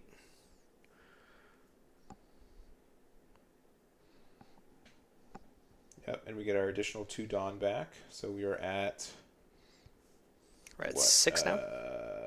1, 2, 3, 4, 5. Because we attached 1 to leader, yeah. Oh, that's right.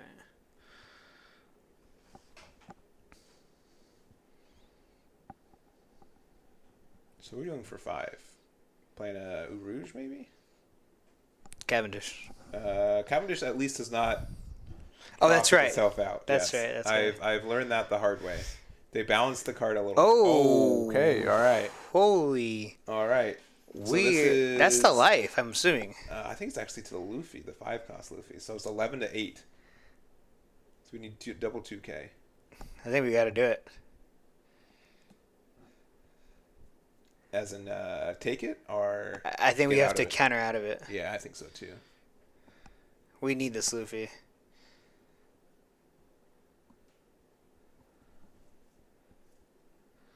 Yeah, because then if we don't take it and we can't stay at 1 life. We have to go down to 0 next turn, no matter what. So... All right, the one copy of I don't even know. Oh no! Ooh. Oh, that is unfortunate. Yeah, this kind of just says now you have to spend a 2K counter out of your hand to take your life. Yeah.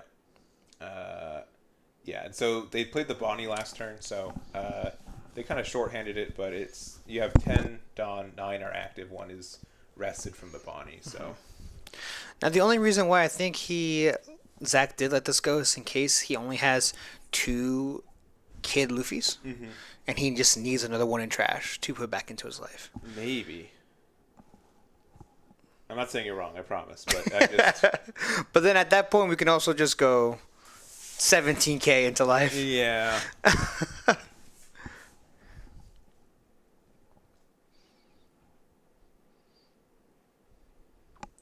We are looking into it though. I mean, hey, with this new approach that Zach is going for, just something a lot more, a lot slower. It does look like Zach has a ton of more cards in his hand than before. Yeah. Last game he was pretty low for the majority of the time. Yeah, and green doesn't have a direct way to kind of punish a larger hand size, so that is nice. But if they're able to just continually build this board, they just won't. Like the hand size will get dwindled pretty quickly.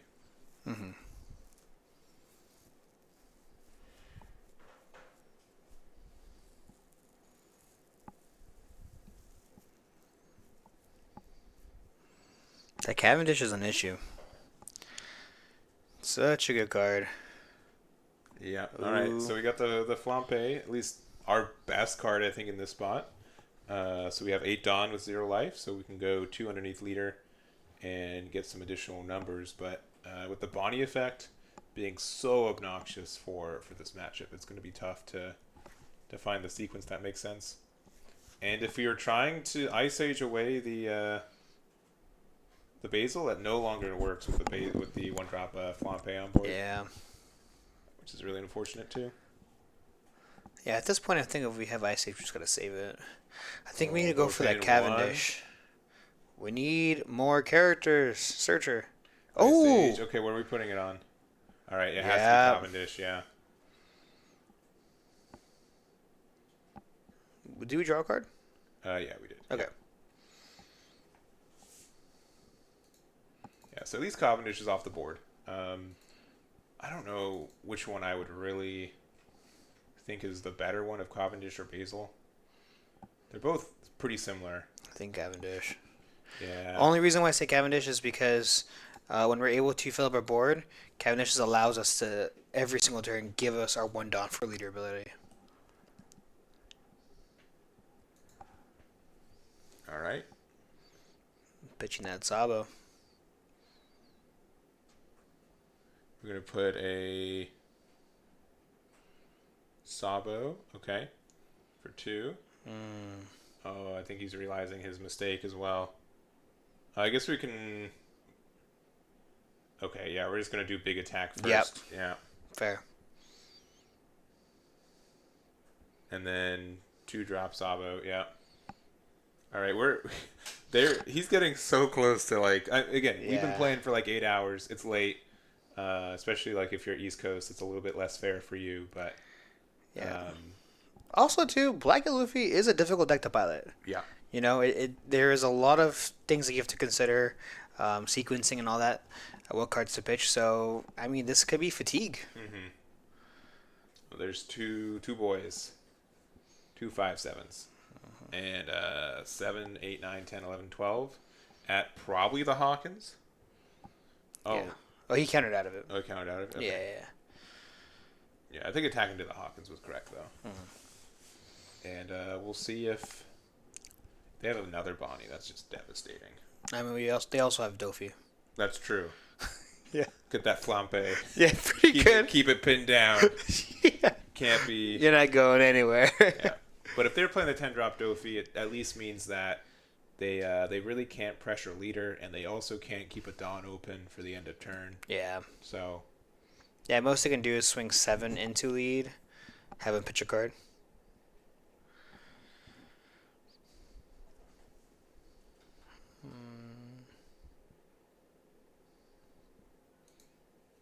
Yeah, just checking life to see what 5 cost characters as well as which kid characters we do have in trash. And that's huge. Only one Sabo hand is really big. Yeah. So now if we have Gecko in our hand and we want to play Gecko and we want to take the Luffy, we can't. We have to hard play it. Yeah, and again, we don't have Sabo either, so... So yeah, 7 until live here, 1k counter. I mean, there could be some copies in hand, which we could... Oh, but if we have to like pitch for leader effect, the ordering is kind of messed up. But yeah, there's the 10 cost Dofi. Now this is why the Cavendish was the correct move. No Dawn standing. That is true. Huge. I mean, we only have one attacker anyways. Yeah. But that is besides the point. It's the moral victory. Yeah. I could attack with 2 things if I wanted to. Yeah. I just one is enough for now. The option was there. Yeah.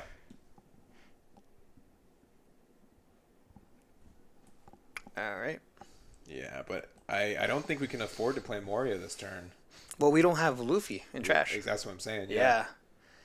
We're definitely going to have to hard play it. There it is, Luffy. Come on. Yeah, for 2. Yeah. If we have Ice Age, we could get rid of the Bonney if we really wanted to.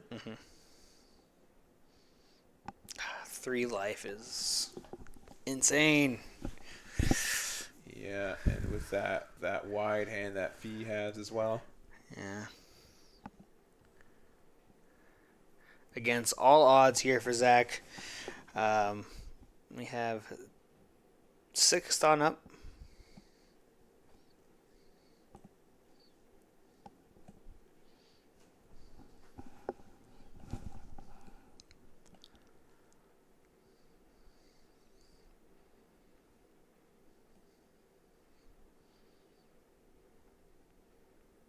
All right, for 1. No way. To be Ice Age? No. Oh, okay. Another Navy card. Yeah. Man, that Garp 1-drop being a Navy card, I'm so interested in making a Navy. Like, I've been testing. Really? Yeah, because you can play brand new. Brand new puts cards in trash, which you can recycle later. I don't put Hogback in it, all right? I'm not. All right. I reined it in a little bit, Okay. that's good. You can put Surus and Ice Ages in. That's true. Okay. I'm listening. Okay. 4-drop Kuzan draws a card, and then you can attack and Luffy with it later. It's good. All right. You might be cooking. We'll see. Maybe I test it again next week. I'm soul searching for a deck right now. Purple Yellow Croc. I'm soul searching for a deck right now. Prona's done me wrong. Yeah. All right. Leader ability here, pitching the Sabo that we just got. Yeah. Aggressive turn with Ace. Don't dislike it. Yeah. And we can go up to 11k. We could. Yeah. I don't know if it's good. We definitely. But we can. Could. We can. We can. So yeah, playing that Ace.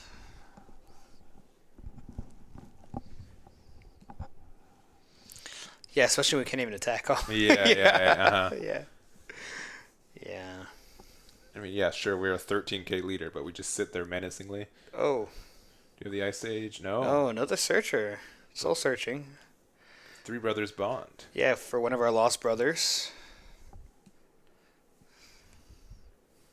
Okay, Yeah, Sabo. Yeah. Good boy. Yeah. And then with the Wandon, just passing. Yeah. Doing our Bonney impression. Watch out.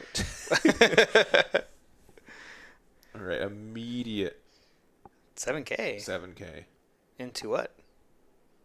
Oh, he made the mistake. Yeah, he thought he thought he was at 7. Yeah. JK? All right. JK? Opponent's okay with it? Yeah, all right. I will say those dice do not do a good job at saying what it is. That's why the Eggman dice are superior. Yeah, they got the what's the opposite of anti-reflective? Yeah. They've got extreme reflective. Yeah. Those pips will be burned into your eyes. Oh no. Please no.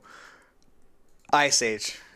If you guys and anyone in chat right now, if anyone is a Black Yellow Luffy fan, you are praying this Zach has an Ice Age right now. Yeah, and pretty rough if you don't, because that is so much pressure. +1 ton active. All right, the real play is we use the Luffy effect, just a cycle to draw the Ice Age. Yeah, exactly. Pro move. Take it from me.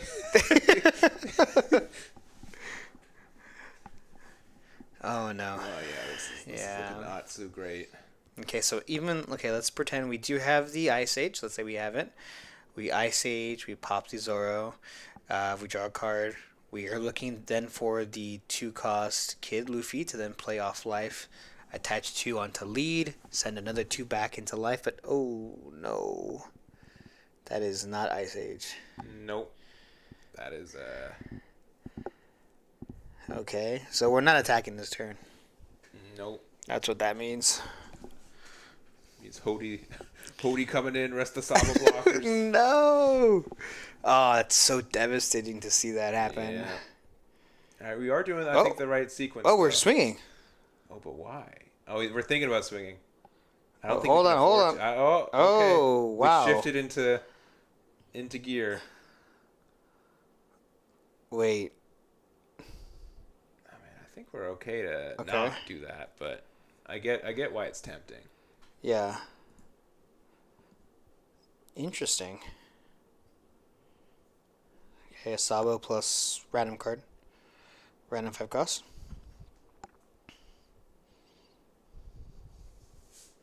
Confirming. Yep. Aha! Another Sabo. Okay. And we probably have to use 5 cost Luffy ability, right? Just to get another card. I guess so. I mean, pretending that a 2-get counter will help us here. Yeah. I mean, again, we are a 9K leader, but Zoro, we can put 7 Dawn on it, right? Zoro is base 9. Yeah, so we could do 16K 3 times. Yeah. Yeah. 6 in hand. So Okay. we're not popping the Luffy, so we're feeling confident. Yeah. Sure, we still have a 10K Dofi. Yeah, right? We still have that attack? Yeah. Yeah, alright, so... Alright. Just take this, right? Yeah, we're 15 to a 9. We need 3 2Ks and a 1K. Yep, there's the block. Okay. Attack again. And then pay 2. Go one more time. Hold on. Don't call it a comeback.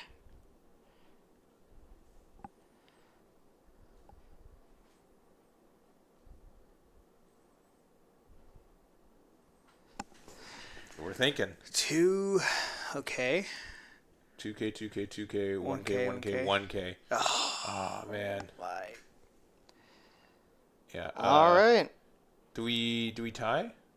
It's 9 plus 6 done? No, that's 15, so it goes 11, 13, 14, 15, 16, right? Don't we get out of it? I thought we did, but maybe even if we did, they just conceded. yeah. Because, like, you would have Ice Age in hand, you get out of 1 attack for free, and you have Basil Hawkins, and likely you can't get rid of that Zoro. So, regardless, I think we... Yeah, I don't think that Luffy was winning this in any regard. So Yeah. yeah, Bonney takes it. It's also a matchup we haven't seen too much today. Yeah. We've seen a lot of Bonney and Enel. Yes. But not Bonney versus Enel. Correct. And I think it's gonna have Sardic 13 Luffy win on table 1. We're gonna have Enel win on table 2 here, and that means our 2 predictions are gonna be in the finals. It'd be pretty sick. Man, that'd be insane. It'd be pretty sick. But I think all these players are doing a fantastic job. They got into the top 4. They've won some great prizes, like one of these sleeve chief deck boxes as well. And now we're going fighting for second and first place, where there's a play mat on the ropes there and more OP07 boxes too. So we'll see what that looks like. We'll get Moria out of here. He's not in this matchup, and we'll go from there. Yeah, so it looks like Bonney is starting off, and obviously Enel with the 2 Dawn pass, swinging 7k into life. Now, with the Black Yellow matchup, we were starving, but in this matchup, it looks like we are not. So, swinging aggressive 7k into Enel. Yes. Yeah. And at 4 Dawn, are we playing Frank or are we just passing? Yeah. Passing. And Gotcha. so this is like, okay, well, just another one. Yeah, I mean, look, we can't play into Gadatsu, right? No, I 100% agree. Yeah. I think that our copy of Cavendish can do a lot of value.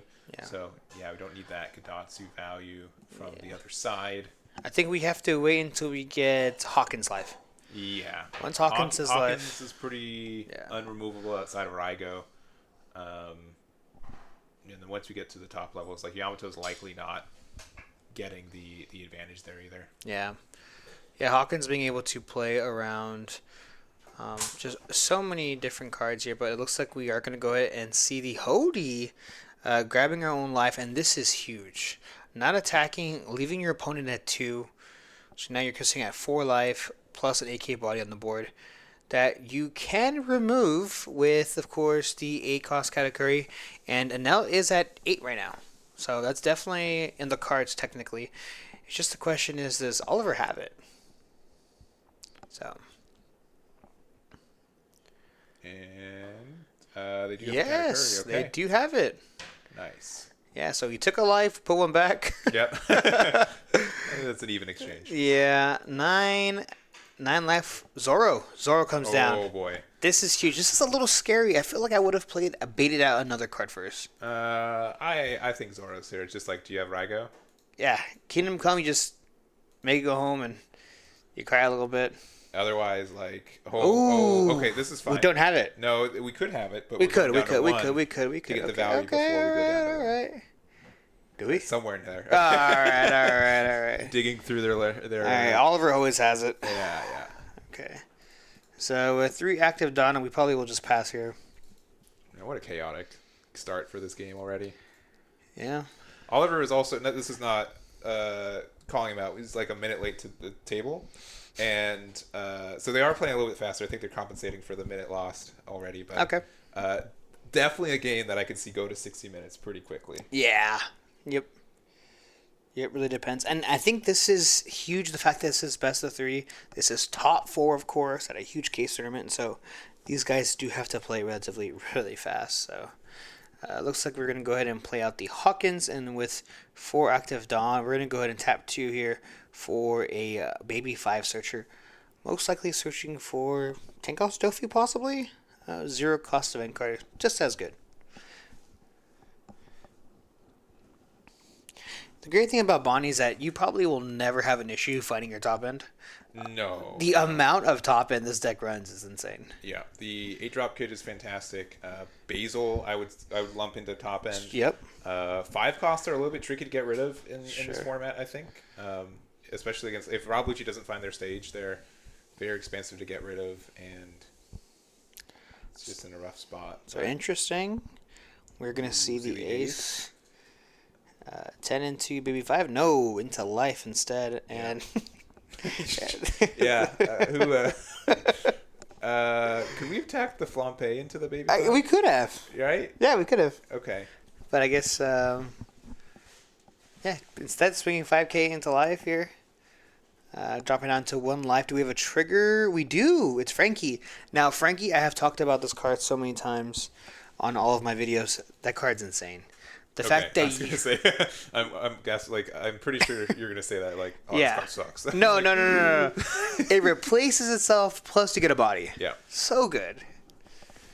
Yeah, and there are some weird times where every time you activate, you just draw a card, right? So if you want to just cycle it for free, go for it, right? Why you don't not? lose anything for it. Yeah.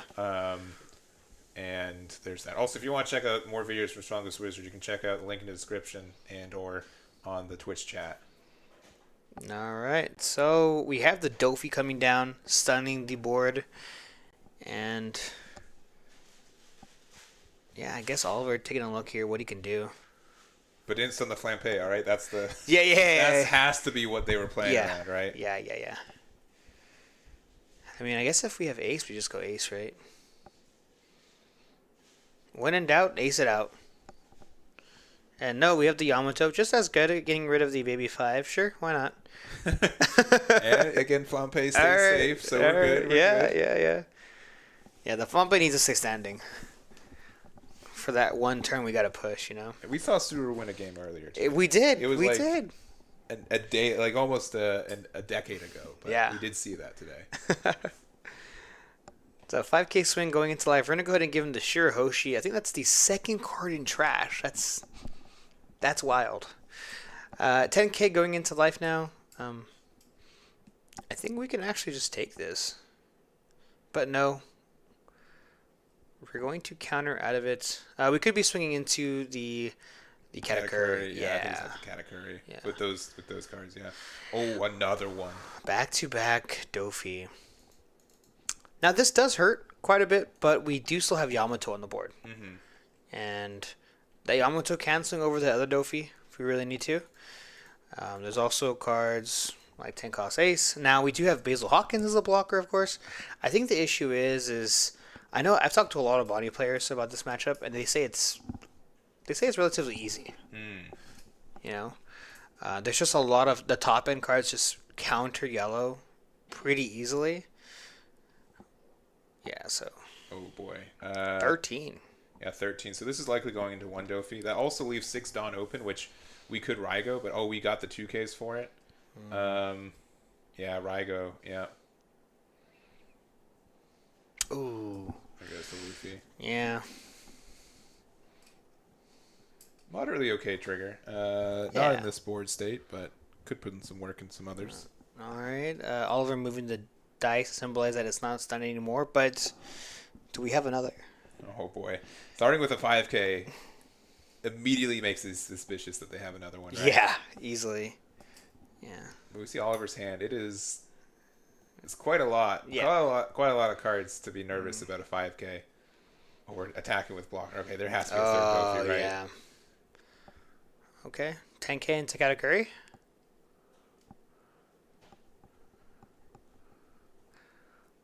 Yeah, this is going to require 2 cards out of hand. This isn't to Katakuri yet. Zero cost. 0 cost with a 7 cost Enel. Now with only 6 cards in hand, we've really gone down a couple cards here. Oh my! All right, it's not a 10 cost Dofi, but it's 2 mini Dofis. It's 2 copies of the 5-drop Bonney. That's huge. That is huge. You do get to unrest the 8 cost character there, but something that we haven't really talked about is no Cavendish, no Roche, fully tapped out every single turn. Yeah, we also have been good at being at 3 life and 1, so it also means Yamato won't be able to get rid of anything on the board right now. Mm-hmm.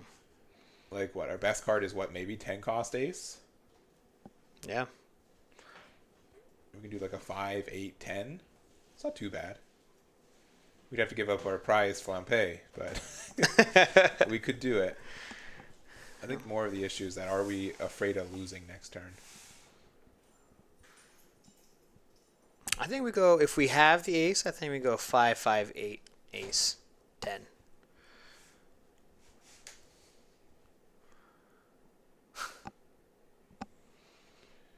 We got Doggo. Yeah, big ol' Doggo. Moral support there. Yeah. It does look like Bonney is at 7 cards in hand, and we are going to go ahead and take this 5k swing. So dropping down to 2 life here.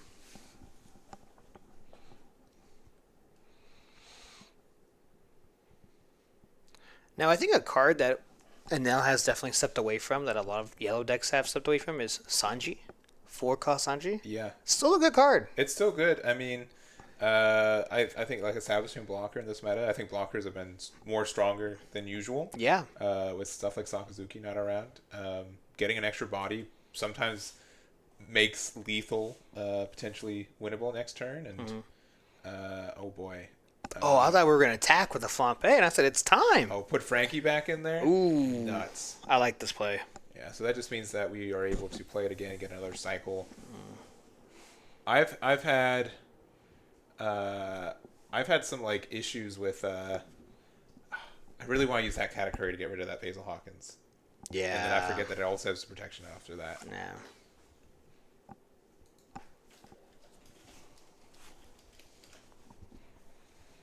All right, so we get the cycle and the draw from the Frankie we played for free. Pretty good here. Free draw, why not? Yeah. All right. Aggressive. Starting with the 7K. I will say, Enel does have the wide board, right? Yeah. And 2K, 1K. All right. A big 6. What are we going to see here? Another Tofi? Another 2. All right, at this point, unless we have Hody. 4 in hand. Oh boy, 10 into probably Kata. There's no way it's Hody. All right, 6 at lead. I think we take this one. You take this one? If it's that leader, yeah. Which could be anything else. This is a 6K. I mean, technically, he could go, if he takes this, he can go 10, then he can go 11 with Hody. Right? You're right. But, nah. We only have 4 cards in hand! Oh, that's true. That would never happen. We have so many large bodies on our board for now. I think I don't know. We want to survive, right? Ooh, double okay. 0 cost to get out of a 6K attack. 10K into a character. That's insane. 2 in hand. 2, my lord. Do we have another 0 cost? We have 10 on active. Yeah, we do. Oh my gosh. Tapping 8 for Kid. Okay, we have the Rosie. I mean, what does it matter? We don't. Okay. What are we replacing? Yeah, it has to be one of the. Yeah. Oh my god. This has ever happened to you? Just in case. Just in case. No, wait. 1, 2. Okay, got it. We got it. Yeah. Now this is a board. Yeah. This is and we're relying on a top deck to get us through it, right? Yeah. Bonney effect is active. We have 1 Dawn open. If we top deck Origo and they didn't have Rosie out, you better believe we're in it. But we're going straight 12. Okay, rest one of the categories. Oh, I'm sorry, the Yamato. Yeah, right? Yamato for sure. And 12 into 8, we're gonna go 0 and 2K. We have 4 cards in hand. Yes. Okay. Can we get there? Probably 2 on Kata. 10 into 2 on Kata. Yeah, 2 on Kata. And 4 then maybe in hand. try to clear board after that? Then we go for life. Perhaps. I mean, we know the last card is what, Hody? Yeah. So, normally the math is, if we know that we can get rid of the 8-drop Kid, they have no counter left in hand. Okay, 2 and a 1. 2 cards left in hand. This has to this can't connect anymore because we have Rosinante. 10K block. I think we had to just go 8 there. Yeah. 10. Yeah, there's a 2K, yeah. 9. Oh boy. Oh, it's over. This is rough. I mean, there could be. There's cards that exist. I mean, yes. Oh. Okay, hold on. Oh. Okay, no, just elite ability. Yeah. 7, easy 7. I mean, 0 cost? Nah. All All right, yeah. That was close. It was close. I think. What was in the hand? It was a 2 cost or 2K beige. Oh man. Yeah, and Fee takes that first one in the top 4. Fee is running hot. Definitely. This man is really, really impressive coming in from Bonney here.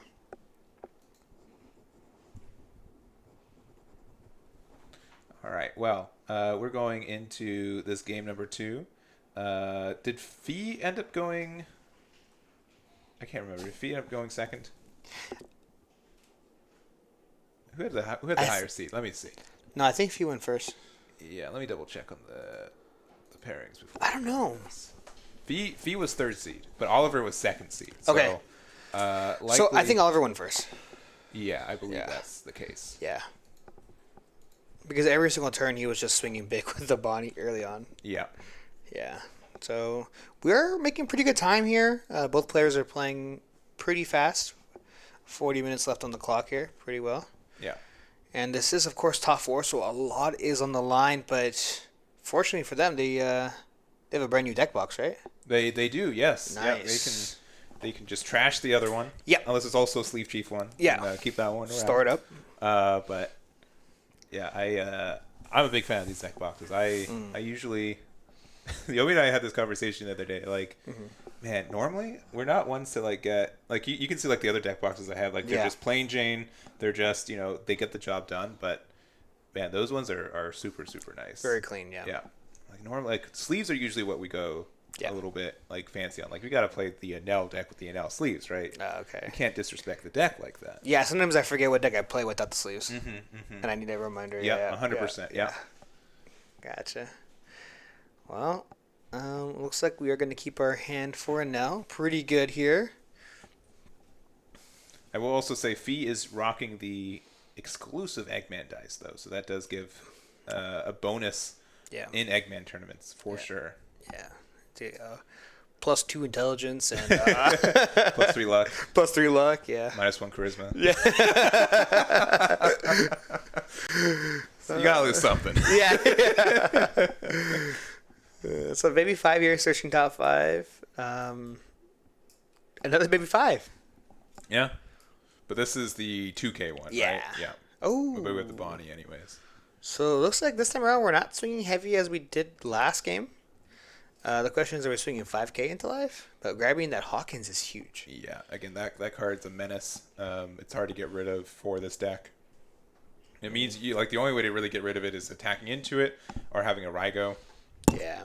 And you really want those Rygos for those Zoros because that game could have been done a lot quicker. A lot faster, yeah. If we didn't Rygo that Zoro on the play. Yeah, and that's a big reason why Enel does take the life super early in this matchup, just because when you have Rygo, you need it for those characters, right? It'd be a complete waste to pitch 2 life for no reason.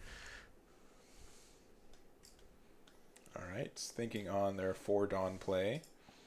Yeah, 4 Dawn is usually pretty rough here, but 7K into the Bonney. Ooh, into the Flampe. Interesting. Okay. Now, you can't be too aggressive with this too, especially since they're kind of presenting a more aggressive curve, but we're going to use this effect here. Flampe could also be out just to make sure that you have something attacking to the baby 5. Yeah.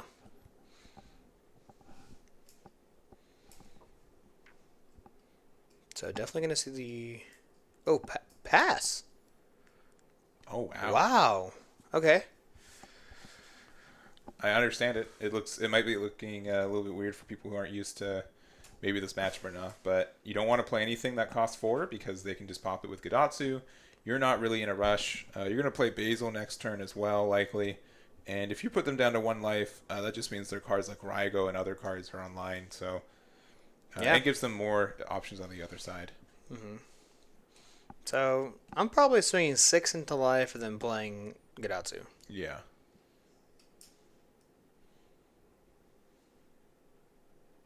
Oh, all right. 6K into. Oh, need the Flampe definitely needs to be rested. Yeah. So rest that Flampe, and with 5 we have Luffy. Yeah. Pretty good here. 5K swing going into the Flampe, just get rid of it, and then we see the Hawkins coming down with 1 active Dawn. And this is the great thing about Bonney going on odd, is that everything is uneven, so she always has her ability active. Yeah. It's kind of like a win-win in a lot of situations. Yeah, and I mean, if you have Urouge set up, you're good, but otherwise, yeah. And then the other odd card you'd play on curve is Cavendish, which also, gets that Dawn back for free. So you still have it active. Yeah. Okay. Curious to see if Enel will finally attack into life. I mean, we'll see for sure. The 7 cost, but no, just pass him back. Playing the Russian now, which is additionally a little bit tricky to get rid of. Play it on curve. Yeah, it is definitely very difficult to starve Bonney, just because they're able to grab so many cards off of their searchers. But we are going to see a second Hawkins coming down and then playing out a Bonney, Yeah. that searcher. Now we can remove it without attacking. Yeah, and if we attack, then you rest something else as well. So sometimes, like, the best part of this is that if they want to attack into the... I mean, I guess you could remove it with the Luffy, right? You can use the Luffy effect to get rid of a 1 cost. Okay, grabbing that A cost kid to a little clarification there off the Bonney. And passing.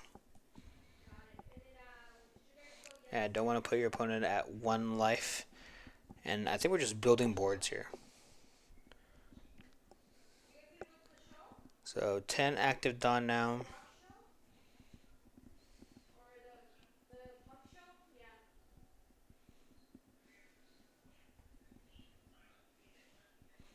This is kind of tough. Both. Just gonna keep building. I think that might be the play.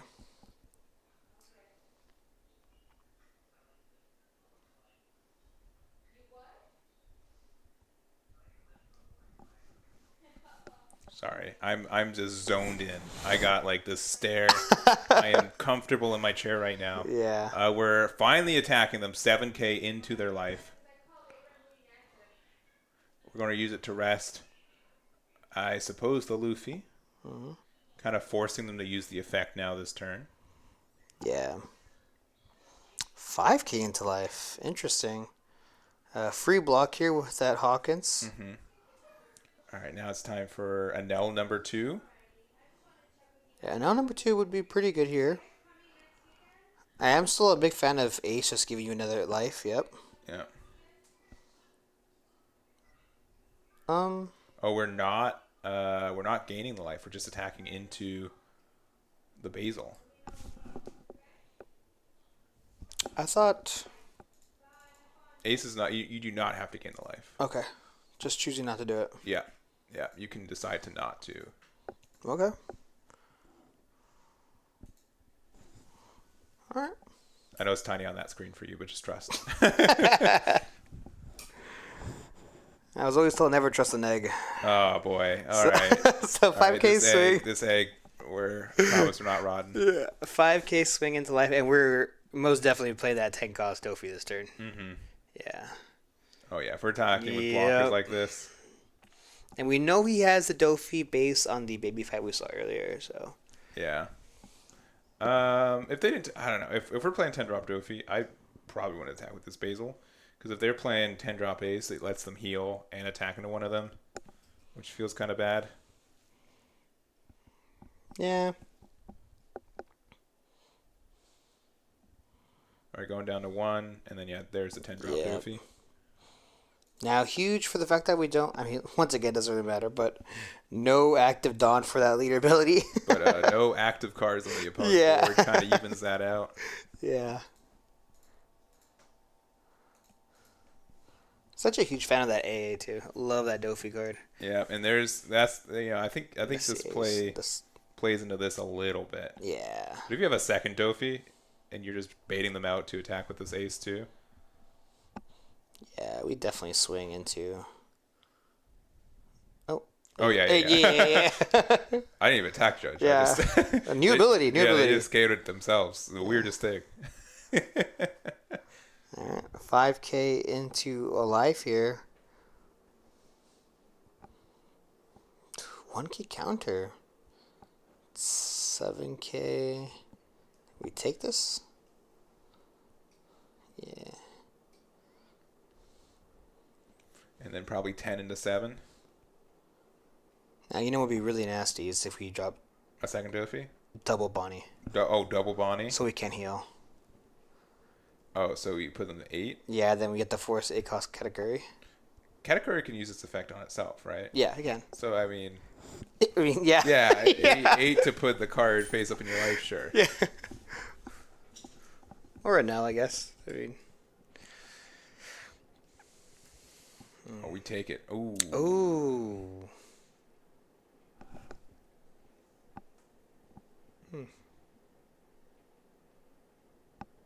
Yep, so we use the 7-drop effect because since they attacked into it, we lost the Onami in life. And then I too. It took me a second. It took me a second. I was like, how did he know? And another 10 drop. Okay. Yeah, I was like, wait a minute. I was like, the foresight. How did you know? The foresight. Freeze everything. No. Yeah. The 7 drop Enel does have a permanent. When it would be removed from the field once per turn, you can trash the top card of your life. As long as Luffy's not on the board, which, man, there's so many Luffy cards, except Luffy cards that exist already. We're lucky that they don't exist more often. Yeah, definitely. And it looks like we're swinging a big 9K into the Hawkins, giving 2 cards up here, and with 6 on, Kingdom Come? Yes. Kingdom Come to get rid of one of the 10 cost Dofis and then just pass the turn. Now it is a little scary. 5K. Oh, there's no way we have a third one, right? Yeah. Yeah. Yeah. I have to say, I think Bonney has been such a surprise for so many players. Kind of ruled out in Asia. Didn't see too much play. I saw early results in the beginning, like a lot of really good results in the beginning. But I think we've seen a lot of Bonney be really successful out here. Yeah. I think we've had a bit more. Obviously, our format was more with the restriction list, right? Mm-hmm. Asia was like half and half with it, but I also think a lot more people grinded with like started at Kid when it was when we were in OP01 format. So I can understand there's a lot of hungry green players who have been looking for another deck to play. Yeah. Okay, hold 11K. Nope. Wait. Oh. Ooh. All right. That is nasty. That is quite the call out. They're like, all right. Yeah. I have 4 life. You can try to get rid of my board. No way. And you either have to you can Rygo to get rid of this, or you can heal, but you can't do both this turn. That is nasty. I mean, if you're Bonney, you love to see this. This is the perfect situation to be in if you're Bonney. So, post 1 down active? Yeah. All right. We chose the heal. Oh. which is good, but man, I mean, we can try to pressure down the Basil Hawkins if we want to. I think we have to. We kind of have to, huh? We have to. Oh. Yeah, 7 We're going to get rid of a 10K? Ooh, I guess we will anyways, right? That's true. Yeah. That's true. Okay. 1K. 10 and 7. Oh, 11. Yeah. Oh. And then... Okay. Yeah, that's fine. Not swinging to life?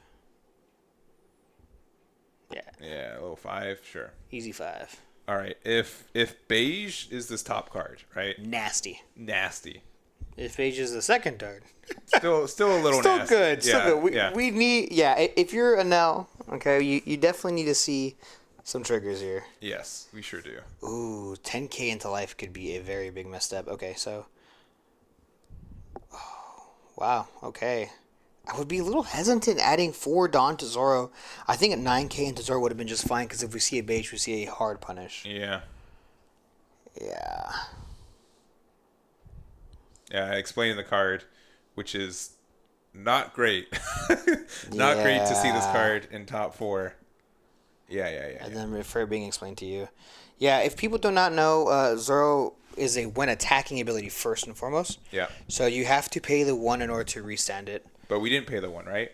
We did. Okay, we did. Yeah, we did, yeah. All right. Is this beige? No. No. It's okay. The next card's a 0 cost event card. Yeah. Yeah. It has to be. Yeah. All right.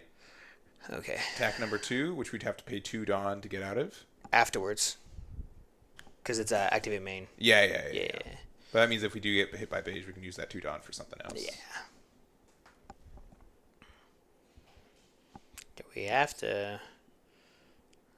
Ooh, no beige. Oh, no. No 0 cost. 11. This has to be game here. It might not. There's no way. 16, 5, and then... All right, we're down to, we got 12. All right. Just a 5. Ooh, just a 5. Just a 5. Just a 5. Just a 5 then 15. And then big number 15. 8. See? 10. Not gonna make it. GG's. GG's great. Very well played here from the Bonney player. A clean 2-0. Yeah, definitely. All right, at the top we got Corey with the Black Yellow Luffy versus Fee on the Bonney. And I think it's going to be pretty close. Both players, I think, are ready to see who gets first. Also to maybe take a nap. We'll see. See how it is. These Sunday tournaments are nice, but man, knowing that Monday's work day for some people tomorrow is pretty tough. But I do appreciate them battling it out. Got a first place, and let them know that they can start, and we'll get on into it. So, all right, you guys are good to go. Good luck. No time, but no slow play. Please, thank you. Bye-bye. All right. All right, starting things off, we have Luffy going first with that Flampe drawing a card as well as taking her own life. I've said this time and time again. I think it's better for Luffy to go first. I disagree with me. I agree that you've said that today. Yeah, I've said that a billion times today. Anyone that has not seen me play, I've said this a million times. I'm gonna die on this hill. Yeah. Alone. Yeah, alone. Yeah. With me and Hog back on the across the way. Thriller bark spitting. Just waiting at you. in the graveyard. Yeah. All right. Simple plays. Flampe being in trade with the Bonney is nice. Being able to attack a big 8 into Bonney, letting it go down to 4 and pass it back. Nothing too wild quite yet. Yeah, 5 into the Flampe as usual. Rinse and repeat here. And we have the Rouge coming down, setting 1 active and then passing the turn. Now this is extremely dire here. 5k into life. We're going to go ahead and possibly take this, dropping down to 3 life. And what do we have? 5 into... Yes. Oh, it's our good Luffy. So we're going to use it. We're going to put a Sabo in our trash, which is also pretty good. Get the additional card draw there. Make it an 8k, which won't matter that much. But, I mean, if they play the Hody, they can't attack into Hawkins. Are they at 6 Dawn or 7 Dawn? They're at 6. Yeah. So 5k swing going into life. I think we definitely take this. But no, we're going to counter out of this, actually, and then dropping the Hawkins. Only reason why I said we take this is because I guess we don't have the kid characters to finish it off, right? Yeah. I mean, if they go down to 1, we could Luffy effect go down to 0 and start the train. But yeah, but we need Rocket Luffy right now. We need to get rid of the Rouge ASAP. Either Urouge or even getting rid of the Basil is not too terrible for us. But it looks like we're going to be paying 5 yes. for Rocket Luffy. All right, as mentioned. Nice. Get rid of the Urouge, get a card draw since we did go down to 2. We could use Luffy effect. A little scary. I almost just don't want to attack here. Yeah. It's kind of in a weird spot. Yeah. I think we just pass, honestly. But then we get punished by Hody? We sure do. We sure do. Right. Ooh, AK. Ooh, I like this. AK swing. Does connect here, and then using leader ability to rest the leader, and then pass the turn. Bonnie's sitting at 2 life. I know it's a little hard to see, but they are at 2 life. Yeah. And now with 8 down, we're going to attach 1 onto lead here. Swing 6k into most likely that Luffy. Unfortunately, not being 8k is a bit of a struggle since now we can go even with it. And I mean, 7 active Dawn. We could see a Cavendish as well. So 7k swing going into that Luffy. 5 cost, yeah. Yeah. We need a 2k counter. And it goes down, actually. Oh, wow. Yeah. 6 for another Basil, keeping 1 open. Not that it really matters when we only have the leader out, but still a little impactful. Okay, so now the situation is getting a little interesting. Yeah. Two of these characters, 2 of these blockers, we'd have to commit 2 1 cost or 2k counters in order to go down to 0. That's just a lot of 2k out of our hand. So we'll see.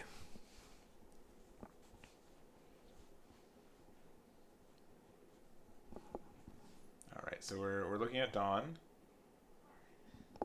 got what, 9? I mean, Ice Age, Rocket Luffy, get rid of a Basil, attacking the other one. I wouldn't hate that if we have that combination. Yeah. 9, 5.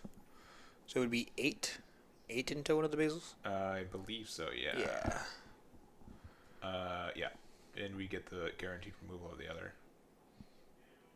Okay, 2. Hiyori. Yeah, committing. Yeah. We're committing. All right, so full commitment now. We're going to put a 5-cost character on the top.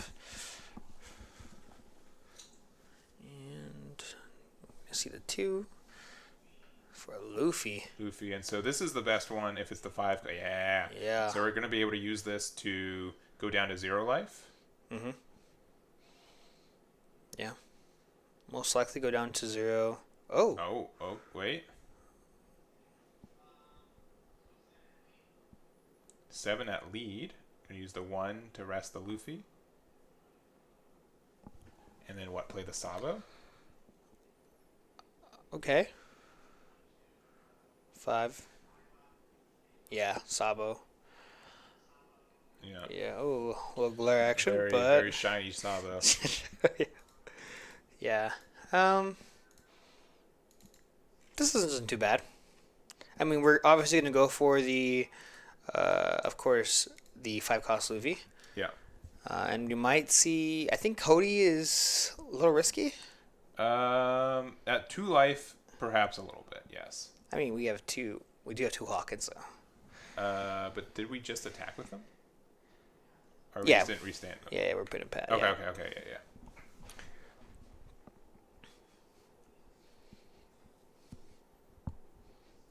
Yeah, I am surprised they didn't use the Sabo effect. Also, there's a chance they drew the Sabo off of the 5-cost and then use it. Oh, there's the boy. Oh, no. Okay, this is every Black Luffy's nightmare. Yeah. Okay, we need to have Ice Age. We do. And as well as the Luffy. Yeah. Kid Luffy. Yeah. Which could be there. Sure. Yeah. Could. Sure could. Could. Honestly, if I don't have Luffy here, I think I'm scooping.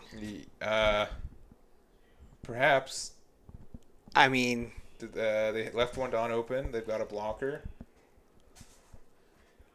Have to discard an 8-drop Moria. That's rough. Yeah. We're just trying to survive now. Oh. They are trying.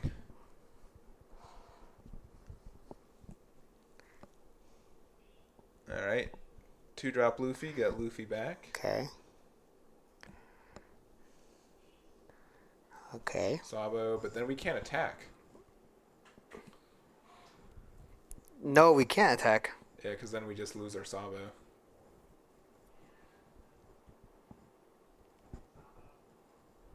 And with 3 cards in hand, 2 cards in hand.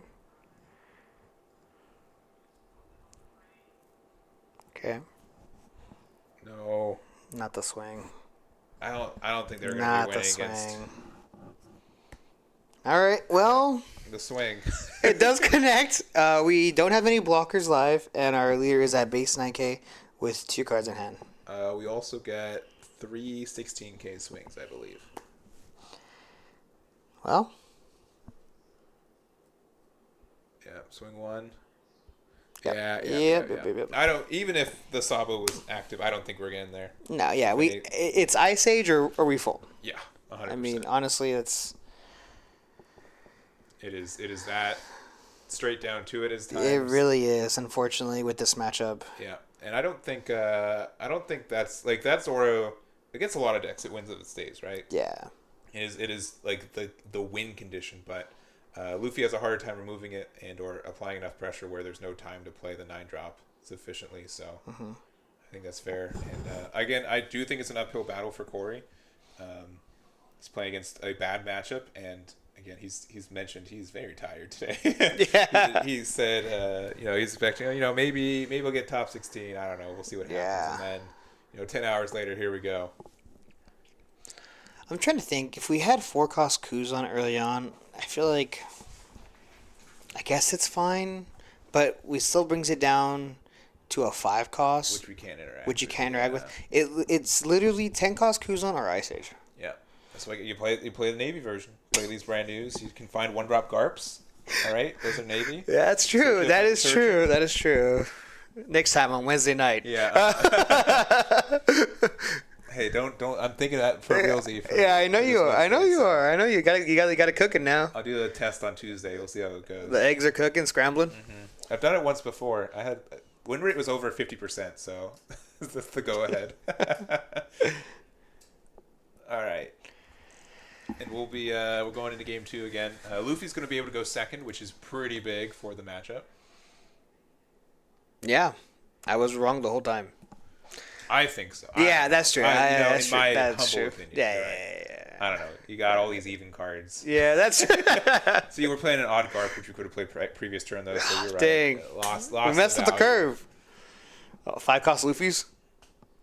All right, so we're going to go ahead and, of course, get that 5-cost Art Egg Luffy and then just pass the turn, leaving 1 active. No double searcher this game, but it looks like we're going to go ahead and with 3 Dawn, what do we have here? We have the blocker. Okay, I do like this play. It's going to give us an extra cycle next turn off of that Bonney. Pretty insane.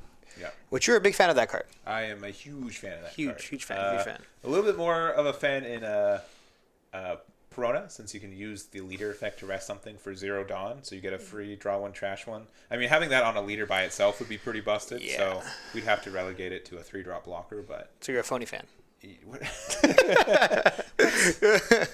All right, so it does look like probably swinging big here. We're going to swing bigger, 2 5Ks. Oh. All right. 7. All right. Okay, dropping down to 4 life already. And Luffy, I believe, is at 3. So there's a cycle. Yeah. This is really, really good. Whatever we find here, if we don't like it, we can actually just pitch it off of that bar. But, we want that. Yeah. That is the card that we need. Yeah, and then, did we draw 1, trash 1 off the bar? I think we forgot. Yeah. Oh, that's the best. That's why you play it. it. No. It's a blocker. It's a blocker first and foremost. No abilities here. Unfortunate. I'm honest. Let's see if Bonney needed it. Let's see. So we're swinging 5K. We're going to use ability here to rest. We're swinging 5 into that Bonney. It does clear, of course. And then tapping 1 for... I don't think the card is optional. Okay, well... But, we're way past it. Yeah. It looks like we did play a mock, being able to reorganize our life. Let's see if it comes into play. And it doesn't. Okay, popping. Which one? Okay, Bart. Okay, staying okay. Round 2. Yeah, keep the bar. Take your Bart. Yeah, definitely the correct choice. That other blocker, man. It's such a good card in Bonney. So, all right, 2 life now. This is a 5K swing, possibly. Could be a 6 if we have the Hawkins. But no, we're probably going to swing over the Garb. Yeah. Oh, no. It looks like it's the 1-drop event, 3 Brothers Bond, looking at the top 5 for a Luffy, Sabo, RAs, cost of 5 or less. Yeah, that is quite surprising. We're actually swinging into Luffy. Mm-hmm. So grabbing that kid Luffy, pretty good here. And then tapping 7. Oh, here's a Hody too. Okay. Okay, he knows it from the Hody, all right. He knows it. Yeah. Bonney doesn't work. Hody, yes, it does. Yes. Yeah. No, it works for both. It does. Any card on any field gets rested during your All right, works. I gotta let him know. You got him, yeah. Just okay. in case. Bart cycling, pitching that character, and now we see a big AK swing into that Carp. Yeah. And he's gonna let it go. We'll let him, yeah. Yeah, we'll allow that one go. It's fine. Yeah. Okay, with 3 life, honestly, Next turn, what's stopping Bonney to dropping another 9-cost Zoro? Uh, Just be like, here you go. I guess nothing. Nothing, right? Yeah, nothing. We got a blocker. We got 3 life. We got Hody. Got the Hody. Yeah.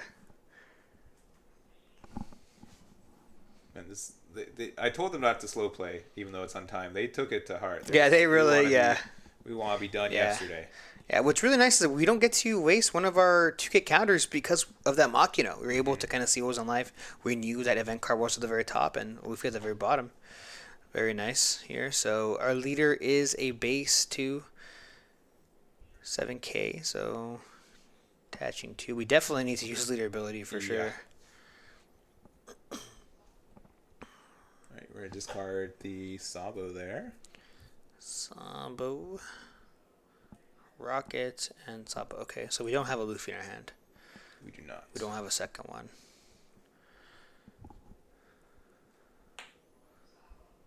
Yeah, Sabo. Use the effect to get the Sabo back. Draw 2, trash 2. Yeah. They have no Dawn active, right, as Bonney? Right. No Dawn active. So we do get to be a little bit more aggressive this turn if needed. Yeah. We also get to pop the Bart if we have the 2-drop Luffy. And get an 8 and then like 11k. Okay. Big brain play.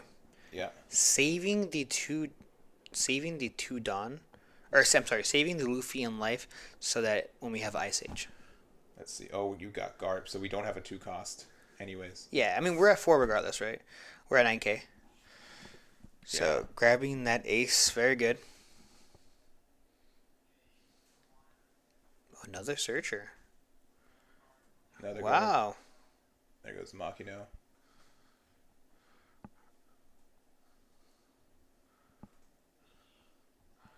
Alright, Okay. 5-cost Sabo. So I feel like if we swing into the Hody, we block it, right? They block it. If we swing into life, they take it. I think it's a race. I think we just hit face, yeah. Yeah. We dislike that there's an 8-cost or 7-8 Hody on the other side. Yeah. Yeah, wherever that goes. Oh, we're keeping the... We're not attacking with the Luffy. Interesting. Just played it. Oh, that's right. Yeah. Right? No. Wait, yes. Yes, because we knew it was in the bottom of our life from Makino from earlier. That's right. Yep. Oh. What did I say? He has arrived. What did I say? He is here. Okay. Ice Age. Gotta have it. Ice Age or Scoop? No, I'm just kidding. I'm just kidding. I mean, honestly, though. No, honestly, I think. I'll back you up. Yeah. Okay. I'll defend you on Twitter. We have a lot. You know I'm gonna get roasted. You know I'm gonna get roasted. Actually, I think Sosa's in the right on this particular case. Not starting first. Yeah. But hey, who is this guy? Okay. What do we have here? Sabo. We have 8-drop. Moria. So maybe we don't. I mean, this can still get a 2-drop Luffy to wait, cycle. Sure. Okay. Do we have the Ice Age, please? No, we don't. No, we still can. That's true. Okay, that's true. Okay, Yeah, okay. Okay, well. Okay. Okay. All right. Back to my thread. Okay.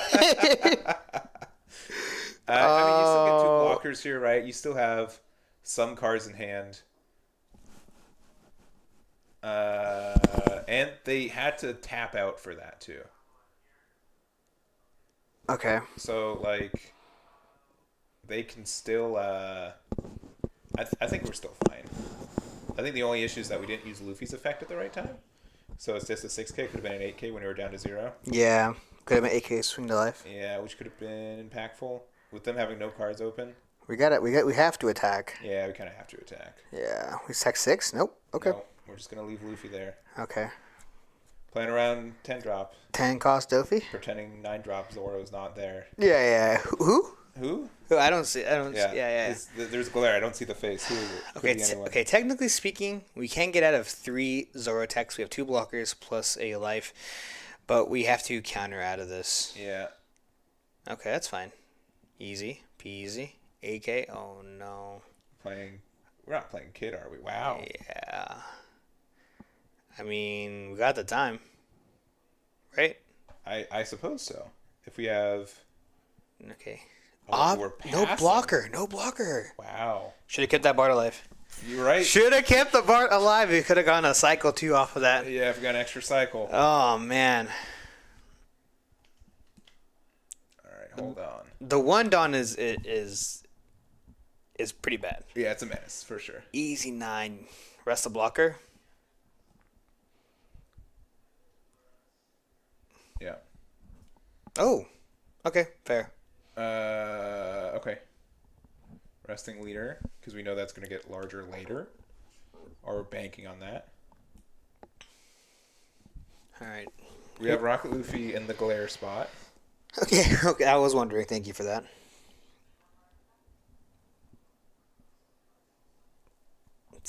Did he say how many? 6? I think 7. Looks like we're just going straight 8. 8? Oh, No. We don't want to go there. 9. This is 9 into almost. It's 8. I think so, right? It's 2 Dawn? No, it's 3. Oh, there's 3. Oh, Yeah, no. yeah. Oh, jeez. He's popping it for the draw. Oh, wait. Ace. Oh, he's not even. Wait, Did we not draw? did he not pop it? Did we not pop it to draw? No. I know it's late. The fatigue. And then The fatigue. Corey's just happened to be here. Corey, please. Okay. Yeah, this is fine. Tapping 1. Yeah. I thought that was an Ice Age. Yeah. Okay, searching top 5 for a character.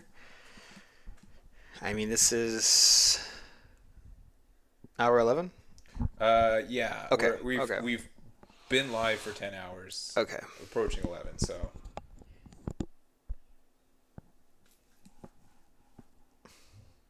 Yeah, not enough. Yeah, we did have the 2 drop Rosie, but yeah, recognizing it would be popped. Okay. Using leader ability. Well, hey, we have 2 Sabos up. We do. 2 life. That's true. Those are factual statements. You are incredible. You're unrivaled. Yeah. Okay.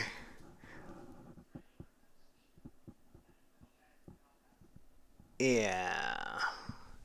Yeah, not drawing without popping or not just popping with a Luffy effect. I think they just. I think Corey. I mean, look, it's a difficult deck to play. It's been a long day, and he probably just like tunnel visioned into just replacing it by. I do think like it is a shame. Like this is the finals, and this is arguably the worst these players are playing all day because they're exhausted and they're tired. I get it. This also is where there's the most eyes on it too, right? Sure, yeah. A lot You'll of have to take our words for us that these players have been playing amazing. Yeah, they have been playing really great. I mean, but honestly, this is what separates a lot of the people from, 10-round days. Yeah. Clearly, Yeah. So. All right, we're looking into it. Of course, like I don't think Black Arrow Luffy can lose this turn, right? I think so. I think it's possible. Okay, never mind. Yeah. Okay, so getting rid of the Luffy, swinging 9K, maybe into the Moria, maybe. Give him a 1K counter. Yeah, and it is a 7K since we only were able to use the 2 cost. Yeah. Ace Boy. Okay, so 7K. Okay, so we have 3 up. So we have 3 Dawn up. So we might see that bar coming in. No, we probably would have played that earlier though. Yeah. There's the man. Oh, the man, the myth, and the legend. Okay. Yeah. My guess is we're attacking into the Moria. But.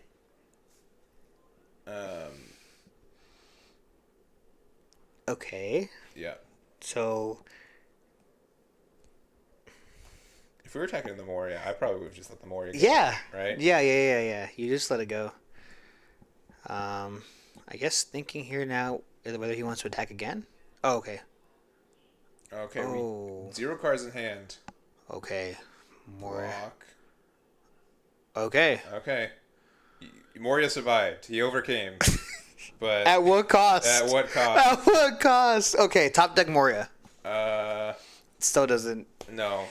It still doesn't. Okay. Yeah. Yeah. Given the concede. Long day.